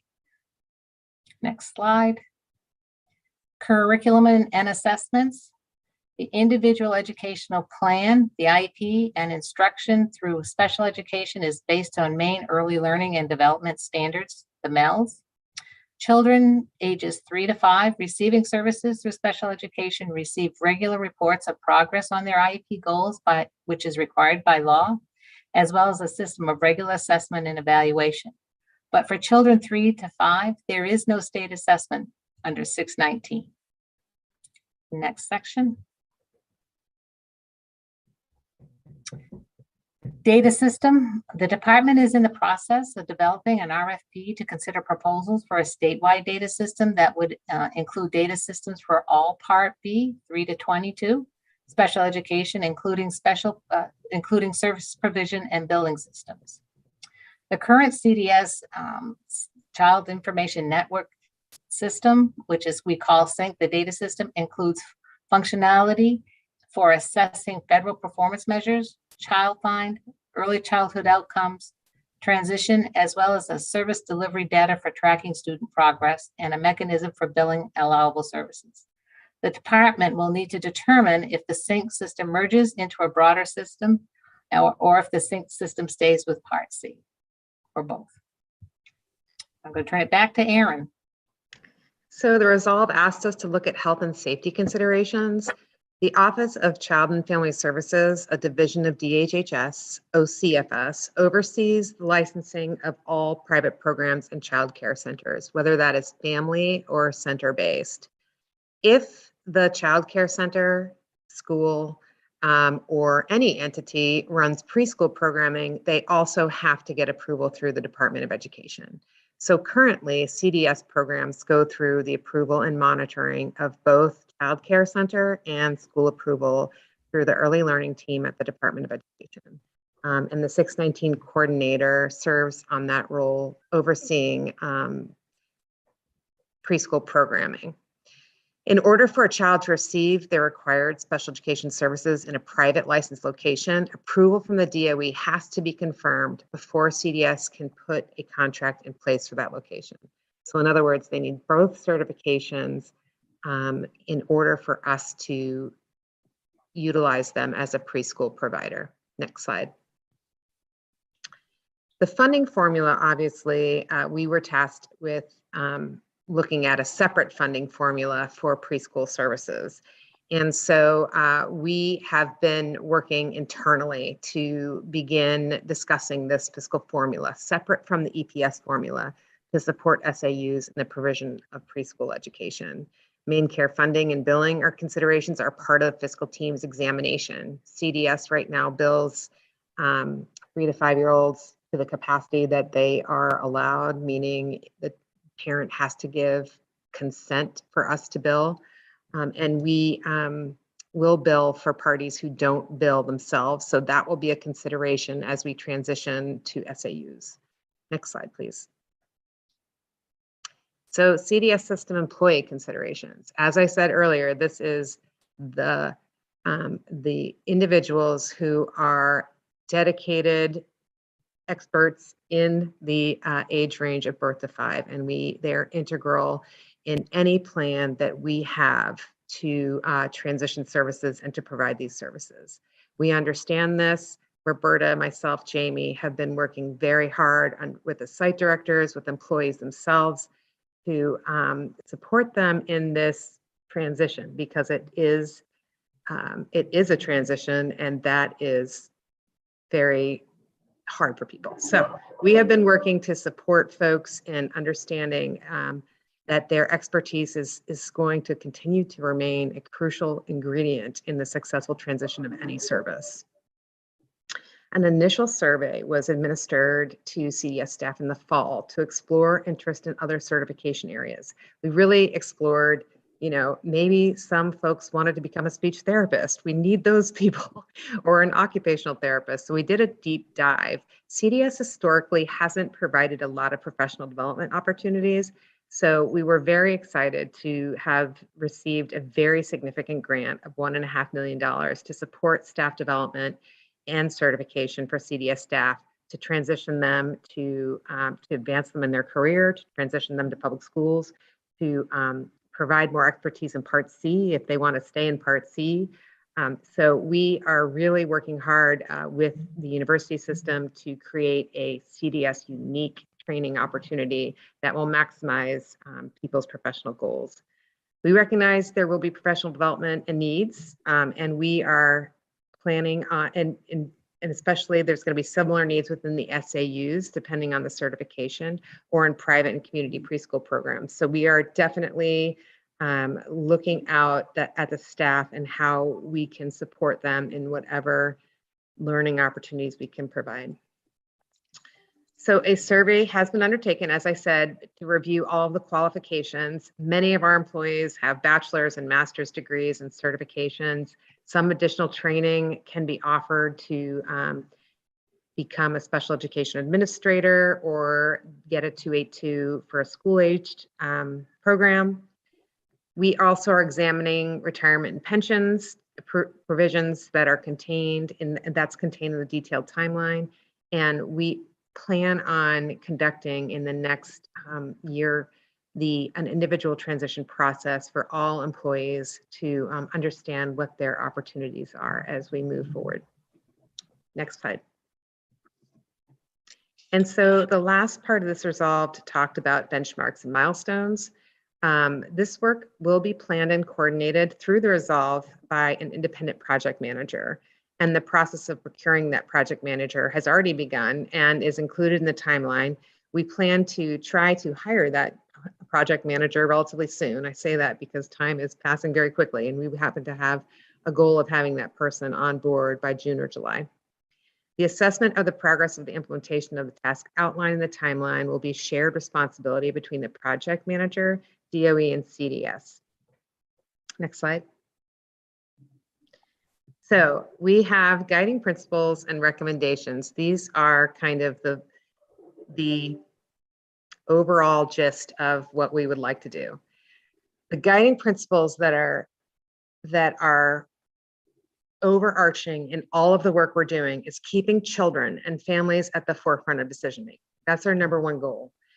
Some people said, you know, we're worried in the transition that something might get lost in the transition. And for us, our biggest commitment is to getting children the services they need. We know the SAUs are also deeply committed to that. And so we both have that shared goal of making sure children and families are at the forefront of all the decision making that we do. We also have a goal of supporting CDS staff through this process because it is a big transition for our state. And CDS, as you mentioned, has been around for a very long time. And many of the employees are veteran employees. They've been here for years and years. And the reason they're here is because they're very passionate about this work, because there has been a lot of uncertainty in the organization, I think, for many years. So our recommendations, we would like to transition the FAPE obligation for Section 619 on July 1st, 2023. Remember, the FAPE obligation is not the same thing as the provision or expense for a service. CDS would maintain fiscal responsibility for the full cost of the provision of preschool services, including transportation and due process. So when I speak to schools in different capacities, they are eager to start working with these kids, and their biggest concern is fiscal. And so this fiscal support will assist SAUs in starting to take ownership of these children. We are planning a revision of main statute, provision of Part B, Section 619 services. During the period of transition for Part 3 services, a hybrid model will be in place. In the hybrid model, CDS shares the provision of services with SAUs. They collaborate to deliver services based on an SAU's individual need and existing resources, including but not limited to special education services, related services, transportation, and administrative duties. So those are all the things that CDS can continue to do for the SAU. Next slide. The hybrid model will be in place until 2026 when the final transition would occur. We are going to formalize the transition process with transition resources, including resource mapping and readiness assessments for SAUs to prepare for the transition. We are going to implement staffing support for CDS staff, including individual transition planning. And we have the fiscal considerations that we are looking at our centralized billing system. Sorry, centralized isn't the word. A third-party overarching billing system, administrative support for billing to help expand billing in our state, a state funding process for Part B high-cost students. As we know from the PCG report, we have an inordinate amount of Section 619 children who are currently at a higher rate than is typical for an SAU. And then also developing a fiscal formula that's already in the works, independent of EPS, to support the provision of preschool services. And I believe that is, we're ready for questions. Great. Well, thank you. That was a lot to go through, and certainly I'm sure we'll have to reflect a little bit on what was being proposed. But at this point, are there questions from members of the committee? Representative Salisbury. Thank you, Ms. Fraser, for that. I think my head just exploded a little bit, I'm not going to lie, but one thing stood out to me. What happens after the 2025? When CDS, I think that was the date you gave, when CDS would no longer be responsible for those costs. So at that point, there would be a funding formula and a fiscal, the capacity for SAUs to plan fiscally for taking over the position financially. So translation school districts would be responsible for the cost of those services? The funding formula that we are considering, because the state has been paying 100% of these services, is not going to look like the funding formula for current SAUs 5 to 20, which is 55%. The state pays 55%. So it is not as if we are planning on saying, all right, now this is your expense plan 2 years down the line.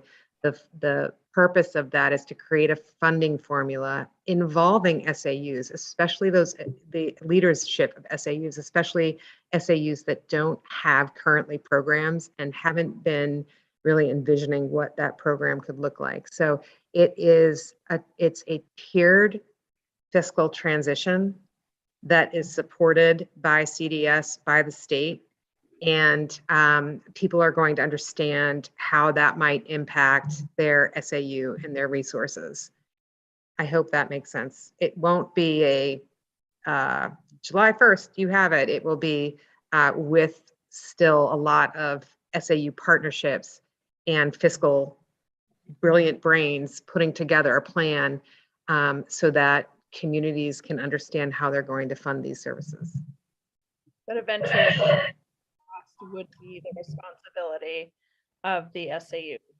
So there's a tiered, whatever that plan is. Eventually, the cost would be borne by the school districts.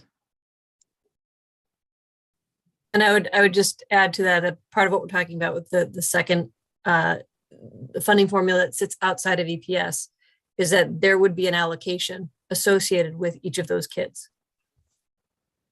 But probably wouldn't be the 100% that's currently paid now to CDS. Well, that's what we have to determine.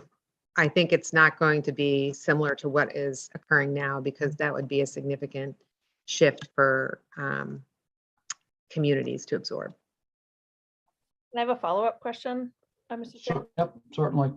So if, for example, in Westbrook, if we didn't have the capacity to take more students, or we didn't have the capacity to add more preschool, so there was identified a private entity that could have a preschool or a program, that program would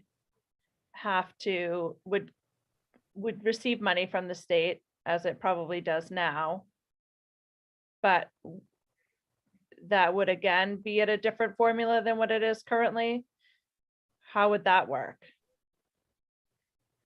I'm sure that's not clear, but Yeah, no, it is kind of clear. So currently, because CDS is actually just special education, but we have to buy preschool programming in order for our children to be able to access their general education program. So it would be a similar thing. Let's say Westbrook decides, and this is getting into the weeds a bit, but let's say Westbrook decides they're going to have a 15-hour-a-week preschool program. And then we would find facilities near you to provide 15 hours of programming for children. And then we would offer special education services so that they could access that. And the other critical thing to remember is that CDS is working with SAUs currently to develop those classrooms. So we're finding these spaces and developing these classrooms for communities who anticipate that by providing more children preschool, they're going to need additional spaces. okay. Representative McCray and then Representative Millette. Thank you, Mr. Chair. I'm in the weeds, and I'm not altogether certain that I can ask the question in a way that will go where I want. I'm assuming that these services are offered, but parents are not required to take part in this. Is that accurate? Yes. Okay, good. I figured that. And to what percentage of the students that need these services that have been identified have access to them either through the SAU, CDS, or private organizations? Is there a need? Yes, there is a need. We reported that at the last, at our annual report. There is still, and really the need right now is because we can't find staff, just like the SAUs and everyone in the nation. If we had more staff, we could be providing more services, and we're eagerly pursuing that. But we have, as I said, a little over 8% in our last, we look at this data constantly. And so in the last month, when we looked at it, was around 8% of the children weren't receiving the services, all of the services they required. They are required. And so that's definitely one of the factors behind wanting to transition these services to SAUs as well. Brief follow-up, Mr. Chair. Sure. Yep. More's the pity. However, I do have a question that really concerns me. Is this at all regional? In other words, is that percentage of providing services less in urban or rural, or does it make any difference, or is it about the same all over the state? I'm really concerned in that regard. The service needs for children are all over the state, but the Right. density of children needing services is more in the southern state, given that there are more identified children in the southern part of the state. You work in Cumberland County, for example. So that's, and we'll give you more data on that, but that is, that the higher number of children in our identified children in York, Reach, and Lewiston sites have the higher number of children and the higher number of children who still have unmet need. Is that a part of the population? I mean, is that per 1,000 or something like that? Or is it just more students? Yes, it's more, there are more students in those three locations. Yes, so that means that the need's greater, and the need for private industry is greater. And I can tell you that all of the private industry, all of our private preschools and our special purpose private preschools are all full to the capacity that they currently can bring in children. That's why we're currently looking for spaces to create preschool programs and classrooms so that we can, again, continue to build capacity for both our current 3 to 5 year olds and support the SAUs through this process. Thank you very much. Thank you, Representative McCray. Representative Millette. Thank you, Mr. Chair. I have several questions. So if I just go back to the resolve and I just start at the beginning of the various requirements that were put in the resolve to have addressed to help inform future steps. We had asked that the department would address the issue of transportation as it would require the SAUs to take on that responsibility. From what I can see in your presentation, there is no plan at the moment. Is that correct? That is embedded and working in our fiscal coordination of this work.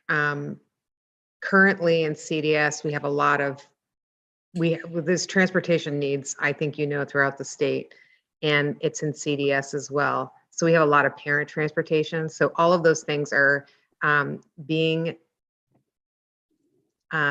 considered with our fiscal, as part of our fiscal work.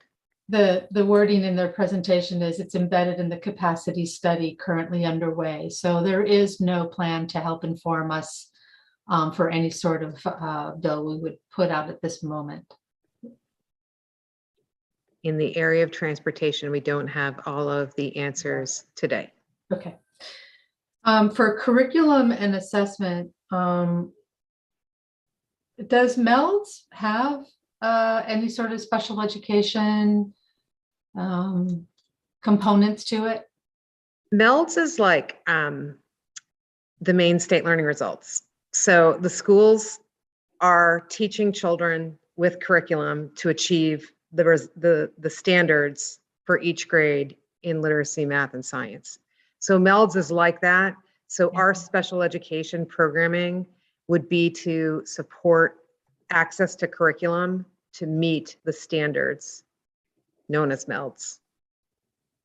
Okay. And I'm not understanding the slide on curriculum and assessments around assessment, because in one paragraph it says children ages 3 to 5 receive regular reports of progress, as well as a system of regular assessment and evaluation, but there are no, okay, I see. So, right, okay. We're talking state assessments. Right, got it. Okay. Thank you. And then for health and safety related considerations, this is really interesting. You talk about how OCFS approves the private programs, and that DOE and DOE. Does that then say, how does that translate then to SAUs? So for SAUs, they only go through school approval, and they only have to go through OCFS if they operate childcare services. School approval, but this is just 4 to 6-year-olds. That's right. 3-year-olds they're not considered in the statute, and we have to change that statutorily because they're not considered in the statute. Public school starts at 4. And so the school approval process goes down to the age of 4. So when a SAU is determined ready to make the transition, part of that process would be a required school approval from the DOE in order to take on these new responsibilities. Yes? No. They have to do that yearly. So they have to go through school approval yearly. And if they had a 4-year-old program, that would be considered in their preschool, that would be considered in their approval process. Okay. I can tell that Representative Brennan is a little antsy, and I don't want to take up tons and tons of time. But what I think would be really helpful for me is to know what that school, I did not know that school approval was yearly. So if we could have, and Hillary has been amazing at sending us the stuff that you've been finding for us. So if we could have something that could help describe what the process is for school approval, that would be super helpful. And I'll cede the rest of my time. Thank you. Okay. Representative McCray, did you have another question? No, okay. So next we're going to go, seeing that there are no other questions. We were going to go to the chairs of the advisory committee. And I'm sorry, I actually do have some more questions. Well, I have a couple myself, Representative Millette, so I'm going to ask those first before we come back to you. Great. So I don't know if this is who will be best able to answer this question, but going back to Representative Salisbury's question, my assumption is that this formula that you are going to develop will keep the SAUs. It will not increase or incur any fiscal liability to them.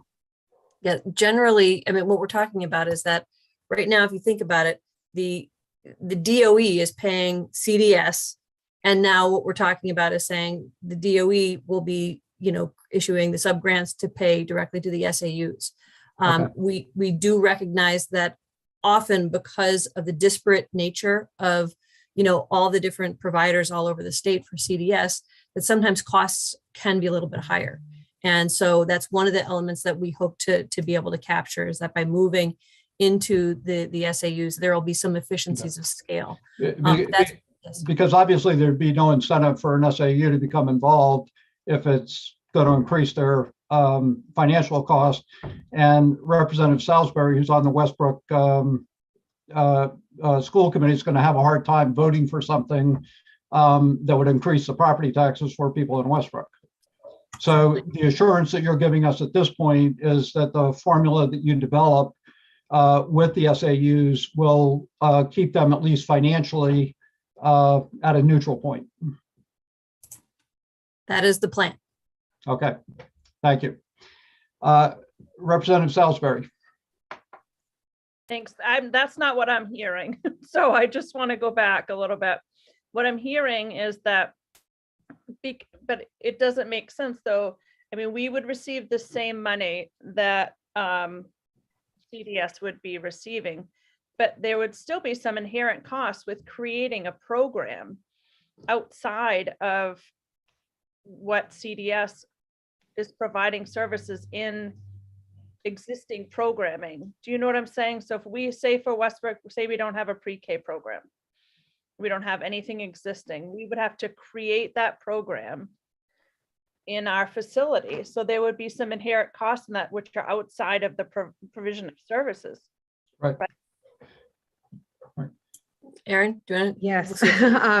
So right now we have the benefit of a large amount of federal dollars to increase preschool programming and create it for a district, for an SAU, which is what we're doing. We're just going to set it up. We're going to buy all the curriculum materials, all the furniture, build the playground, lease the space, so that if it came to a transition, the cost would be potentially maintaining a leased space, which we're going to figure out in our formula as well. So there's about 100 districts who haven't developed preschool programming. One of the goals of shifting FAPE responsibility is to help people really start to critically think about what they would need to build so that we can support that now, given that we have a lot of federal assistance to do that right now. Great. I'm going to skip. Representative Salisbury, did that answer your question? Yeah. Okay. So I'm going to go to Ms. Forrester just to see if she had something to add to the answer. All I wanted to say briefly in a reiterative fashion is that no SAU is required to build anything or create any classroom because of the shift of FAPE responsibility. In other words, if Representative Salisbury's school district would prefer to contract with local preschools, that's also fine. I just didn't want people to think that what DOE is proposing is that everywhere has to adopt the build it model. Okay, thank you. Now go to Representative Stearns. Thank you, Mr. Chair. Yeah, just a couple thoughts on the fiscal piece. Many of these dollars are already state dollars. They're not in, for instance, the CDS. It's just going to be a matter of, if you think of the SAU as a fiscal agent, some of them will be flow-through funds to a private entity, depending on how each SAU takes care of it. I'm just really hopeful that we realize that CDS has been traditionally underfunded, and that money that has been used each year to replenish their coffers is actually money out of the Department of Education. So it hasn't been used for general purpose aid, it's been used to backfill CDS. So as the model is built, I'm sure that historical data will be taken into place, as well as you pointed out, some really, there are going to be inherent transition costs. For a while, things are going to be a little expensive until things settle in. So that will be taken care of. And lastly, there can be no guarantee that this will not at someday fall on some locals. It is up to the governor to propose a budget and her or his administration to propose it. And it's up for the legislature to determine where those monies go. And that's just the way life is and the way it's going to be. And Representative Stearns, you raised an issue. I just want to ask again, the Assistant AG to answer this. My understanding of CDS is an entitlement program based on the disability that the child may have. And it's not an entitlement program that's means tested, and it's not an entitlement program based on whether or not money is available. So that if your child has a disability that qualifies under federal law, the state is required to provide the service and to pay for it. Is that correct? 100% correct. Okay, thank you. We'll now go back to Representative Millette. Thank you, Mr. Chair.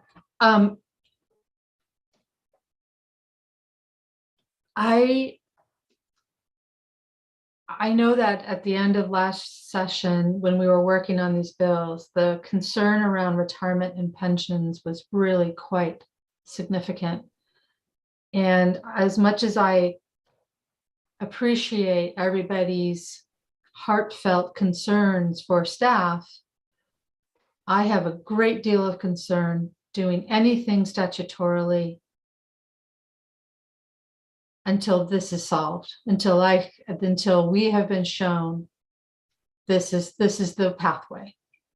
Because this is people's, these are their lives, and they have been dedicating themselves to the care of our children. And I can't be so cavalier as to say, oh, they'll have it figured out, let's just go ahead and do it. So I just wanted to share that. There's a lot of things I have concerns about in terms of not having a lot of information, but that's a really big one. And, you know, Representative Stearns, that is a really good point that I hadn't thought about, which is once we shift FAPE from CDS to SAUs, SAUs could, depending on whoever's serving, and could shift the cost of these services 100% to our SAUs if they so choose. I think that would be political suicide, but it certainly is a reality. I hadn't really thought of that. It's kind of the flip side of us trying to protect the districts from ending up with this whole new cost. It's hard to conceive how it would be any different, but I appreciate you bringing that up. So at this point, I'm going to move to Mr. Murphy. Is he with us? And will you bring Ms. Cronin and Ms. Haskell? I think it's Tiffany Haskell. Are they two of them with us? And I would also ask if the DOE staff, along with Ms. Forrester, would be able to stay with us, because I'm assuming there'll be some additional questions and comments as we move forward. So good afternoon, Ms. Cronin, good to see you. Ms. Haskell, good to see you. Thank you for being with us. I don't know if you have been with us since 9:30 this morning. You have been. I have been. I've been here through the whole thing. Well, I don't know if that would encourage you to run for the legislature or discourage you. But nonetheless, we obviously are later part of the afternoon. We've had an opportunity to work on a couple of bills, have public hearings, and then we've had a major presentation from the Department of Education and from the Assistant Attorney General on these three bills.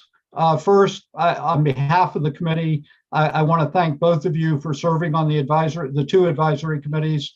That was something that we did pass in 255 and 386. And we know that there's been a lot of movement within the advisory committees. And we're hoping at this point that you can add to, reflect upon either that experience and or what the department is proposing at this point, along with the Assistant Attorney General. So do you want to flip a coin to see who's going to go first, or have you already figured that out? Tiffany, would you like to start? Or would you like me to start? Your choice. I've got a huge... I was not a chair for 255, and so I think going in order, we'll turn that over to Nancy for 255 before we talk about the rest. Very diplomatic approach. Thank you. So we'll start with Ms. Cronin, who co-chaired both the 255 and the 386. And the floor is yours. All right, thank you very much. And I have to say, I appreciate all the work this group has done. I have been here since 9:15 when you guys opened the webinar. I did not receive any of the slides, and much of the information that was presented was not presented to the advisory committee. So some of this is giving it the best shot. It's also, I wasn't able to prepare a report in the way I wanted to. So my notes are going to flip from 255 to 386. It's difficult. But in summary, there are so many critical details that need to be discussed and developed. The advisory committee process of both groups were structured in a way to get individual responses and feedback. So the department presented and individuals were asked to provide feedback. But it was not created as a group. There was no consensus-based decisions. There was no discussions allowed, really. And it did not generate creative discussion that builds on the knowledge of the group, which is a concern. And that created some challenges. Early child care providers, special purpose providers, parents, Head Start advocates, and others all have important perspectives. And using them together would be very valuable. Because decisions are being made internally and individuals were asked to respond, perspective and creativity was lost. For example, for 255, the requirement of the 16 components being compliant, that was presented to us, but we were not given the opportunity to say what we were concerned about the current system. And because of that, it stopped us from being able to be a part of building something better. The MOU provided for LD 255 was the 2016 version, and we were not given information about what currently is being proposed. LD 255 absolutely agrees with a separate governing board. We're concerned with the detail. The reason we want a separate governing board in some ways is exactly to be able to create accountability. We want to have steps to be able to say if a family or if a family is having difficulty with CDS or whoever that unit is, we need a process to be able to get our needs met. And a governing board is the way to do that in the exact same way local school units has a superintendent, a principal, a local school board, and then they can appeal to either different decisions with due process. It creates the same kind of structure. We have real concerns that the roles that are being proposed for DOE versus the independent educational unit don't completely break the potential conflict. For instance, in the slide provided to you in LD 255, they wanted to be able to be in charge of figuring out what personnel needed for personnel improvement. That's incongruous. Ideally, you have the independent education unit saying, this is the service that we provide these services, and we know our staff, and this is what our staff needs for personnel development. It doesn't make sense that it comes from DOE. That's a different level of model. It's a little too much in the mud.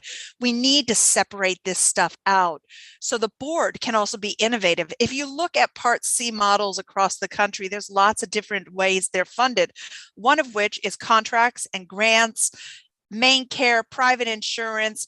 And for Part C, it's true, folks do not get FAPE. And one of the key pieces of that is free.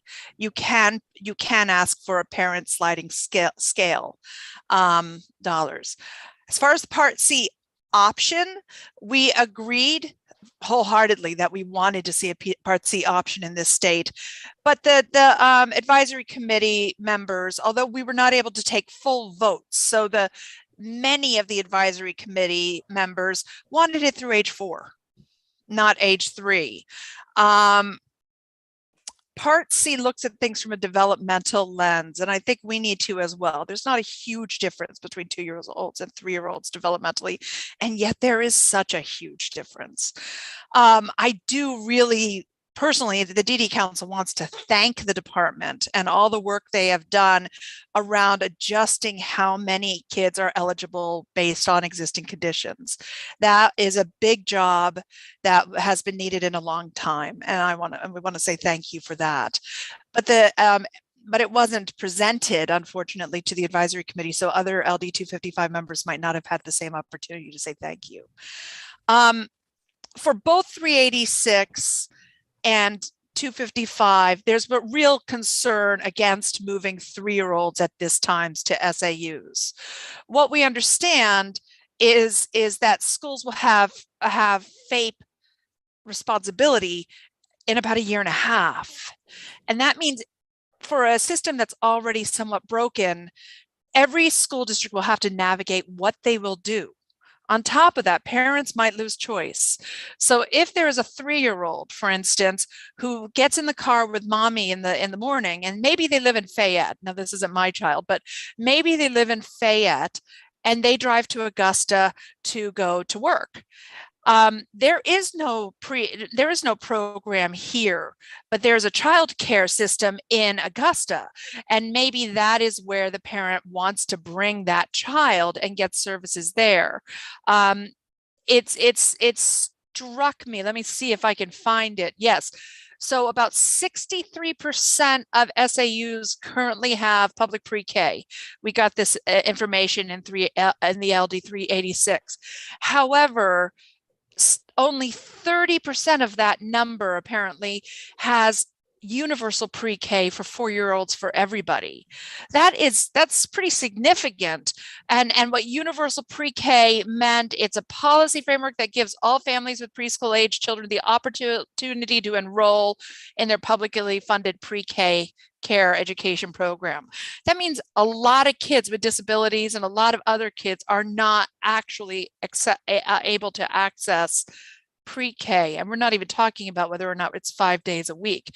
Let's go, if we are not working with childcare, and childcare didn't get a lot of airtime in today's presentations, and wrapping around with childcare, we're going to really be throwing things off for families quite a bit, and I would hate to lose that. If child care providers decided they wanted to be school providers, it sounds like not only would they have to be child care providers in DHHS system, but for 3-year-olds, they would have to be considered a provider for school system, which is a whole other level, which we haven't talked about. And I don't totally understand all of it. I just heard that myself. So much of this is new, and the type of information I wish the advisory committee had a chance to really discuss, not necessarily react. We had lots of opportunities to individually react, but to discuss. I call it like Camelot. We need a round table in which we're mind merging and creating those really great creative solutions. We do agree, I think both sides agree with regionalized billing systems, but I think there needs to be some discussion about covering developmental therapy as a service model. That's going to be especially important if we move to 3- and 4-year-olds to SAUs or anywhere else, because that provides an avenue of billing and being reimbursed for much of this work. So developmental therapy really needs to be defined as a scope of service, potentially credentialed, and opened up as a main care option.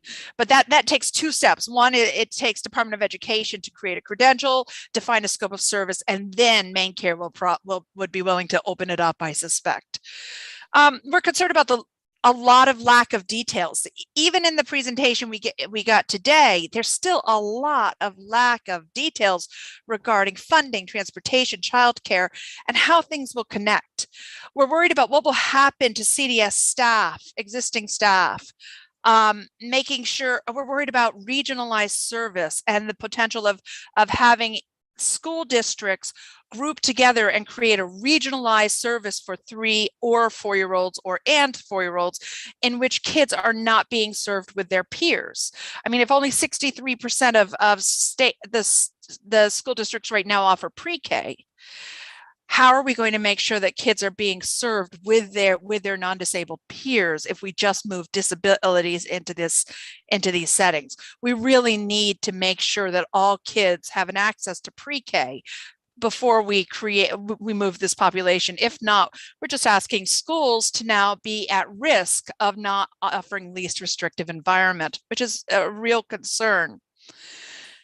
The department needs to be open to hearing new ideas and sometimes unpleasant points of view so that we have the possibility of really improving the system. We need to go back to the meat of the resolves and structure conversation with the department using a roundtable method. We need answers to work together to answer the questions, and the committee could send us back to do that work. January 1st, 2023, moving FAPE is really scary. As a school board chair, I will say 2 years of funding, then what? As an old select person, I'm extremely concerned about property taxes. I'm extremely concerned that school districts are going to have they might see this as another mandate that could increase their property taxes. This stuff has to be figured out before we move them. So, all right, a couple more pieces. Everything connects between these two bills. If you change eligibility, it's going to change it across the board. Finances, personnel, these are really big deals. There are a couple options that I think that the committee might continue. Now, please understand the advisory committees did not get to vote on these, but one idea that you could consider is to change the order of how we make changes. LD 255 aims to remove the current conflict of interest between the department and CDS. You could strengthen that for 0 to 5. Bureaucracies were never really meant to be service providers. They're compliance and quality regulators. Have CDS built now, improve, and test things out. See if billing works. Test eligibility. See how things are going to cost out. Do it at that point with CDS managing it. It's easier for one entity to fix issues than transfer to hundreds of SAUs and have them solve them individually. Then, after that's done, move to CDS to schools. And make these folks technical assistance providers. And here's my idea. There's something called economies of scale, in which things are very, very expensive when there's very few children. And Part C, you're talking about very few children. At one point, when is it not going to be cost effective to have just 0 to 2-year-old in an independent education unit? What's the cost of that, and how do you figure out that per child of providing service? If at least we're building a technical assistance department and unit as well for CDS, then they can assist long-term to schools about inclusion and all kinds of different reasons, and it might help folks. So that's an idea. Another idea you could do is move 4-year-olds to SAUs, but don't touch the 3-year-olds. I understand that's challenging, but some schools can handle 4-year-olds. I mentioned to the superintendent in my school, they're thinking about 3-year-olds in a year and a half, and her jaw dropped. I will say that in the advisory committee, there was one special education director who was very clear that they really are ready. She was very passionate and very clear that she's concerned about all the kids that are not being served now, and feels like they could do a better job. So I want that heard, that there really is this urgency to fix things. But there's so many things about this, so many moving parts. Perhaps changing the order of change makes the most sense. And at minimum, move the 4-year-olds, but don't move the 3-year-olds. It's too scary, and it will affect way too many parts. Thank you. Thank you, Ms. Cronin. And maybe we'll listen, have Ms. Haskell, and then entertain questions from the committee. Ms. Haskell, Thank you for being here again, and please proceed. Well, Nancy won't mind me saying that you'll find me much more brief. I don't think she'll mind.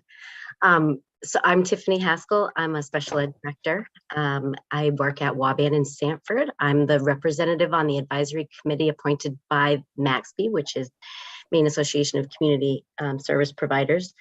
I was involved in the process last year where we all worked together to get to a place where we were able to do the work that put some very specific requests in the resolves. And I felt like through the process, there was a bit of a leap of faith through some of that. And that in the end, the language in the resolves did reflect the specificity that we all felt was really important to consider as we make a plan to move these children.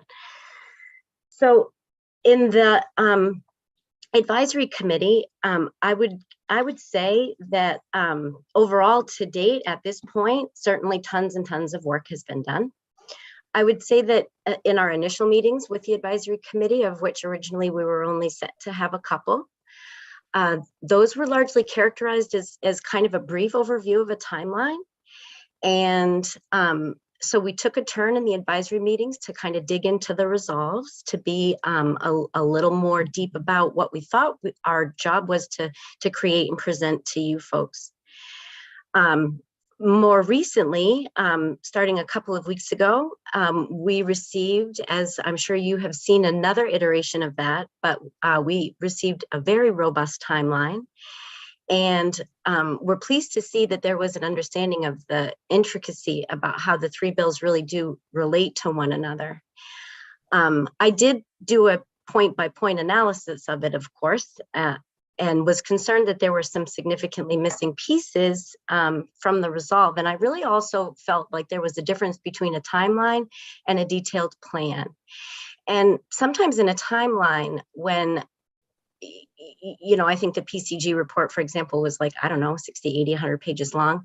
When we summarize that in a series of bullet, of course, there's meat behind that. But if there's no opportunity to look at the meat behind that, discuss the meat behind that, then it's just sort of back to that concept stage. So I would say all along, many members of the advisory committee shared input when it was asked for, but kind of in a nutshell, needed a level of detail that we seemed to kind of always sort of be wanting.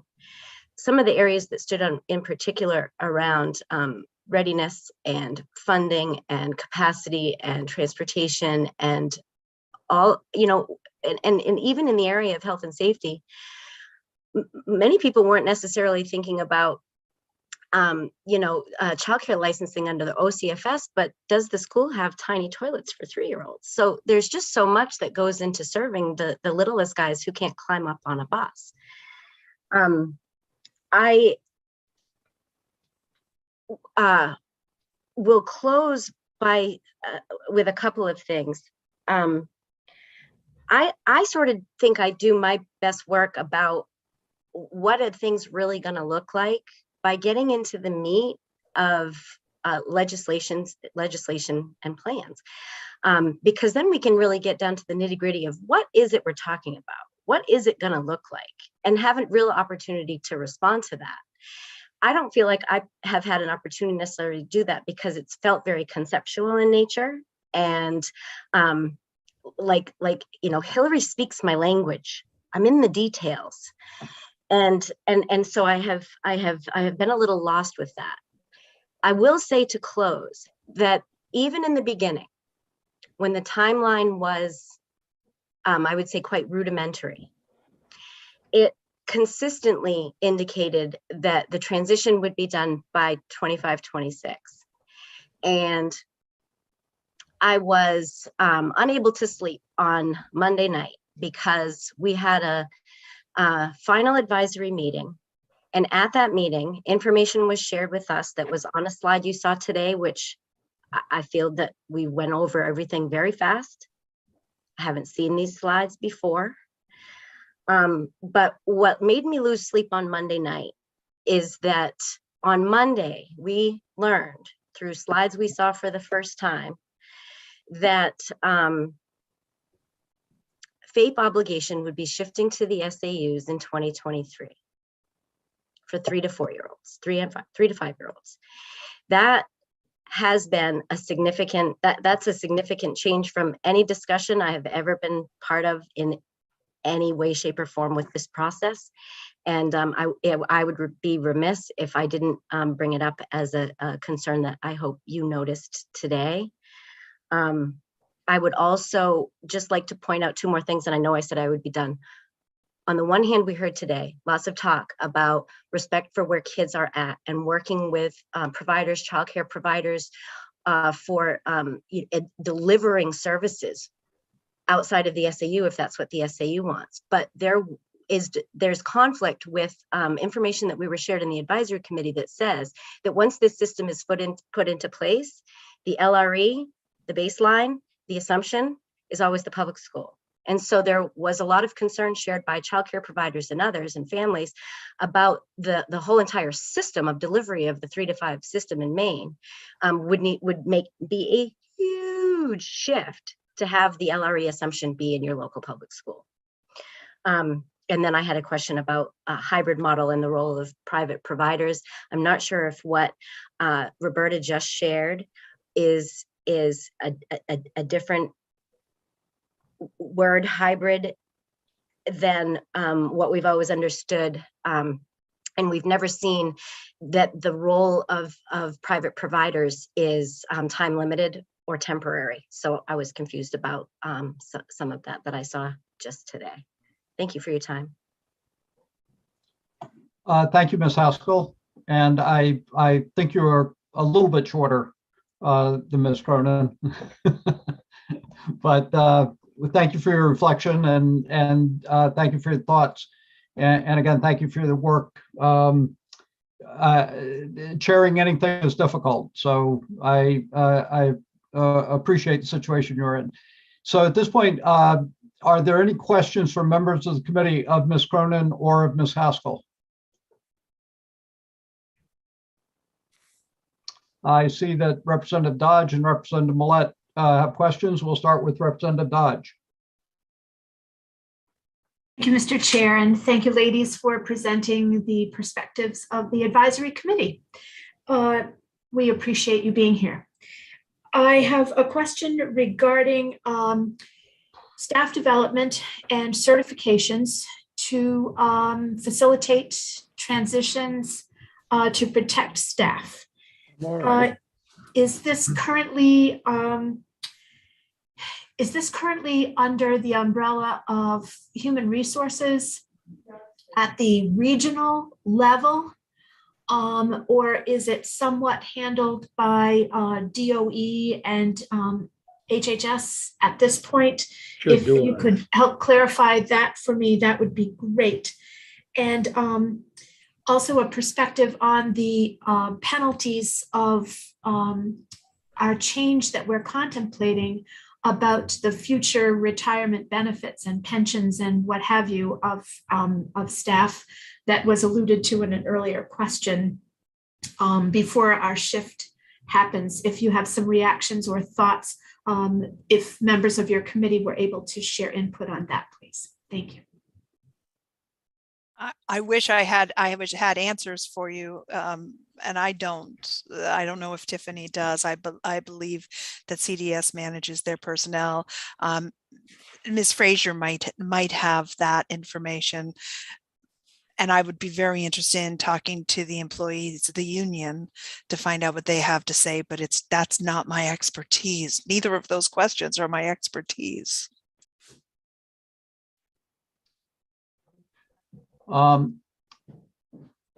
Ms. Frazier, did you have anything to add to that or be able to answer that question for Representative Dodge? Sure.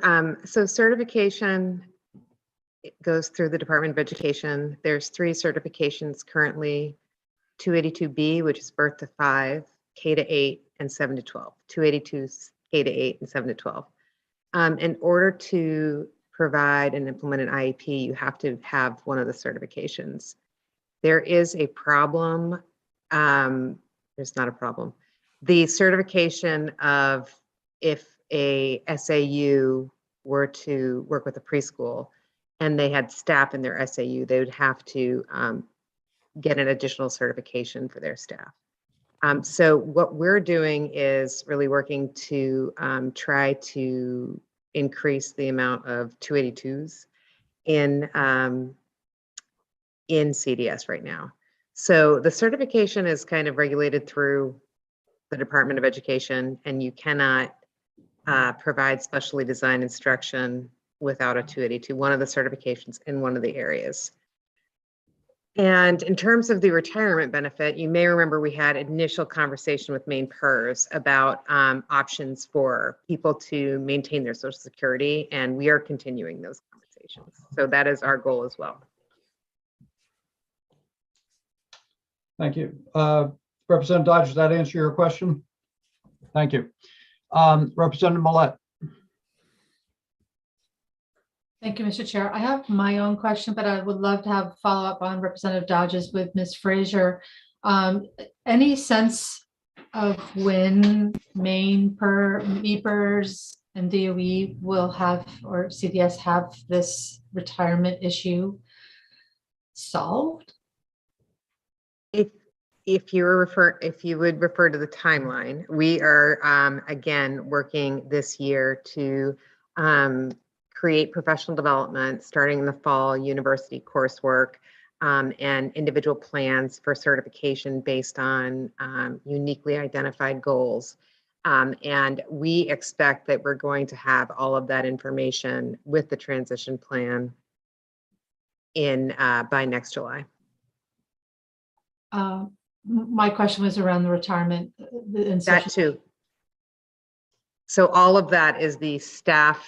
We would have to come up with compensation packages for people if the, they have, there's all these different aspects of employment negotiation when you have a shift like this. So there has to be lawyers involved in understanding compensation packages and retirement packages. And so that's why the individual planning for career aspirations, some of the staff would potentially want to remain in Part C. Some of the staff might want to go into a Medicaid billing system.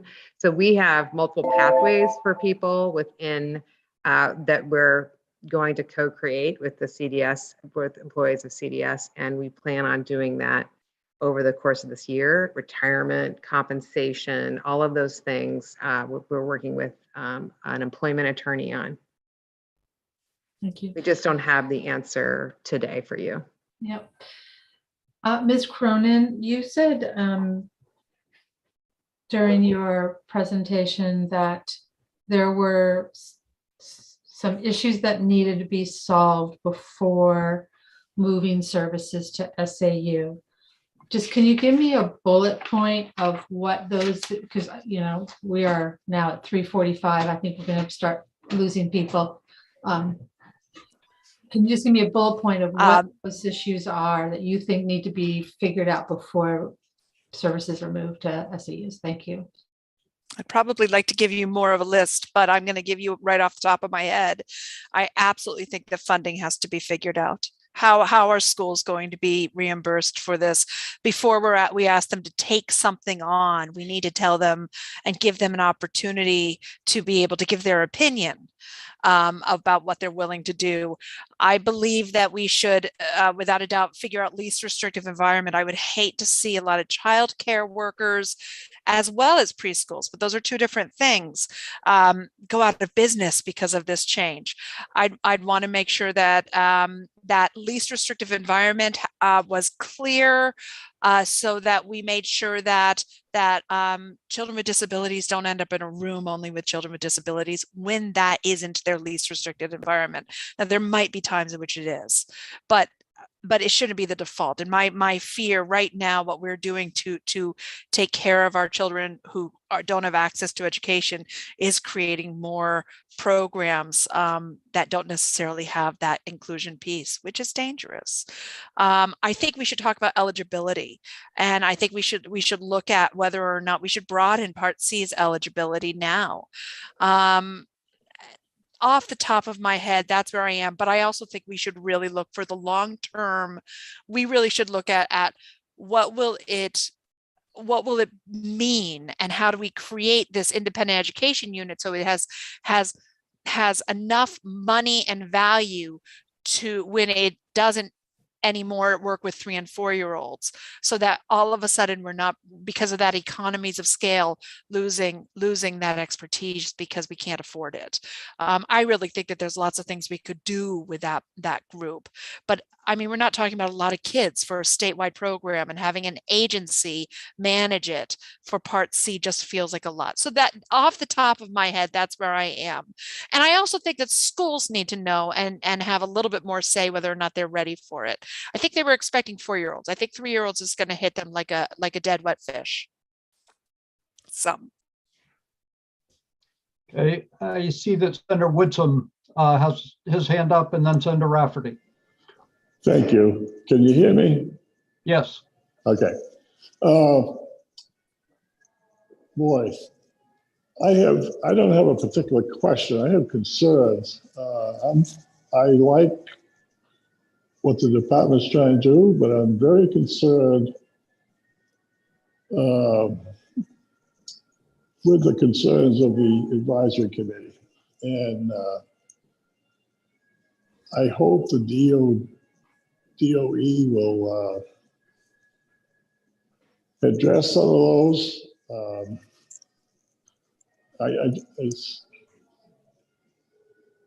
It's getting a lot more complicated. And I'm on the floor here because I'm in PT. Well, I hope that's going well for you and it's less complicated, Senator Woodson. Yeah, well, I'm just concerned, okay? I needed to say that. Okay. Thank you. Right. Thank you. Senator Rafferty. Yes, thank you very much, Representative Brennan. And thank you all for your work with those advisory committees and your reports here today. But I, like Senator Woodson, I think maybe more questions than I thought in my head anyway. And they're swirling around. But I actually observed one of your meetings, and I came out of that one with a lot of questions. But will we get a written report from you folks, a combined effort in terms of a written report? And will that, hopefully, the answer is yes. And will that give us a list of areas that you came to an agreement on or reach a consensus on? A separate list of disagreements? And maybe a third list of unanswered questions that were neither, it's kind of like testifying, neither for nor against. So, because there's just a lot out there. And did you folks, as a combined group, I know it's a lot of questions. These would you don't have to answer now, but did you determine the potential starting date, or was that handed to you by the department? Thank you. If you're talking about for Part C, that was handed us for the department. We started in very late in October, and that was surprising because I know it was an emergency legislation. It is difficult, and Tiffany and I both talked about this. It is difficult to write a report because we were not able to create. I kept talking about wanting to have the group be a body to be able to have votes and consensus decision making. And it was we never were able to do that. So it's what I have done is written very clearly, step by step, what individual members have said and why they said it. And I can put that together in a report. But without having people be able to kind of vote and agree, it's difficult to speak as a body, because for a large part of for a large part of both sessions, there was about 12 to 15 individual members of the appointed bodies, and there was about 19 or 20 technical assistants and support people. And oftentimes it wasn't clear who was talking who wasn't talking, and how it was. So that opportunity to kind of create an identity and that kind of consensus-based decision-making is hard. I'd be happy to write what I've written down, that was done with a subgroup of the advisory group out of the group, but you can't call it the advisory committee. There wasn't an opportunity to be an advisory committee. Tiffany, do you agree or disagree? Can you add to that or disagree with me? It's all good. I guess I would just add, I guess what I was thinking while I was hearing you talk, that I just go back to what I said about some specifics. It would be much easier to agree or disagree if there was something specific. You can't disagree with a bullet that says fiscal considerations. So I wouldn't be able to necessarily draft something that would be super helpful about specifics that are in disagreement or agreement, because I don't have the detail for anything that we could have voted on like that, like you're asking for, the level that I think you're asking for. Senator Rafferty, did you have a follow-up, or? You're muted. You're muted. Maybe separately, doesn't ring all day till now. Maybe separately. I mean, if you go back to your own groups, and I don't know how much you're able to just talk with one another on your own. If you could just piece together some of the things that you remember, these were the pluses or the minuses. I mean, that might help guide us. I would be happy individually Thank you. to try to figure out I who was in which group, and maybe offer an opportunity for everybody to come just for that. To do that. So I'll try to do that. And Tiffany, will you help me with it on 386, and we'll try to have a meeting just to do it.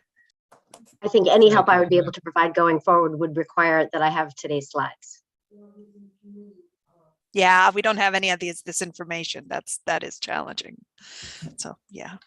Representative Salisbury. Thank you. Thank you, Mr. Chair. Are you all set, Joe? Yeah. Oh, okay. All right. Thank you. I'm really super concerned right now. And so I was going back to read the original resolve to try to start back at the beginning to get a feeling for, what led us to this point.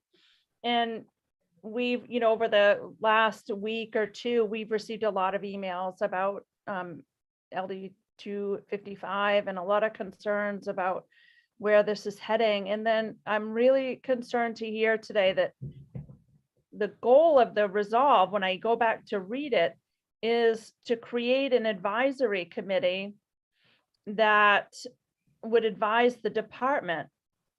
And it seems like, in my impression today, is that it's been the other way around, especially hearing that the advisory committee doesn't have the plan that they were supposed to advise on.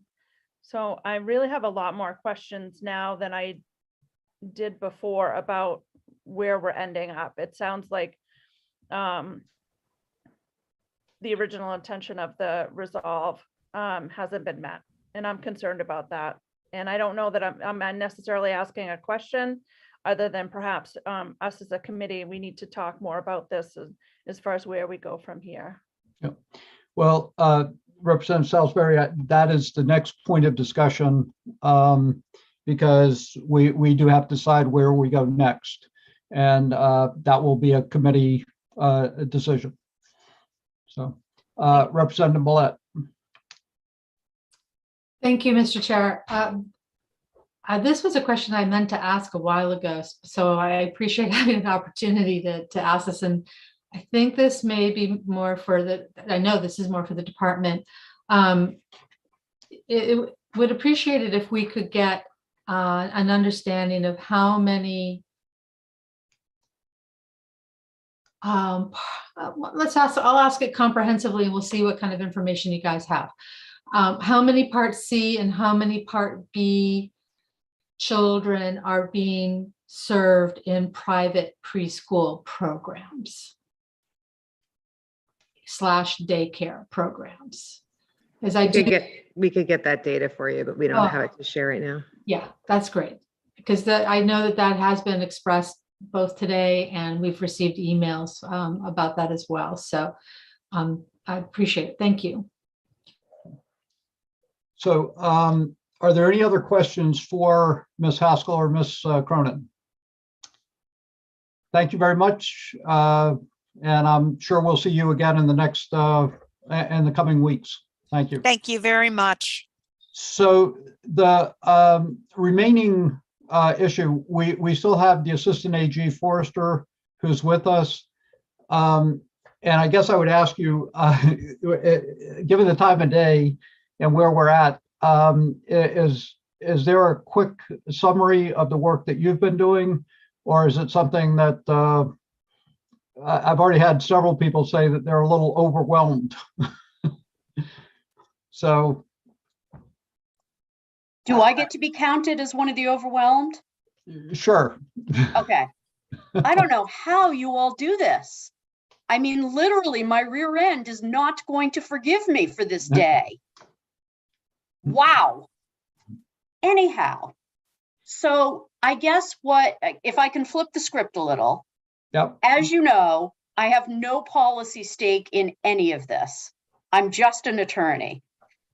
But I do need some guidance, or the department needs to guide me or somebody, because I think that between me and Hillary and you, I mean, someone's got to talk about what product you're looking for, if any, and if so, how said product is going to come together. And while I may know of the availability of a start to said product, I just need to understand where this is all going. I think I told you at the beginning of the day, so for those of you that have drifted off, what I've drafted so far is for the Department of Education, in the sense that they were charged with presenting a report and proposed legislation.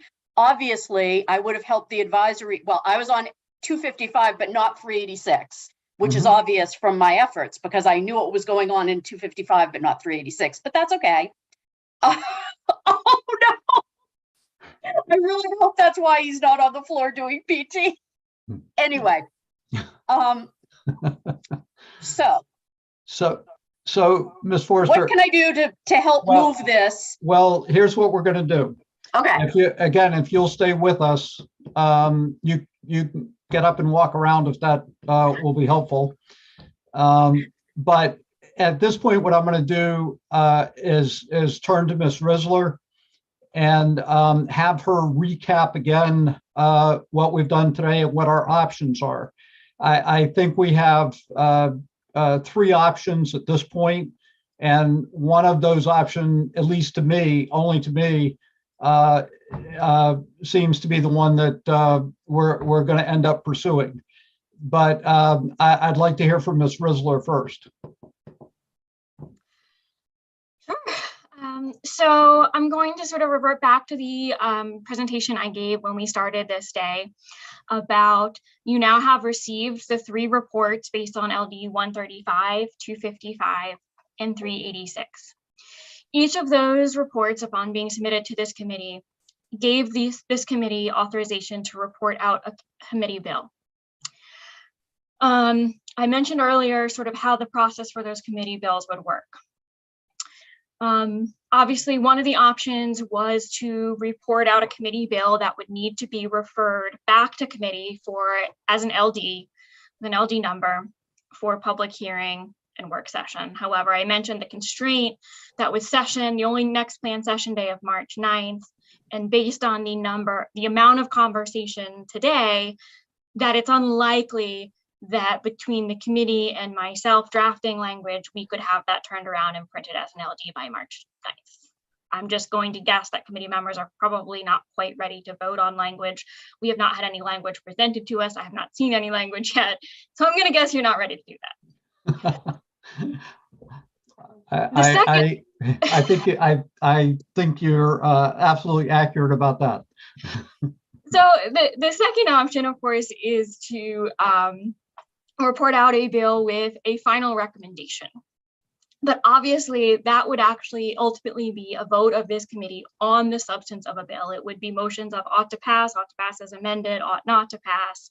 And again, to do any sort of real vote, you would certainly want some language, and that's going to take time to develop. You've heard from Assistant Attorney General Sarah Forster that she has been working on some statutory language based with the department. Obviously, I have not seen that yet, and that has not been presented to this committee yet. So my expectation is that there needs to be further discussion on this committee as to how you want to move forward. One thing that would be helpful to know, and this is not necessarily that needs to be answered today, but as I look forward to, okay, if we're going to get this back on the schedule for further discussion, maybe next week, is to think for the committee, how many committee bills do you want to report out? You have 3 different legislative vehicles. The main care billing, although you did just vote in favor of Representative Brennan's bill, so perhaps that one's not needed. You have LD 255, which was focused on the early intervention, and you have the LD 386, which was focused on the 4 to 6 year olds and the transition to school administrative unit.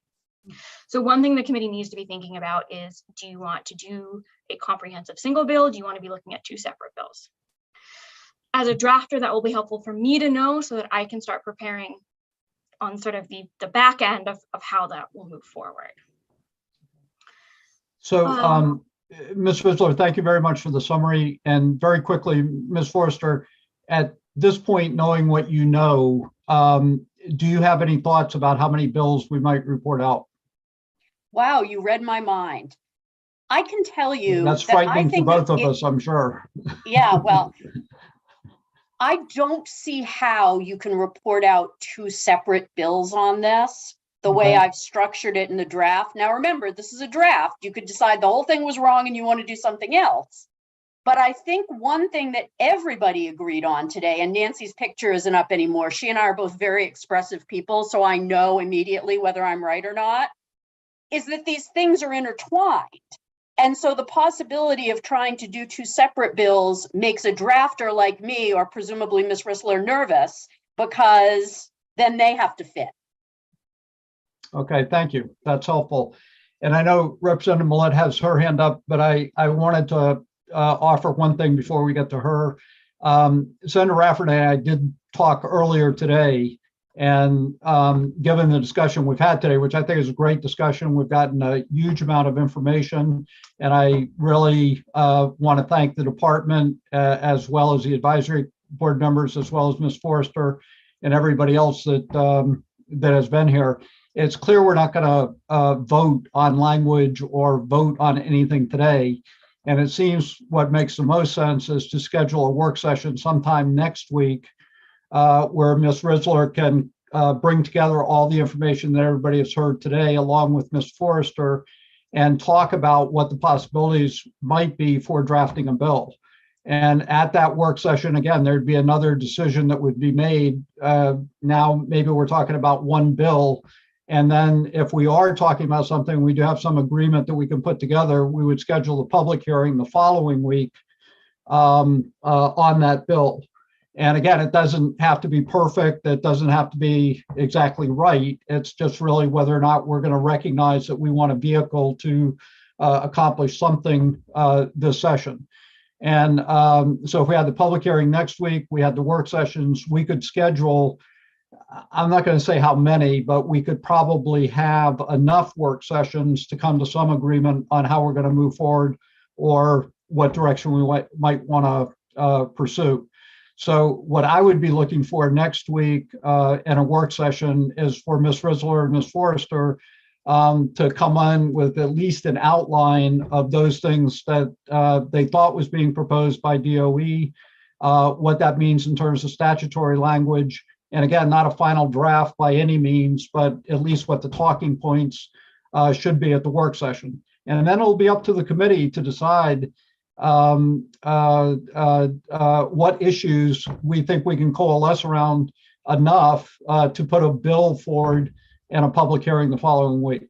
So that's my suggestion at this point. And And I will now go to Representative Millette and then Representative Salisbury, and would be more than happy to hear from other people on the committee. Representative Millette. Thank you, Mr. Chair.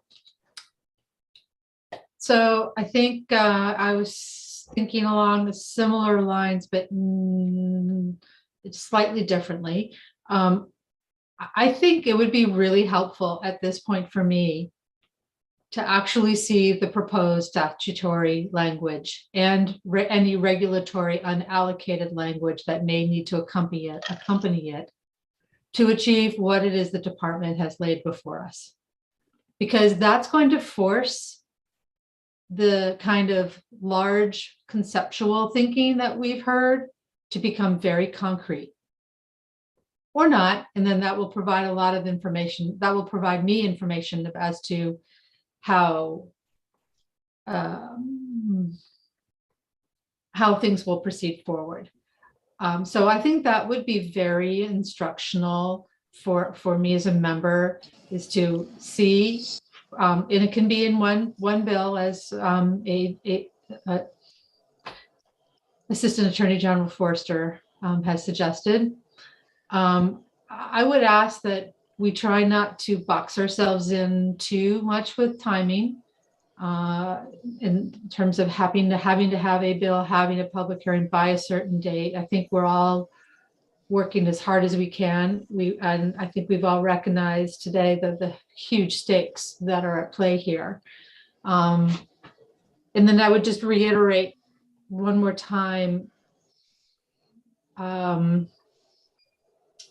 two things for me personally. Having public input on this, whatever it is going to be really important, and it needs to be, I don't know, broadly shared and announced to the public. And two, I'm going to have a very hard time voting in favor of putting out a bill to go onto the floor of the chamber without some of these really big questions answered.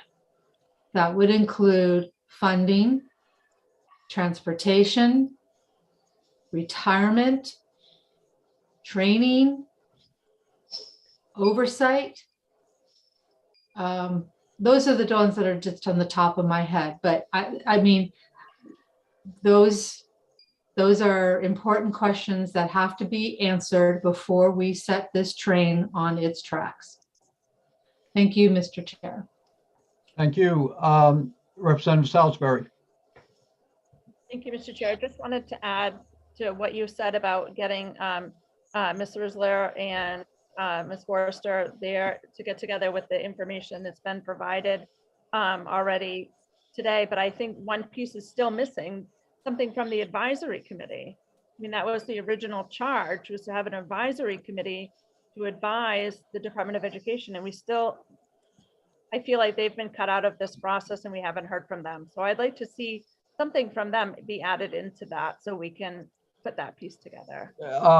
Representative, what would you like to see from them, Representative Salisbury? I don't know that they have a separate report at this point. So. And I think that's because they didn't have a lot of this information. So, you know, if it would be up to me, I'd want to go back and give them more time to go over this information, to meet again, to talk about it, to do the advisory committee work that they were originally charged to do, which doesn't sound like they've been able to do. And because if we just went right to the work presented right now, we've completely cut out a whole piece of that resolve. And okay.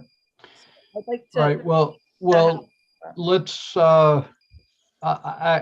will talk to DOE and talk to Ms. Cronin and Ms. Haskell and find out how we might be able to facilitate that. Representative Crockett. Yeah, thank you, Mr. Chair. And first, I want to I appreciate and applaud your optimism that we may be able to get something done here in short order. To follow up on Representative Salisbury's last point, I mean, the advisory committee and the departments have been working together for months, trying to come up with something to present to us today. And I don't know how anybody else feels, but it feels like they couldn't be any further apart, which is resulting in all these unanswered questions. And I don't know how. I would like to see maybe a more unified, compromised presentation from the advisory group and the respective departments. Otherwise, what do you really expect us to do? It's like we got to pick a side, and I'm not sure that's where we want to be. Well, I'll say I'm not sure that's where I want to be. So hopefully we can make things happen in a few days that will surprise us all. Thank you, Representative Crockett. Representative Dodge.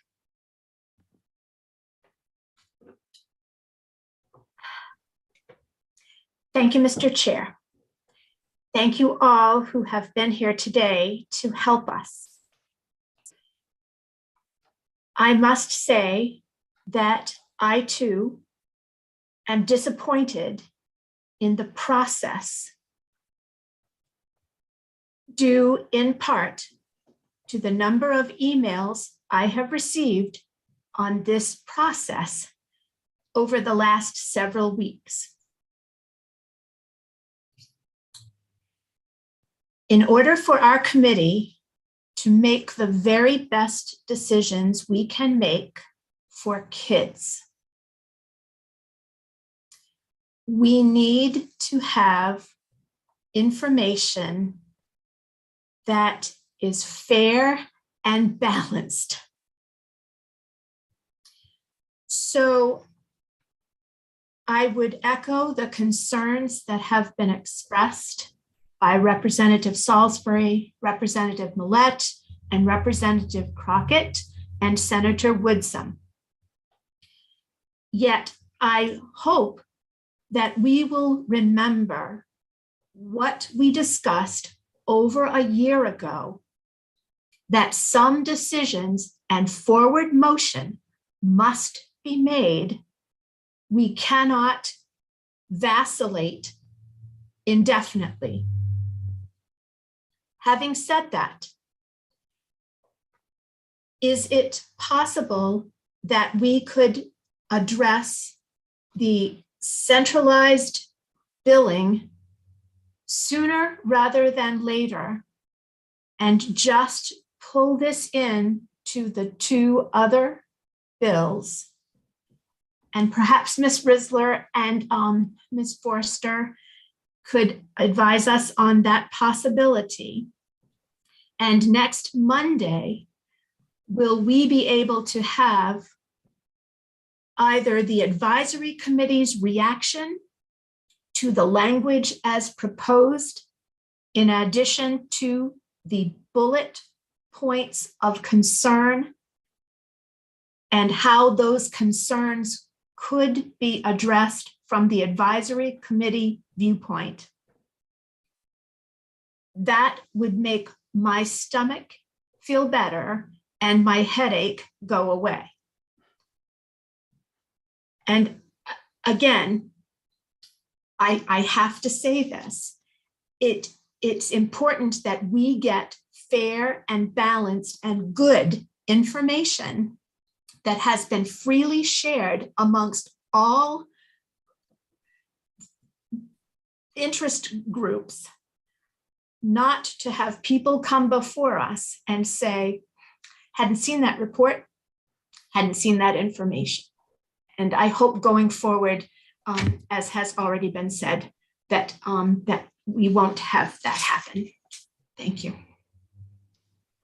Thank you, Representative Dodge.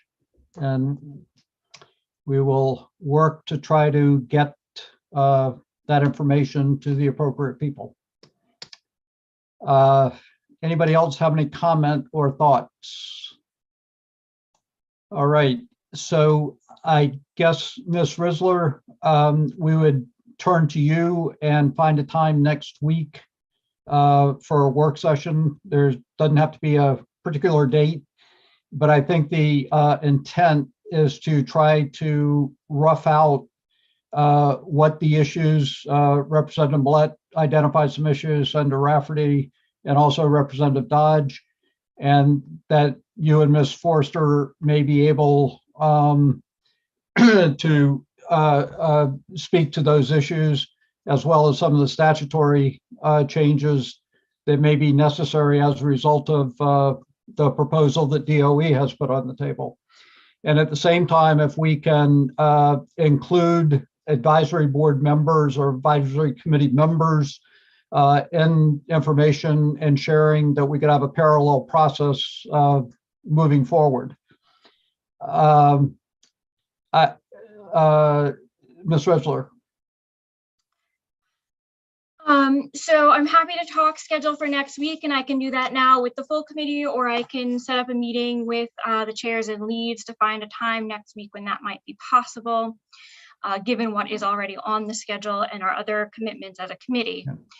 And just, I want to remind the committee, I'm leaving tomorrow to go to the Grand Canyon. So I will have the opportunity to stare into the abyss, which may put CDS in context. Just don't end up on your back. There can be only one member on their back at one time. So I will try to coordinate my schedule in a way that might coincide with what we're doing with CDS. So Ms. Rizzo, that would be great if you could meet with Senator Rafferty and with Representative Stearns and Whitson and potentially myself, and we'd find a time next week. And then if you could coordinate with Ms. Forrester that on drafting, that would be helpful. And then continue with what you were going to say. Yes, so I don't know if the chairs and leads, if we want to try to meet tomorrow morning at 9 before our work session to talk about the schedule for next week, if that works for everybody. I see a couple thumbs up. Okay.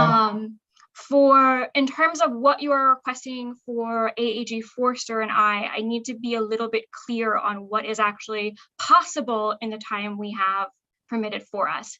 Well, obviously, any statutory language that has been drafted will need to be sent to myself from the department. I'm not going to be able to do statutory drafting in a week on this issue. In terms of identification of issues that have been raised today, obviously this is a very large, it's a very complex issue. I would ask those on the advisory committee who are here today, as well as those on the committee, to please send me some of these areas of concern so that I can compile them into some sort of document to guide the discussion. But to the extent that there have been concerns raised and there have been questions answered, it's not always clear to me which of those concerns have been satisfied or whether those concerns are still outstanding. So I would ask members of committee, as well as those on the advisory committee and the department, to the extent applicable, to email me. It can be very brief, it can be just an email. I will compile that into some sort of structure that we can use to guide discussions when we do meet next week, with the caveat, of course, that if we're looking at meeting on Monday or Tuesday, which are likely, you have House and Senate session next Wednesday or possibly the following Friday, that that will limit how much I can do between now and then. Lastly, and we can talk about this tomorrow morning, Senator Rafferty and Representative Brennan, about what sort of request you would like to make to the presiding officers regarding meeting on this issue beyond the deadlines that have already been imposed. Okay, thank you. We definitely will do that. So 9 o'clock tomorrow morning, hopefully Senator Whitson will be in a more upright position and be able to participate. I'm all set. I didn't know you were there. Representative Sampson. Thank you, Mr. Chair. On a lighter note, I just have to say, because I get a thrill out of her sense of humor and the levity that she brings to the equation. That is Sarah Forster. It's so good to see you. I want to thank you. You've been, I may not always be on screen, but I'm listening and just made me crack up so many times. So thank you for the levity. Representative Millette. Thank you, Mr. Chair. Ms. Risler, when would you like from committee members outstanding issues that we feel have not been addressed? I would say I'm not going to put a deadline until I meet with the chairs and leads about what day we're actually going to be meeting to work this. So how about I announce tomorrow morning before we start our work sessions when that deadline would be. If you could also perhaps just send an email as well. I may not be in attendance tomorrow. It's not clear. Thank you. Absolutely. So before we officially call it a day, I do want to thank everybody for your patience. We expected that we would have a long day, and we thought that there will be a lot of things that would be introduced to us. So I appreciate everybody's patience and commitment to doing this. One thing I'm going to say, and I know I'm going to regret saying this, but I will say it anyway, and I'll say it online, so it'll be recorded, and people go back and say, you did say this, and I won't be able to step away from this. But at least 3 other times in my legislative career, I have gotten to this point with CDS and not been able to go to the next place. And that's why we're still having these discussions about CDS and what to do. And so I'm sure along with you, it is frustrating. It can be kind of overwhelming. It is hard to figure out how all the pieces fit together. But if we can figure out a pathway forward and figure out a way for us to address some of these longstanding issues, we will definitely serve families and children in the state in a way that has not occurred in the last 25 years. So I wanted to end on a note of optimism that I do think, despite the complexities, despite some disagreements at this point, I'm still optimistic that we can move forward. Anybody else? Well, thank you very much, and we'll see everybody tomorrow at 9:30, except those of us that we're going to see at 9.